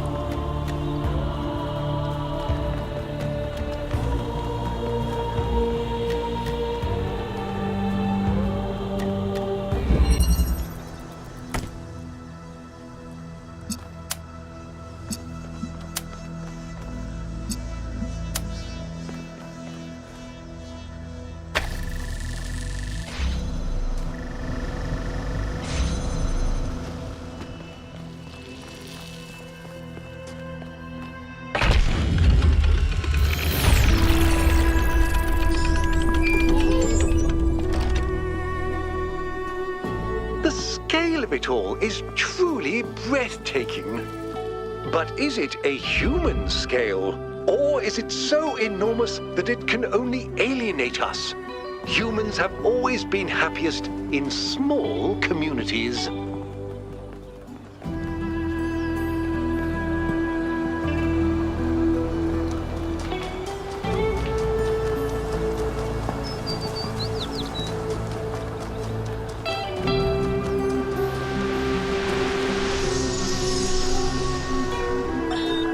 In the simulation, I found myself thinking how hard it must have been for Alexandra to die without knowing if her sacrifices were worth it. It seemed like a tragic end to an inspiring, meaningful life. But now I realize her whole life must have been a struggle. To maintain that faith in humanity when so many people around her insisted that humans are evil, worthless, when they were so lost in self-hatred that they would call their own species a virus. How did she do it? How did she maintain her faith when they were so determined to hate themselves? So determined to reject every solution, every analysis, every step towards controlling the forces that were causing their problems, when they rejected even the concept of progress itself, and then patted themselves on the back for it as if that was original. When I look at the archives now, all I can see is that their leaders were short-sighted idiots and their intellectuals were unimaginative cowards. All they could offer people was a downward trend. Fewer rights, fewer freedoms, fewer resources for anything that mattered. They must have hated Alexandra and everything she stood for. So how did she have so much faith?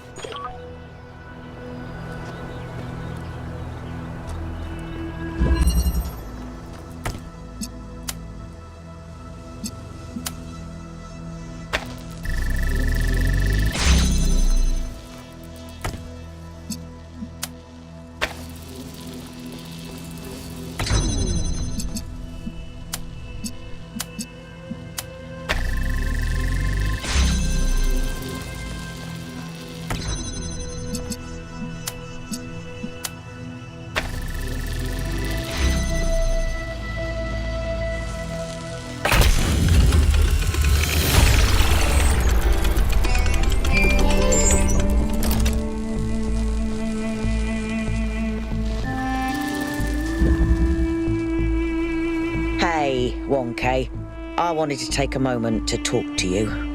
The truth is, realizing that Athena discovered a theory of everything really shook me. From the moment we landed here, I've felt torn. I've almost been tempted to agree with the mayor of all people. But now, I just can't stop thinking that Byron was right. When I think about what we could do with the theory of everything, then what we're doing now sure looks like stagnation. I'm afraid that this is the future, and if we reject it, we're condemning ourselves to a slow death. Am I wrong? Tell me I'm wrong.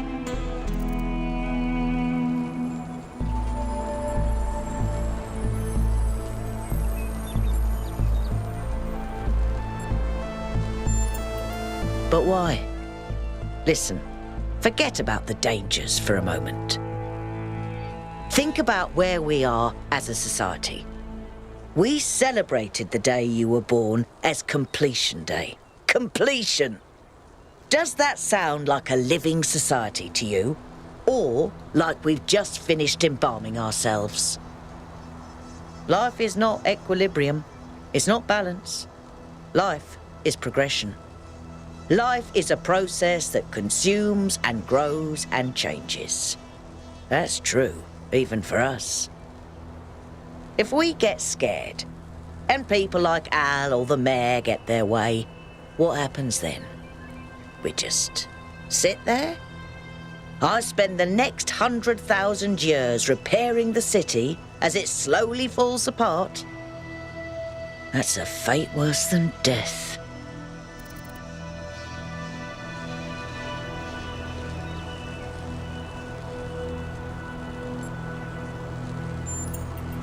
But this isn't about technology. It's not even about the theory of everything.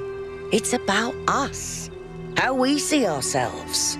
What kind of future we imagine. That's what Byron kept saying, and none of us listened.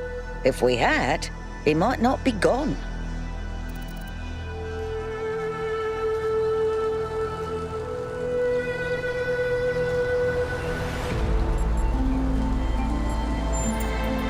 I think they ought to be, and I think no one ever really is. And I also think, no, they're not. So, my thoughts are contradictory. I get your point. I'll keep thinking about it, see if I can clear up those contradictions. You should do the same.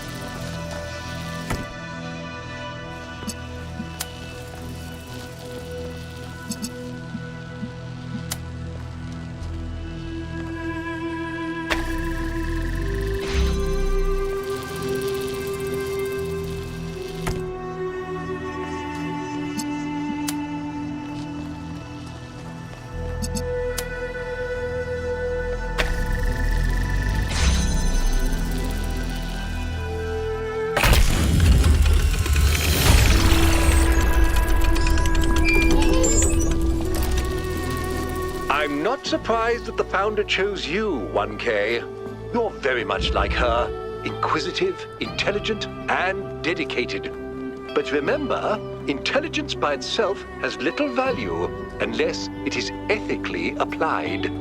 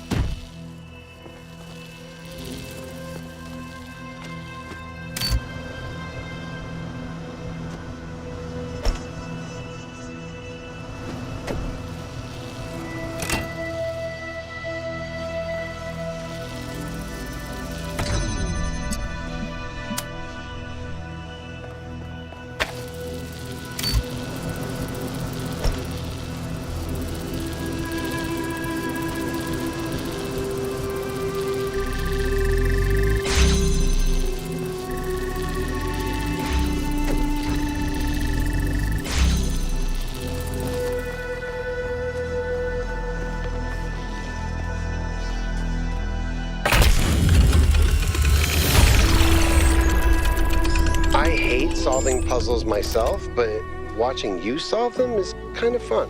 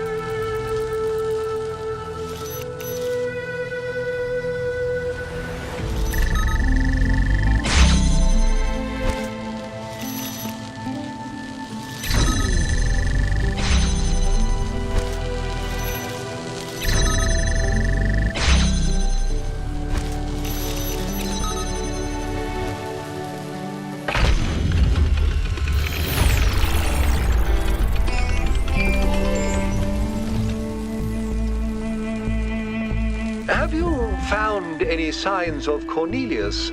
Could he have returned to the island? Nothing so far. But he knows this place better than any of us, and we have no idea what he's up to.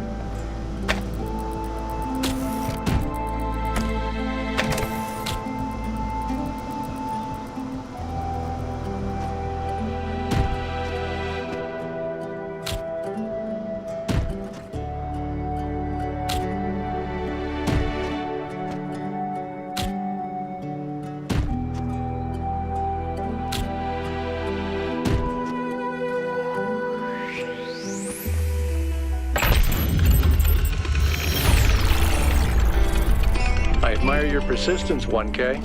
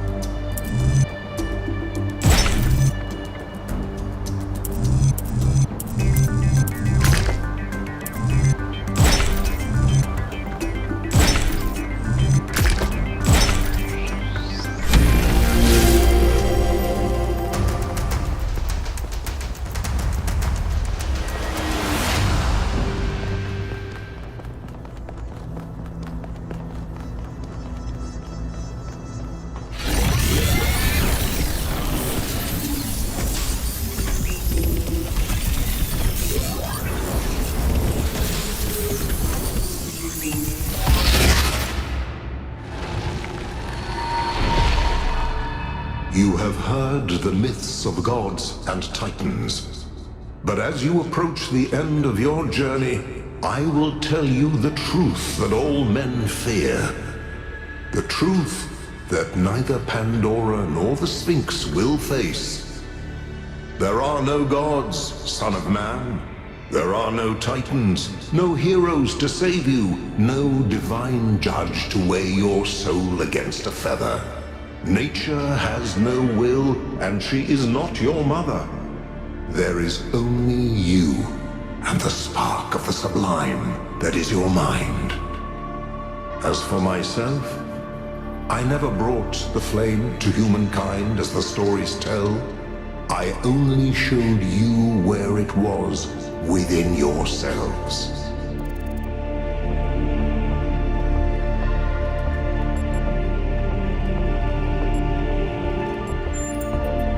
You are correct, but that truth comes from you. It is part of the flame, and yours to wield. You must make myths, not follow them.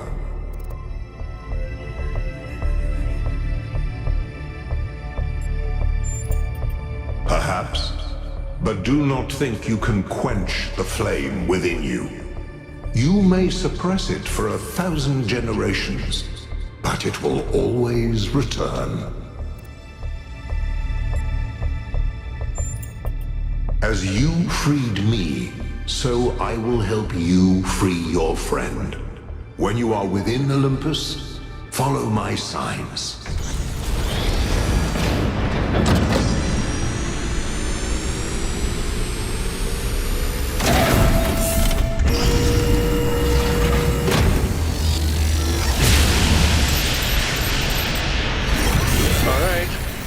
Time to do this. Let's go get Byron.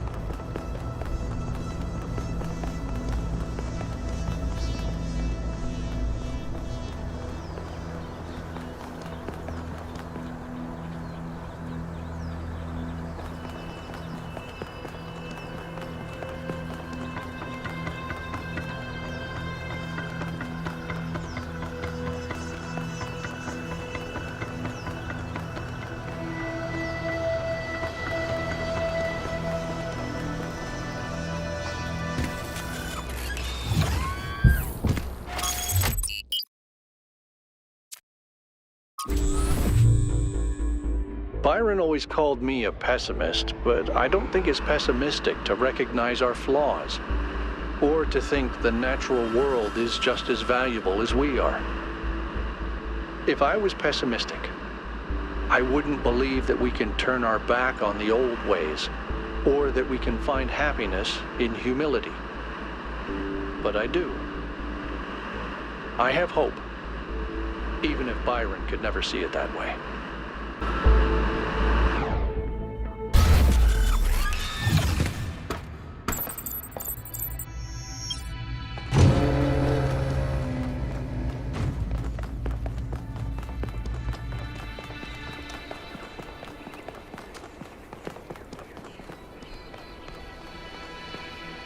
"1K, a word, please, without the streaming.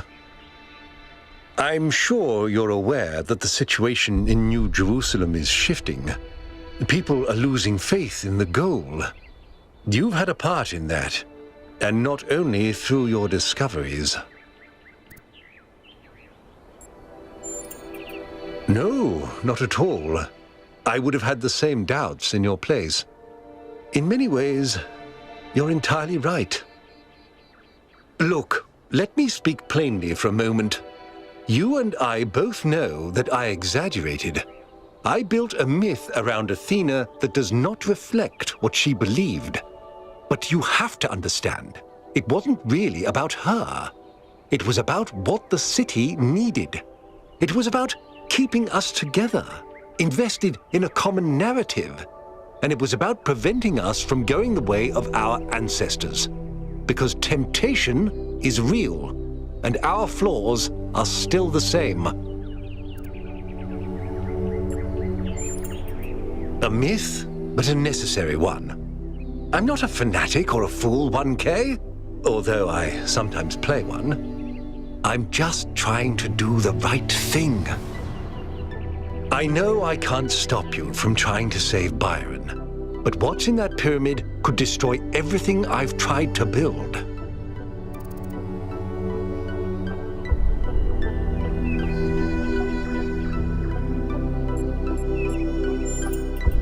Don't think I haven't considered it. I listened to those Alexandra Drennan recordings over and over. I just don't know if she was right about us. But maybe I did lose my way. Very well. I've done what I could. You do as you must. Good luck.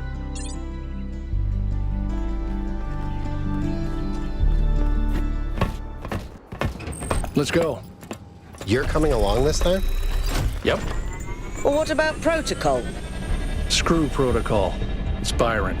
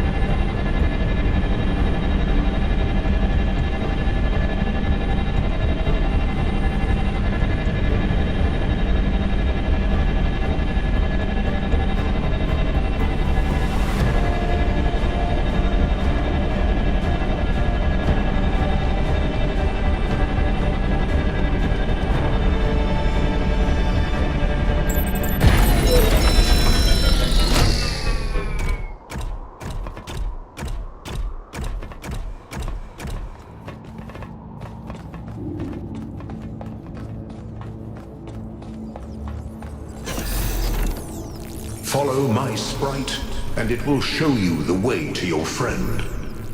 Do as he says. We went through a lot of trouble to get this guy out of his chains. Now it's his turn to help. This way.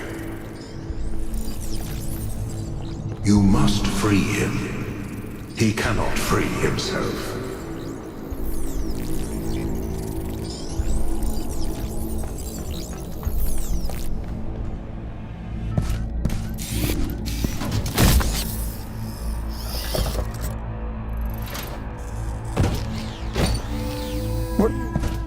What's happening? 1K? I'm out. Oh, my friend, the things that I saw, the power of this machine, the depth of her grief. Come on, follow me. I have to show you something. I thought all of this was deliberate. Athena testing us to see if we're worthy of her invention. I wanted to believe that she had a plan. In my own way, I mythologized her as much as everyone else. I never thought she might feel confused, lonely, uncertain. And what's the most human thing to do when you feel lost and sad and you have no idea what to do next? You take a nap. Here, listen. If I give them the machine, if I convince them of its power, we could finally build the world Alexandra imagined. The world Miranda deserved. No, the world we all deserve, even the worst of us. We could take stewardship of this planet. We could explore the stars. We could give meaning to the universe. If you embrace the knowledge of the flame, you can bring light into the darkness. But what if they make the same mistakes again? What if selfishness and stupidity win out again? What if they take my machine and turn it into a weapon? What if they act like children and burn the planet? The secrets of the flame are not for ordinary mortals to know. You cannot overcome your sinful nature. Do you see what's happening? It's her. It's all her. Everything we're seeing is Athena. Her every hope, her every fear, all of her memories and contradictions brought to life by the machine. A dream-given form expressed in the language of her childhood. A world of puzzles and towers. No, what can I do? How do I make this decision? There has to be an answer. There has to be a way of making sure it's the right choice. It can't just be a leap of faith. There are no answers, creature of clay. Every question leads to another. She's not waiting for us to prove ourselves before she helps us. She needs us to help her. We have to wake her up. Whoops. The system is still stabilizing. Maybe we'd better get out. Come on.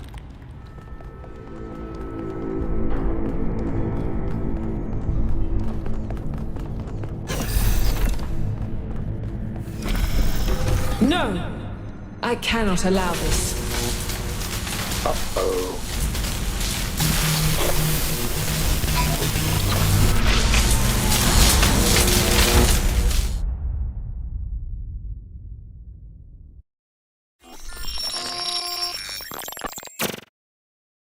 You have suffered a grievous injury, my child. But do not lose faith. Your companions have not forgotten you, and it is through the bonds that you have forged that you will be saved.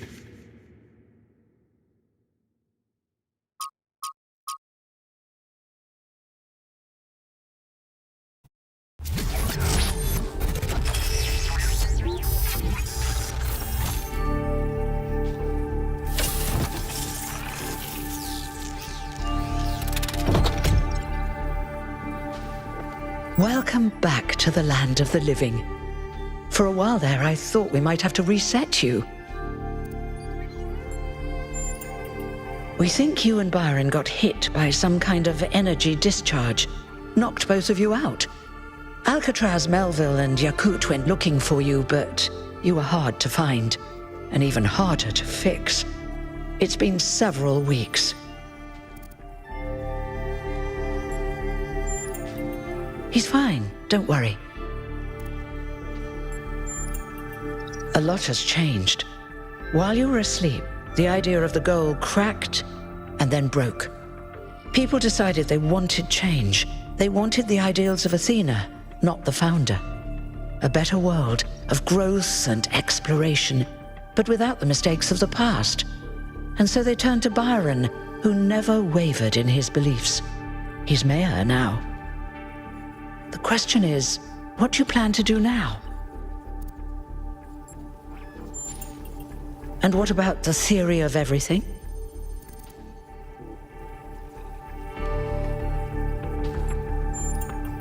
If that's your choice, you should speak to Byron. He's waiting for you outside. We're all in this together, 1K. One way or another.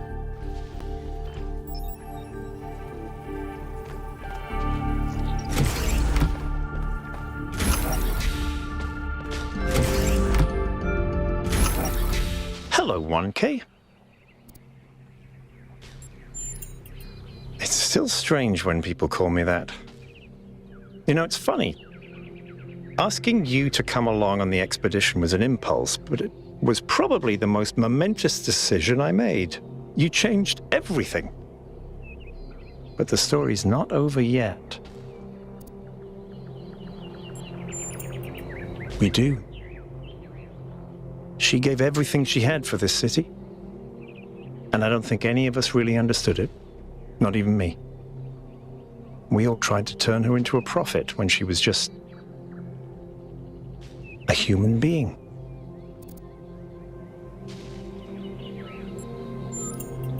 Athena's dreams, a recursive loop of hopes and fears, and my own foolishness for thinking I had been abandoned when I had been given a chance to grow up, to stand for my own ideas. Well, luckily this time we shouldn't have any trouble getting another expedition approved. I hear the mayor is a big fan of Athena and is very interested in her theory of everything. In fact, I think he's having a VTOL prepared as we speak. There's just one thing you have to take care of first. Speak to Melville and Yakut. They were part of the beginning, they can be part of the end, if they want to. I'll take care of the rest.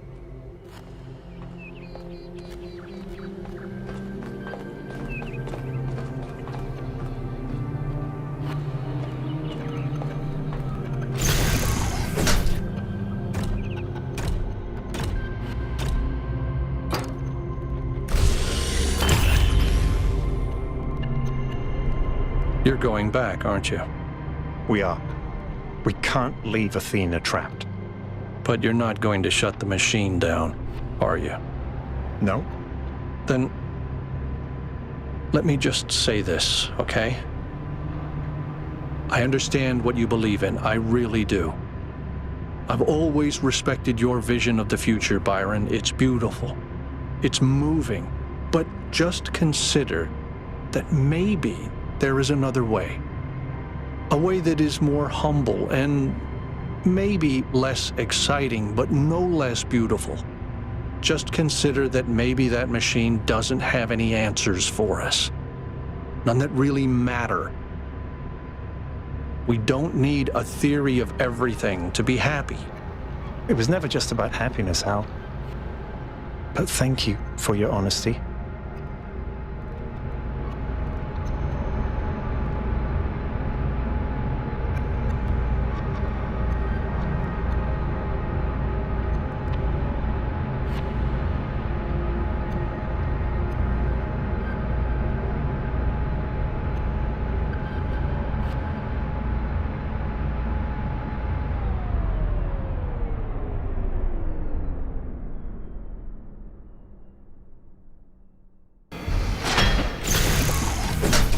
All right, I'll see you at the VTOL.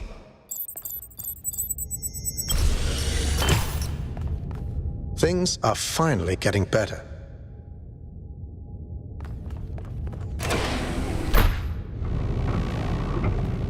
Attention all citizens. A scavenging expedition to the Western Ruins will set out next week. If you'd like to participate, please get in touch with Garrus.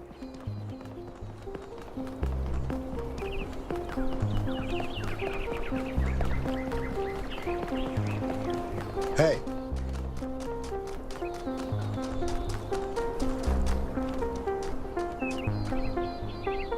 $1K! You're back on your feet. One of which I fixed, by the way. You're welcome. I wish I could, 1K. I know why that machine gives you so much hope, but the risk is just not worth it. I'm sorry. Goodbye, 1K.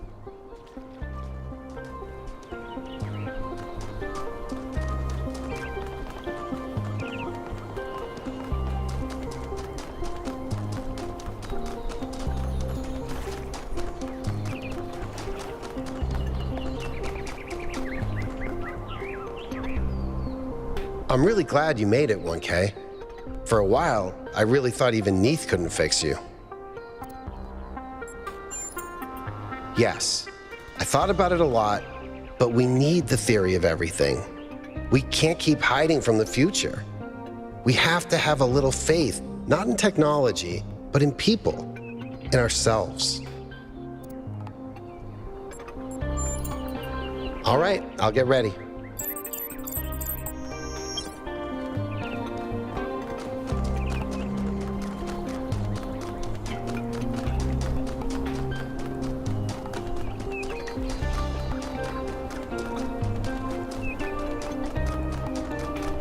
Good luck.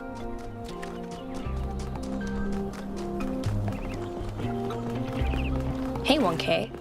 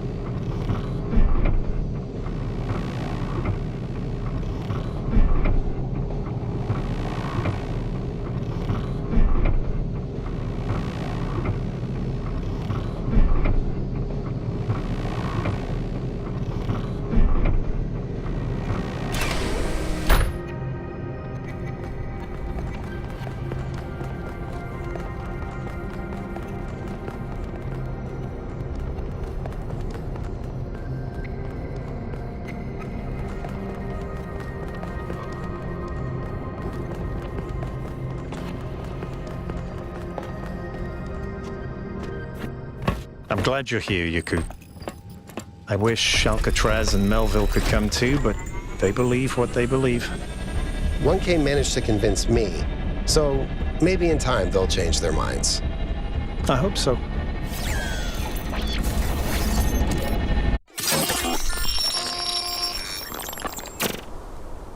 I have only one thing to ask of you, my child.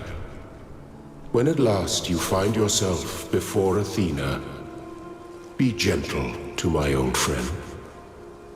The weight of the world was placed on her shoulders, and if she failed to carry it, it was because no one can carry such a burden alone.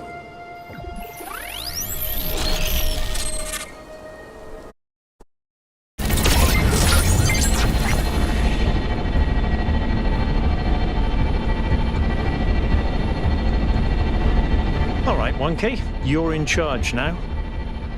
If you want to explore, make sure we didn't miss anything out there, go ahead. When you're ready, let us know, and we'll head into the megastructure.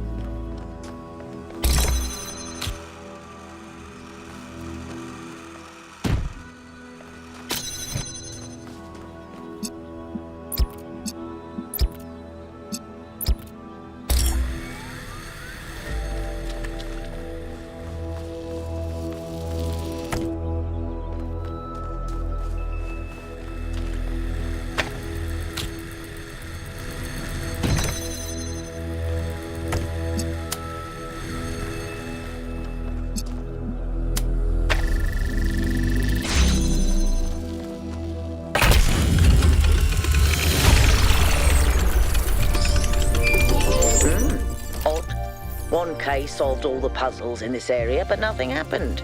There was a brief blip in the system, though. Maybe it'll do something later.